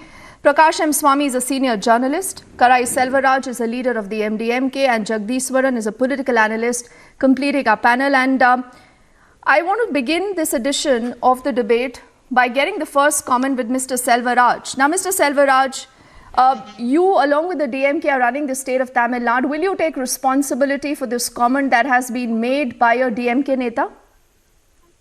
No, the responsibility should be taken by the MLA who has made the statement. We will not held responsible, even though we are with the DMK government. We will not you held agree with him, responsible sir? for his statement. No, we are not agreeing with him. We are not held responsible. Do you for agree his with statement. what he says? No, never. Even other than the low-level politics is done by ADMK, they were raised these issues. No other parties in Tamil Nadu were raised against Jayalalitha's death. We were not suspected anything. But then this was raised by O. Pannirselvam, then the Chief Minister of Tamil Nadu, and the commission was set up by Edappadi Palanichami, ADMK government. But whatever the DMK MLA in Thoothukudi MLA said in the open meeting, that we will not held responsible. He is responsible for his statement. We will not take responsible for that. We will not agree to that also. No, then why has he not been sacked? Why has the DMK not sacked him? You know, that you have to ask questions to the DMK. But as a party, we were going along with the DMK and jointly with the DMK, we were not part of the government. The DMK is running the government. The DMK High Command should give reply to the statement made by... You think, okay, I'll make it a little easier because, we must tell our viewers the DMK decides not to speak to Republic. We do not know why. Now, Mr. Karai Selvaraj says, though he's representing the MDMK, but he says, listen, don't ask us, ask this question to the DMK. Now, I want to know whether there has been any public, apology that has been issued by this leader. So the answer is no. Has this Neta been sacked? The answer is no. Has he been asked to take back the statement? The answer is no. So does this mean that you can, come in public domain, make such a kind of an allegation and a baseless one? Because if he has the proof, he must put the proof out in public domain. Would you want him to apologize? Will you ask the DMK to actually sack this Neta?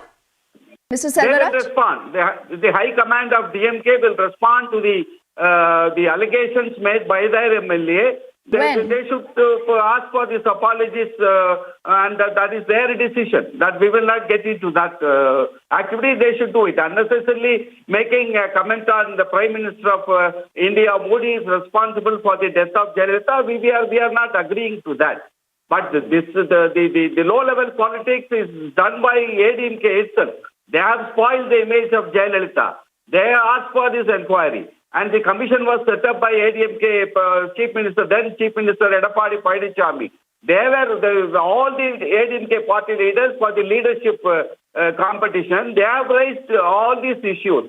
No other party, including MDMK or BJP or any other opposition parties, we were not suspected. We were not made any statement on someone else for the reason for death. We know. Jayalalitha, she has a multi-health problem. All right, so you clearly do not want to get involved in this controversy. Before I open this up to Mr. Jagdishwaran and Prakash, let Mr. Tirupati respond to this. Now, Mr. Tirupati, we've heard some very, very strong words earlier that have come in now from Mr. Annamalai, who says we will not take this lying down. What does the BJP intend to do? No, this is foolish. And this fool who has said this, I am sorry to use this word because this fool has said that the Prime Minister is responsible for the death of Ms. Jayalalitha. And this fool should be punished. This fool should be arrested. This fool should be dismissed from DMK. If not, it is very clear that DMK is trying to encourage these sorts of fools in their party and in Tamil Nadu. So, it is the responsibility of the Chief Minister of Tamil Nadu to immediately sack this person. In fact, tomorrow the Legislative Assembly is scheduled in Tamil Nadu. So, before that, before morning 10 o'clock, we demand that this fool should be sacked from DMK and he should not enter the Assembly. I think that should be the thing. In fact, I appreciate Karai Selvaraj, my friend, for entirely, distancing from this issue. And I demand Mr. Y. Gopal Swami, their leader, to demand the arrest of this person. If at all, what Mr. Karai Selvaraj says, if he is really true in his words, he should ask his party leader, Mr. Y. Gopal Swami, to immediately demand the arrest of this person. Please wait and watch. Okay, but you know, we've seen Mr. Tirupati, so many stories out of the state of Tamil Nadu, whether, you know, that is about the kind of behavior that these goons unleash. We've seen that. Also, the kind of comments earlier that were made about Khushbu Sundar, but we haven't seen any kind of action. And Mr. Selvaraj, why do you tolerate all this? Why should you be tolerating the DMK and their high-handed behavior like this if it gives you also a bad name? No, it happens with every party. There are someone MLA or some cadres or some leaders in the open meeting. So you normalize this behavior, Mr. Selvaraj? You normalize this behavior? No. These kind of issues with every party. Every party has problems, and if this statement comes, and we condemn. Mr. Tirupati does not agree. He's countering you. Wait. Yeah. See, this is useful for DMK because the DMK alleged that Mr. Vaiko is plotting to kill Mr. Karunanidhi. And this is what the DMK had alleged, that Mr. Karunanidhi was being plotted to kill by Vaiko. And this is not new. Kare Selvaraj, I am talking for you only. I am not talking against you. Please understand. Is it true or not? Your leader, Mr. Vaigopal Swamy, said this. And he said that this DMK is trying to say that he is plotting to kill Mr. Karunanidhi. So it is not new for DMK. They will get into all this dirty politics. Mr. Narayanan Tirupati, I appreciate, but that is not the issue to be discussed today. No, is it true or not? The statement is it made true or not?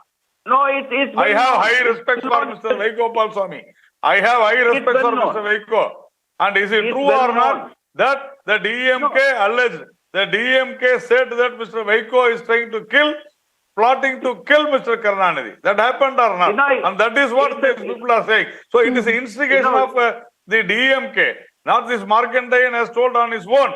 It is the DMK in their public meeting have said this.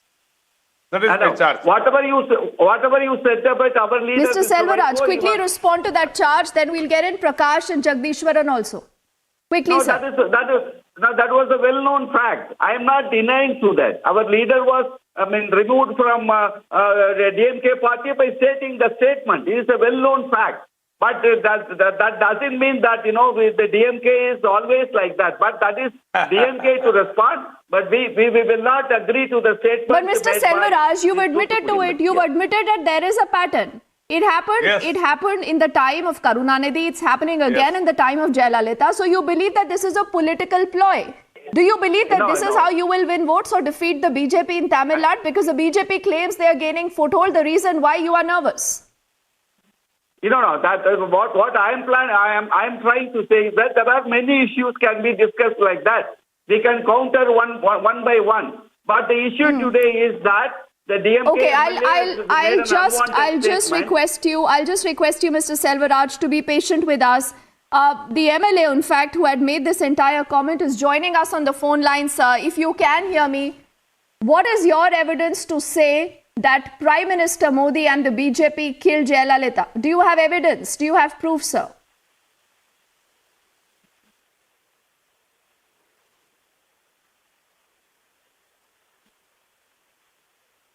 Okay, I do not think that he can hear us, but we'll get him back on the phone line.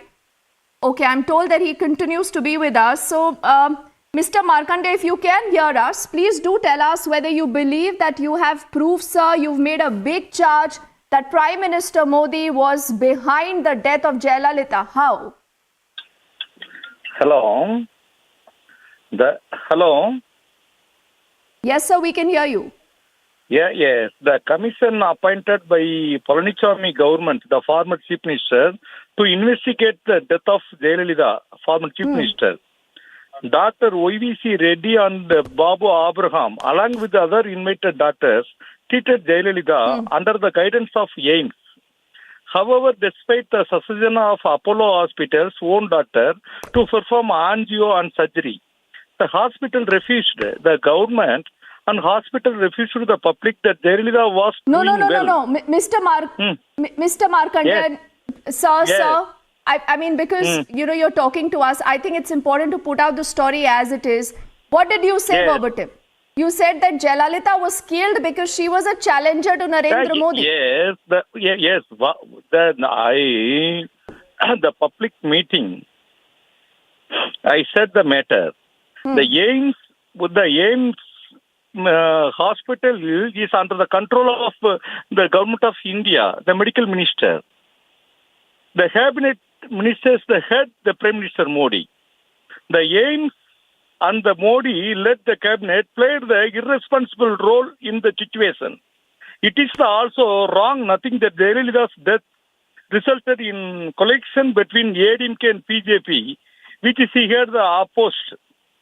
But in former Chief Minister MGR was sick, his recovery was aided by the former Prime Minister Indira Gandhi.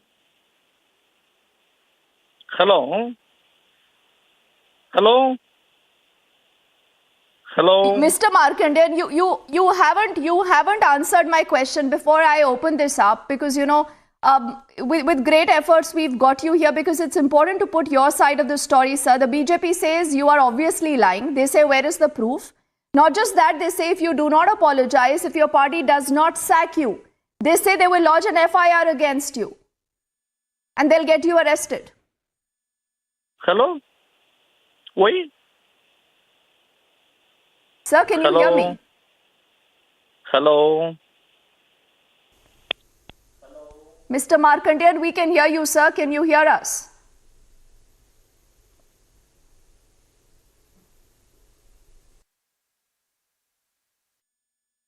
Okay, I think he did not want to take that question.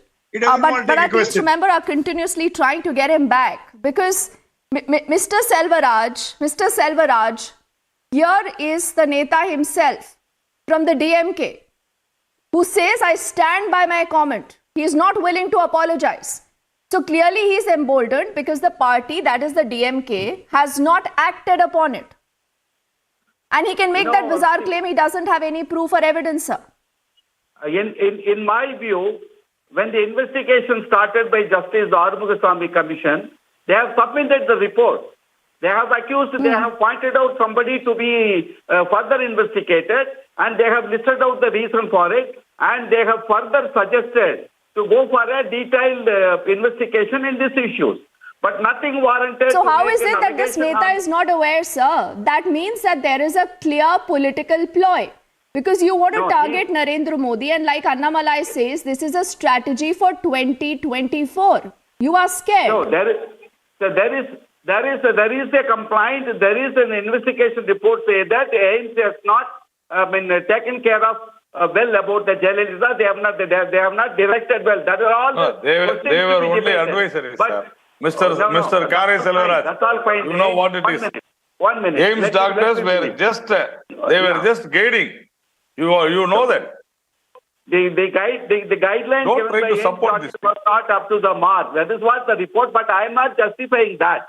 But because of the guidelines. So does it anywhere say, Mr. Selvaraj, does it anywhere say that the BJP or Narendra Modi was behind Jayalalitha's death? Tell me that, sir. Where is that written? That's what I'm coming to that. Maybe the AIMS, they may not be done their duty properly, but doesn't mean that they'll have to point out Prime Minister of India, Modi is responsible for it. If some problem is there, directly accuse AIMS. Since because the AIMS is under the control of the Prime Minister of India, but we will not directly convict him. Rather, that is what the word he has used. Modi is Mr. Selvaraj, what this strategy is called, sir. You run with the hare, you hunt with the hound. Because from the dais, Prakash and Jagdishwaran, I'll come to you now. It's actually said that make a comment like this, and otherwise you will come on TV and defend him. I'm told that the MLA, Mr. Markandeyan, is back with us. Sir, can you hear us?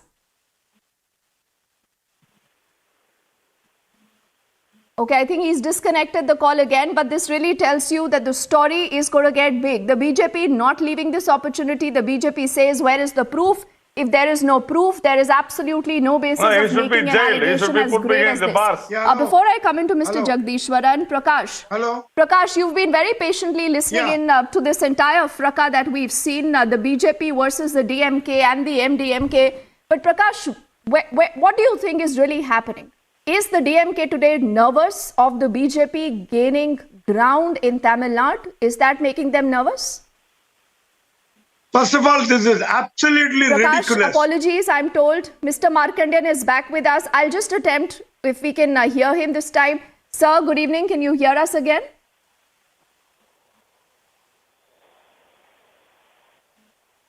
All right, so it's the third time that he's disconnected. He's decided to hang up on us, Mr. Prakash. Why is he running away? Why does he not believe that it's important for him to clarify? What kind of a strategy is this? This is absolutely ridiculous. This is the lowest of the lowest ebb in Tamil Nadu politics. We have seen worst in Tamil Nadu, but this is the real worst in Tamil Nadu politics. First of all, in Tamil he says Prime Minister Modi killed Jayalalitha. He never even alleged. He never even said he's responsible. It directly says something like taking like a gun and killing somebody or taking a sword, cutting like that. It's equivalent in Tamil. Prime Minister Modi killed Jayalalitha. What is the evidence? And then somebody is talking, ADMK people said that Jayalalitha was... That is infighting between the two groups. Nobody blamed Modi. This is something like what Sonia Gandhi called Modi merchant of murder. Remember what happened in Gujarat? Sonia Gandhi called him merchant of murder. That is common, but here this man blatantly blames Prime Minister of the country by name, individually saying Modi killed, as if he took a gun and came and shot her, killed Jayalalitha. For example, if there is a flaw in the medical report, what was the Armugaswamy Commission of Inquiry doing? Did anybody raise any doubt about Modi in Armugaswamy Commission? And AIMS is only advisory. AIMS are not treating Jayalalitha. It was treated by Apollo Hospital. For example, my good friend Shamin Sharma, internationally renowned cardiothoracic surgeon, came from New York. He wanted to do an angiogram. They didn't allow him. Now, can you say Shamin Sharma killed Jayalalitha? What nonsense are we talking? What level are we going? Remember 1991. Prakash, 1991, why do you think, number one, this issue is being raked up right now? And secondly, Prakash, very briefly, because I want to get in Jagdishwar and he hasn't spoken, Prakash, why do you believe that Narendra Modi, the Prime Minister, is being dragged into this? Why? 1991, DMK was defeated totally because there was a campaign that DMK killed Rajiv Gandhi. Whether true or not, we don't know. But DMK was wiped off. These allegations will again make DMK very vulnerable in the coming elections because they are blaming the Prime Minister of the country, and it shows that the DMK is scared of the rising popularity of BJP in Tamil Nadu. BJP has replaced ADMK as a principal opposition party in Tamil Nadu, and they don't know what to do. They can't find fault. You cannot say 2G scam, 3G scam, because there is no corruption in the central government of Modi. There is no corruption anywhere in Tamil Nadu. Annamalai is running a very good political system. He answers point blank. He never bothers about. So it shows that DMK has got a cold feet and they're trying to put the blame on Modi. So that the people of DMK Tamil is getting Nadu... unnerved. Jagdishwaran. Unnerved, yes, absolutely. And they're worried that this will become a war against Modi. Being a political analyst, I would say, do you think there is any political gain for DMK in this? I don't think there is a political gain. I mean, why would an MLA speak like this? The thing is, he was with the ADMK for so long. This guy just switched sides and became an DMK MLA. So he still has that Amma, whatever you called it. He thinks he's allegiance to Amma and Jayalalitha. And that's why he's making this allegations. I mean, I would say it's nonsense, it's stupid, there's no second thought about that. No, but you know, Jagdishwaran, it's interesting.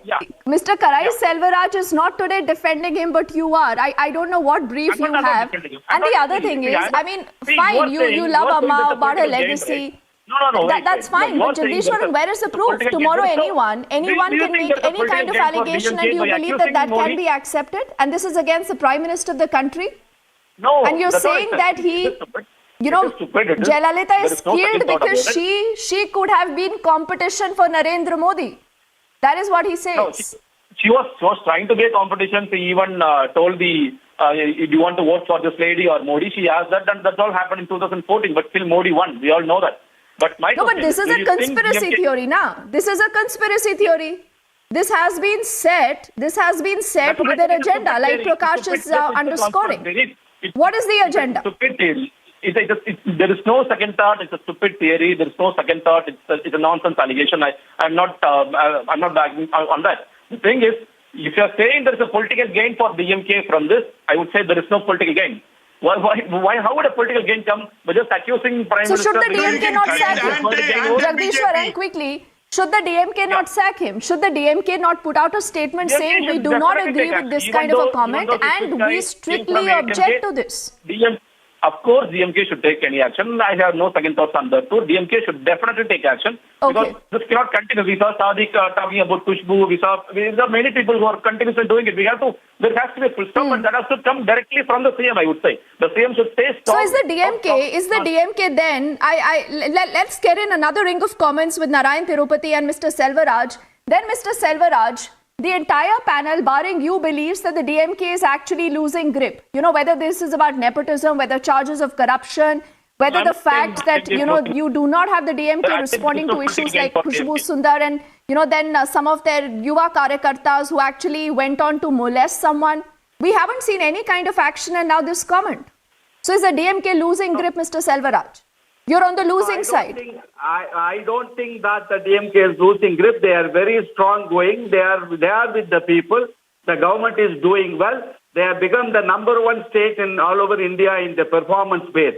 That is not the issue now. Why do you want to club this issue to the DMK is losing and they are making a political gain? That is not the issue now. We should... Why not? Because he's a DMK MLA, Mr. Selvaraj. He's a DMK MLA. If the party does not agree with him, Narayan Tirupati, shouldn't the party actually even issue an apology? No. Mr. Selvaraj is asking why you linking the DMK with this kind of a comment. It's a personal comment. No, Annamalai is making an unwanted statement in Tamil Nadu. He should be responsible for that. It's my turn. Arey Baba, you have an MLA making that comment. The BJP is responding to that comment. No, Mr. Selvaraj. Selvaraj. No, I am not agreeing with them. Yes, Mr. Tirupati.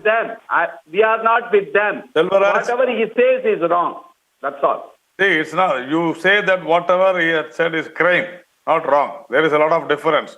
Because you are alliance party, it is not that an MLA, a legislative member can just like that accuse the Prime Minister of India. He is our Prime Minister of India. The Chief Minister of Tamil Nadu should have come very openly today morning itself and he should have condemned. He should have ordered for the arrest of this MLA. If not, it is that the Chief Minister of Tamil Nadu acknowledges what this MLA had said. You need to understand this. And as an Alliance Party member, Alliance Party leader, your leader, Mr. Vaikopal Swami, if at all he is for the country, he is for the Prime Minister of India, he should have condemned this and demanded the arrest of this particular fool. You have not done this. And you are coming and talking in national channel like this. You are trying to accuse others. When an MLA... So Mr. Selvaraj, why has the DMK not apologized? Why has the DMK not taken action against this Neta? That's the only question today people want an answer to. Is it not the duty of the leader, a Rajya Sabha MP like Mr. Vaiko? I think this is my time. The Thoothukudi MLA has made a statement. They must be having an inquiry. It is not that, immediately someone can make an apology or making a statement. He must be, 1 minute, he must be investigating. He can immediately make a comment. No, Mr. Selvaraj, what is the logic, sir? You're saying an apology is not made just like this. There is a process to an apology. But you can go on the stage, Mr. Prakash, and you can make a comment like this, which is baseless. It does not, have any basis to it. And even now, when we are trying to speak to the MLA in question, he's hanging up on us again and again. Mr. Prakash. The more important thing is, the reason he's giving is absolutely stupid. He's saying AIMS doctor did not treat him, so Modi ji killed. What nonsense. What kind of argument is this? What kind of argument? If AIMS doctors did not do well, you take them to Medical Council of India and suspend their license. Did Prime Minister order AIMS not to go and treat? See, first of all, I want to tell you, Jayalalitha knows very well, with 40 seats, she cannot become the Prime Minister. She knows very well. She told me that I am not a competitor to PM, but this is an election strategy. In Tamil Nadu, people talk, everybody is a chief minister, everybody is a prime minister, everybody is that's the way Tamil Nadu politics grows. So Jayalalitha want to capture. She knows that even if she wins all the 40, she can never become the prime minister. And Modi ji knows very well. And Modi and Jayalalitha this you believe, have a Mr. very good Prakash, could understanding. be a rerun of the Maut Ka Saudagar they have a very comment of good Sonia Gandhi, understanding. is what senior journalist Prakash says. Mr. Selvaraj, I'll give you the last word. I'll give you the last word, sir. What will you tell MK Stalin? What will you tell MK Stalin today? I think, but in my view, MK Stalin is a straightforward politician. He is for the people, with the people. If any kind of this kind of a statement, naturally, definitely, he will investigate. He will investigate, and he will give you the statement. Because tomorrow the statement is the assembly. What is there to investigate? I don't understand, Mr. Selvaraj. What is there to investigate? He's made that, he's made that comment from an open stage, Mr. Tirupati. I need to close, but again, the last 30 seconds, sir, to you. What if there is no action by the DMK? What will the BJP do? How will you take up this issue, sir? No, tomorrow the assembly is going to there, and definitely this particular MLA, Markandeyan, should be sacked, from the DMK, and also I demand the speaker, the legislative speaker of Tamil Nadu, Mr. Appavu, to immediately take action on this MLA for uttering this word. A case has to be filed, he has to be arrested, he has to be produced before the magistrate, and it is shameful that a party all right, like so BJP MDMK, says we Mr. want Selvaraj, this MLA to be arrested. MK Stalin is quiet, no apology from the DMK yet. Mr. Selvaraj of the MDMK says we do not agree with this. We will be on top of that story. I thank all gentlemen for speaking to us and for their time here as we wrap this edition of The Burning Question, and I take it over to Shravan, who has another issue that we are putting a spotlight on. Shravan. Thank you very much, Deepthi. This is the story that we have been tracking over the last few days. It shows the current situation in Pakistan. In fact, Pakistan appears to be in complete chaos. On the one hand, the country faces severe energy crisis, forcing it to take some extreme steps. On the other hand, it faces big threat from TTP, and at the same time, Pakistan faces protests in Gilgit-Baltistan.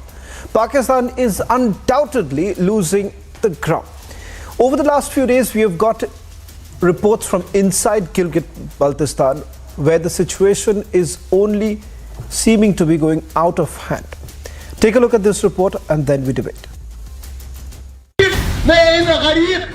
This is Gilgit-Baltistan.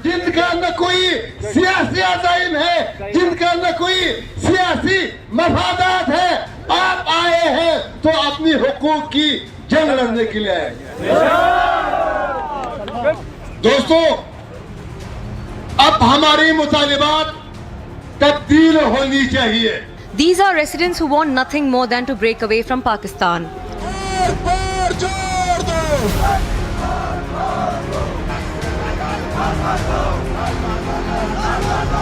The anger on ground is palpable.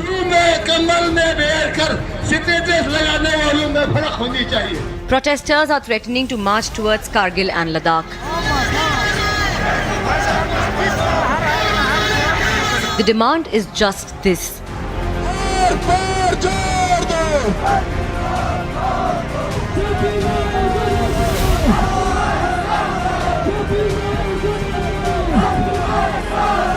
All this comes at a time when the Tehreek-e-Taliban is taking control. The terror state is self-combusting.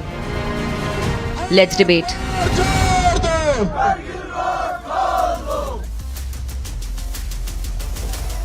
Joining us on this broadcast for now is Major General K.K. Sinha. Let me straight away begin by asking you, General K.K. Sinha, you've been monitoring the situation for over decades now. What we've essentially seen in Gilgit-Baltistan appears to be very different than what we have seen in the past. Back in 2018 also there were similar protests. But this seems to be very, very different, General K.K. Sinha. Something is actually brewing. This time, over the last few days when I have been tracking this story, almost several activists from inside, despite the kind of threats that they are facing from the Pakistani army, they are coming out in the open and clearly stating that open the road to Kargil and Ladakh. They're saying that no longer can you trample upon the constitutional rights of those in Gilgit-Baltistan, and the future of Gilgit-Baltistan will now be decided not by Islamabad, by the people of Gilgit-Baltistan. Jai Hind, Sran. See, the situation the Pakistan is going through, especially when you take it, not only in Gilgit-Baltistan, but all over. The situation has gone to, and it is the right time when the people of Gilgit-Baltistan has taken the step and they have demanded that they want to join the Indian state. See, what is, happening in Gilgit-Baltistan has got something to do with the TTP also. If you see the area which they have declared it that, it is the parallel government will come up. It is a Gilgit-Baltistan, Peshawar, when you say Malkand area, Mardan area, Peshawar, Kohat, Banu and Dara Ismail Khan. So why I'm bringing this particular issue, that if you see the first area is Gilgit-Baltistan. And there has been also, a time frame they have laid out. By end of the year 2023, they say that they will, join the Indian state. They open the road. First, they are saying they open the road. And if you actually, hear the statement and declaration that they are saying that they are going to join the Indian state, not only the opening of it, and they are demanding it very, very, and this time, when the demand is coming and the people are now joining every day, a time frame has been laid down. So that is very, very, different than what is happening. This along with, because Gilgit-Baltistan is also the part of overall the area which the parallel government, they have been, they have announced, the TTP has announced, which the cabinet, with the minister, with the Amir, even the governor. So, I can't say that it is a part of balkanization of Pakistan and it's going to be, Gilgit-Baltistan is one of those, province which the Pakistan wanted to, make it its sixth province. It is, something has happened which, and time frame you see, the time frame is what? The time frame is there, when they are going through all type of crisis, and there is no way they can come out of it. Whether it is economic, whether it is a military situation, all along the Golden Rhine.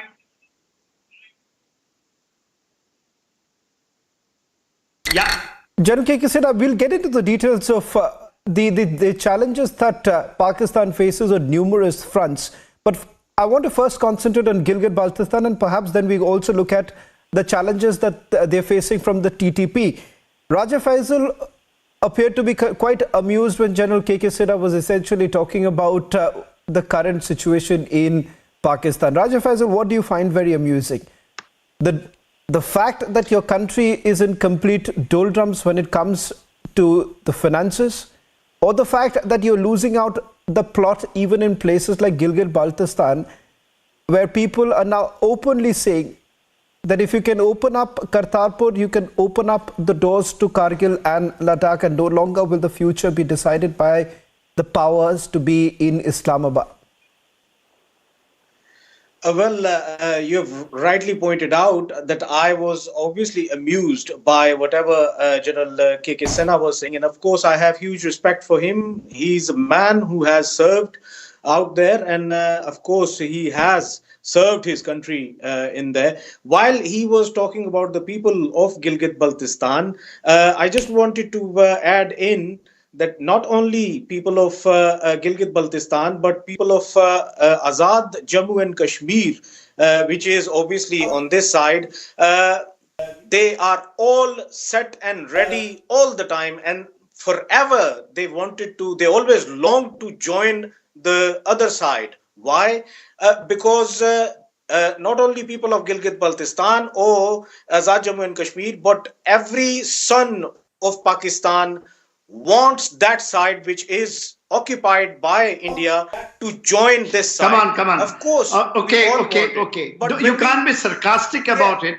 No, if that is the case, Raja Faisal, you want to continue. General K.K. Sinha, I just want to give Raja Faisal a bit of a reality check. Raja Faisal, you like to talk in rhetoric, we don't. And the fact is this, Raja Faisal, in fact, what I'll do is in a short while from now, we'll play out the audio as well as the video of activists, student leaders, those who are participating in the protest.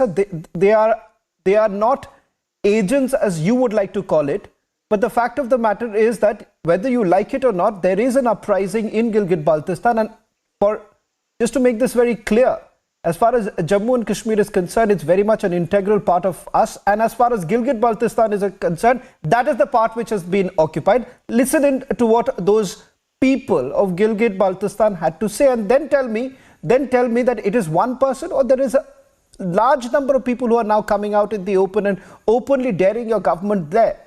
Listen in to some of those reactions, and then I want to come back to both of you. In fact, Mr. Nalapat is also joining us and Hamid Khan is also joining us. Raja Faisal, it's for your benefit, and I don't want to talk into rhetoric, and I do not want to get into a boxing match here, but listen it for yourself. I won't. I'm not a boxer. Of course, नहीं हम इस्लामाबाद सरकार को इजाजत देंगे कि वो हमारा फैसला करे। गिलगित बल्तिस्तान का फैसला यहाँ के अवाम ने करना है, यहाँ बसने वाले लोगों ने करना है कि गिलगित बल्तिस्तान का मुस्तकबिल किस तरह करना है। साथियों, यहाँ पर ये जो हमारा खित्ता है, 71 के बाद, बंगाल अलग होने के बाद यहाँ FCR का खात्मा किया, क्योंकि 80,000 पाकिस्तान आर्मी के लोगों को बंगाली अवाम ने यरगमाल बनाया था। उन कैदियों को छुड़ाकर उनको अकोमोडेट करने के लिए भुट्टो और इजलाल ज़ैदी के जरिए हमारे इस खत्ते में उन्होंने फसादात कराए, शिया सुन्नी फसादात की बीज बोया गया। उसके बाद यहाँ पर FCR को खत्म करके सब्सिडी दी गई। सब्सिडी में 8-10 चीजें थी, तेल खत्म किया, चीनी खत्म किया और PIA का सफरी टिकट खत्म करके ला के सिर्फ गंदुम पे आपको महदूद किया, क्योंकि गंदुम का बराह रास्त ताल्लुक जन्नत और पेट से है। इंसान की पेट को जब आग लगती है तो Raja Faisal, you've heard it. Now I want to take this question to also Hamid Khan, and then I'll also expect by the time you can settle in, think about your answer. If you want to pick up the phone and get the answers for someone else, you're free to do that. But Hamid Khan, you've heard it. You've heard, and I have several such testimonies. Unlike Raja Faisal and various others who've been participating in debates which are basically, a mockery in itself. The fact of the matter here is that we speak the facts, we speak the truth. Yeah. And the people of Gilgit are also now speaking the truth, which appears to become completely unpalatable for the powers to be in Islamabad. Hamid Khan, you want to respond? Yeah, thank you very much. Shivan, I mean, the only problem with when you say that you or your media speaks truth, I always say that unfortunately your media shows the half truth. Your media has failed to show the reality. It is not about, Gilgit-Baltistan. It is not about any other regions in Pakistan. Did you ever show what is happening in your own country? About 8 or 12 different states are asking for, independence, including Khalistan, Kashmir and others. So there is sometimes... Which state is asking for independence, Hamid Khan? I don't know which... Or anyone could be asking. There could be some reservations. Hamid Khan, sorry, I don't want to put you down. Hamid Khan, I don't want to put you down. Hamid Khan, one second. If you will listen to me, it would be really great. You said 7 to 8. No, here I will. Trust me, I will allow you to make your point. Okay. Trust me, I'm going to allow you to make your point. Okay. But all that I'm asking you is that when I was raising this question, what I did was I came with facts. I made you hear the people of Gilgit-Baltistan. I did not make any sweeping statements. Yeah, that's when right. You are can I mention the number of 8 to 10 states? Allow me. Can I mention their name? What is the hurry, Hamid Khan? What is the hurry? I'm asking the question. 8 to 10 states are now demanding in India for independence. Do you have any proof? I come Yes, with proof. I mean, I am asking you, the people of Gilgit-Baltistan have realized the truth. They've realized that, they are the ones who are saying that, look here, our family members in Ladakh get, the subsidies, and look at the development that's taking place in Kargil and Ladakh. I would say, we are more than happy to be with them. Let me count on my fingers. Khalistan movement, Kashmir movement, Assam movement, Junagadh movement, Mizoram movement is supported by whom? Arunachal movement, Nagaland movement. Khalistan is whose creation? I mean, how could he? That is the problem. India is in a continuous denial for the 70 years that there is nobody. No, India is in a situation where over 8 to 10 states are asking for the separation. If India will not understand, they will pay the price. I am counting the names on the fingers. You asked me, I gave you the name. Now you want to know what happens in Assam. What happens when rebels attacks on Indian police and Indian forces? What is happening in Kashmir? Over 70,000 people you have martyred, and still they are asking for the freedom from Indian occupation. Okay. What is happening in Ladakh? So, what is happening in Arunachal Pradesh? What is happening in Nagaland? What is happening in Assam and Khalistan? Even in Khalistan, they have done 3 referendums in Canada, in England, and in Europe. So you cannot deny that. I mean, Indian government have to look into the matter, as far and as it will India be really is helpful concerned, rather than pointing out the fingers to me. Hamid Khan, rather than pointing out the fingers to me, it will help India if they will look into their own problems. I'll still try, Hamid Khan. I'll maintain the dignity of my show. 1 second. Hamid I would Khan, like to answer you. My shows are not bereft of facts. 1 minute. I can't hear. Hamid Khan, I'm the one who's supposed to ask you the question, but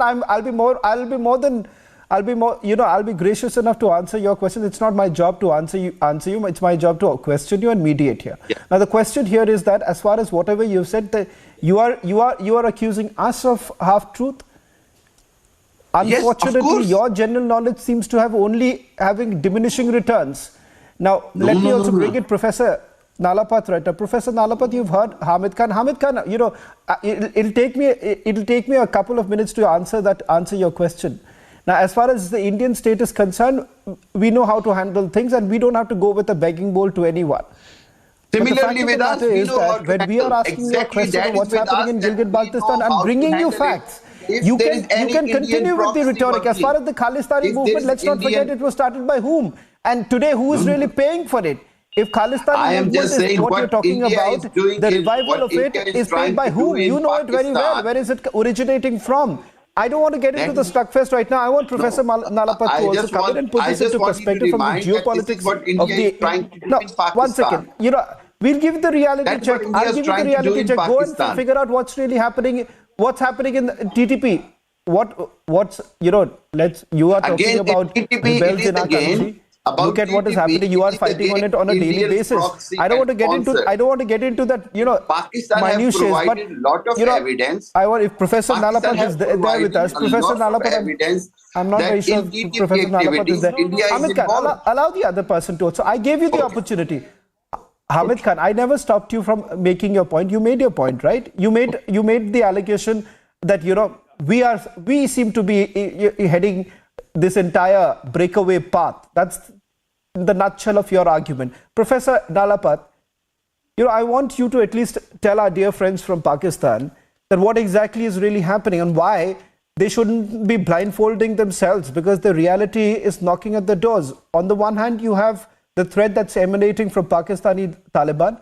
And secondly, as far as Gilgit-Baltistan is concerned, Republic TV over the last 1 week has put out multiple testimonies making it abundantly clear that the people, there is a major uprising which the Pakistani army wants to somehow suppress.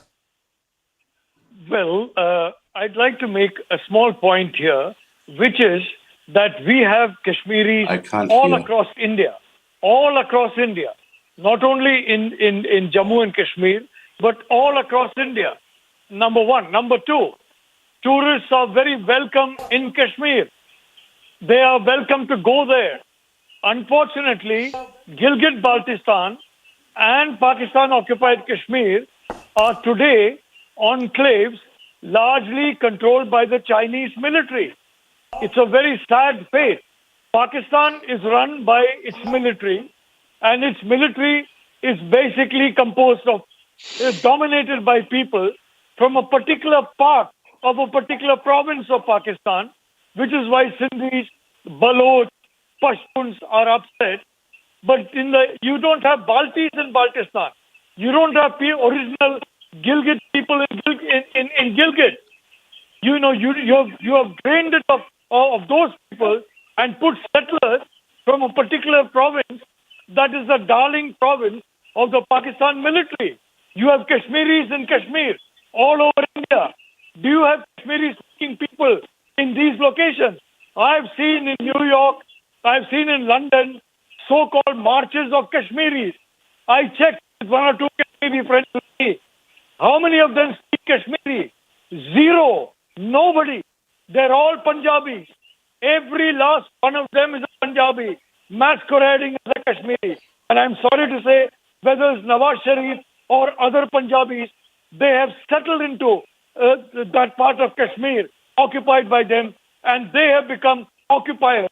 And now China is occupiers of their country.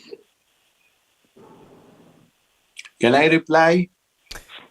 Well, thank you very much, Professor Nalapat. Can I reply? I just want a quick. I'm running out of time, so Faisal, 30 seconds. I want a quick response from you. Yeah, quick response from my side is that I think the gentleman who was about Kashmiris being all over India, he does not know the facts. I think he should have been talking about the colonies which are being in Indian illegally occupied Kashmir to settle the Ghar Wapsi and all of that stuff. The occupation is on your side. Anymore. Number one, and number two. Number two, I think he hasn't got any facts about Gilgit-Baltistan, so I would not take him seriously. Raja Faisal. General K.K. Sinha wants to quickly respond, and I'll end with that. General K.K. Sinha. These are all rhetoric. Okay. Raja Faisal, you made your point. I want a quick response coming from General K.K. Sinha, and then we end the debate. Give me the cutscene. But Let me give me the cutscene. Raja Faisal, just hold on. Give me the cutscene. I want a quick response coming in from General K.K. Sinha. General K.K. Sinha. Lala land he's living in. Yeah, okay, Raja, I don't want to shout. No one is. I think so. We showed you the truth, but you don't want to. The Lala land is yours. General K.K. Sinha, quick response. Thank you very much. He has overnight. I can also shout, please. Pakistan to Chinese. Raja, please, for God's sake, listen to me. Raja Faisal, you made your point. Come on, this is Pakistan. Please, this is not for God's sake, gracious. Listen to me. I'm making a point, please. Everything to Chinese. And I'm not saying. Raja Faisal, hold on.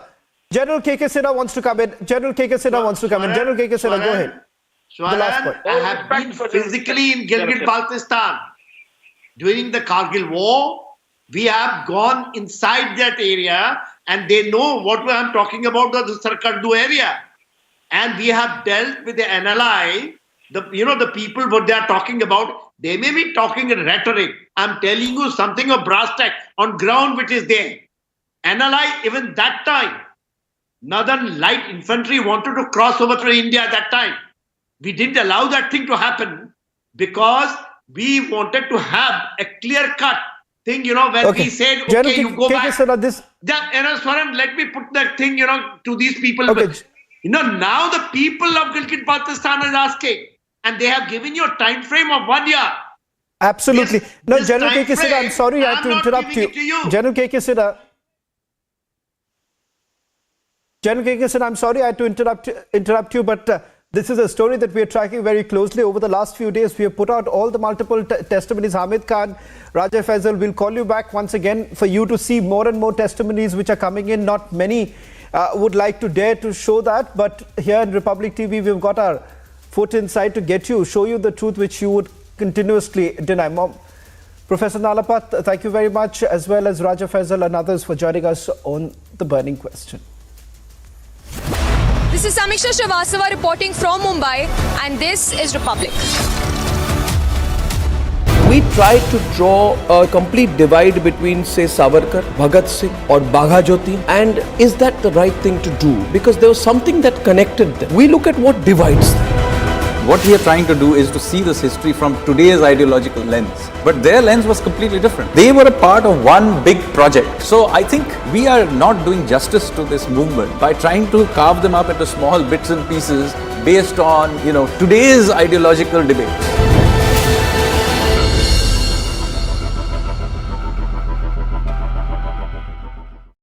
There are rumors that Pakistan has, conducted airstrikes in Nangarhar province of Afghanistan. So the Foreign Office of Pakistan has come out and said, this is untrue, this is fake news, we have done nothing of the sort. But if you remember last year, Pakistan did conduct airstrikes inside Afghanistan in two different provinces, and more than 40 people died, out of them 15 or 16 were children. So the Pakistani Air Force actually killed children inside Afghanistan, and the Taliban condemned it.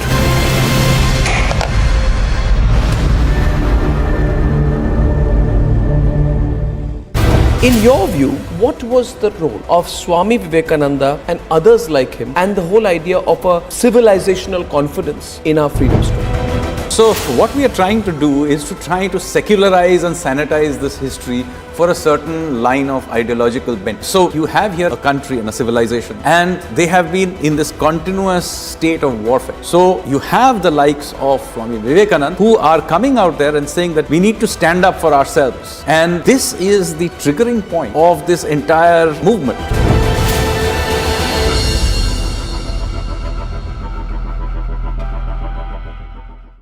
My question to you was that generations of Indians, you and me, have grown up feeling that all that brought us was a passive, non-violent resistance. Now, was that overplayed?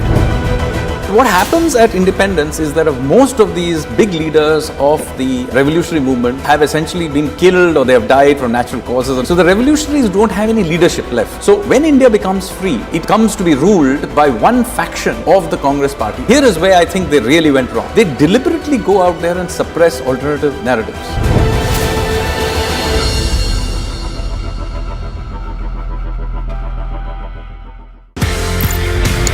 आपने ये बोला कि colonel bull Kumar, उन्होंने map देखा, उन्होंने बोला ये तो गड़बड़ है। एज पर मैप भारत का एरिया, लेकिन वहां पे जाने की विदेशियों को, जर्मन्स को परमिशन दे रहा है Pakistan.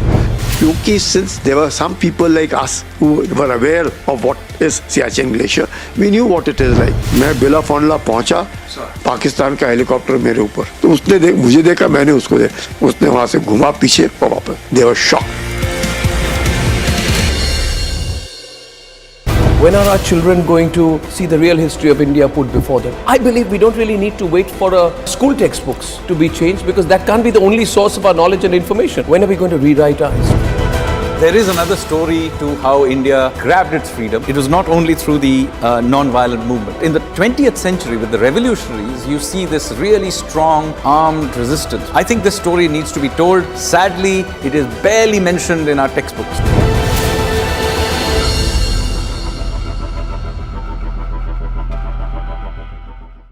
In this revolution of ideas, obviously there were various influences. Were Indian figures like Chhatrapati Shivaji inspiring the revolutionaries more, or was it global events? The revolutionaries were characters of their own time. But a very important inspiration was also the long history of India's resistance.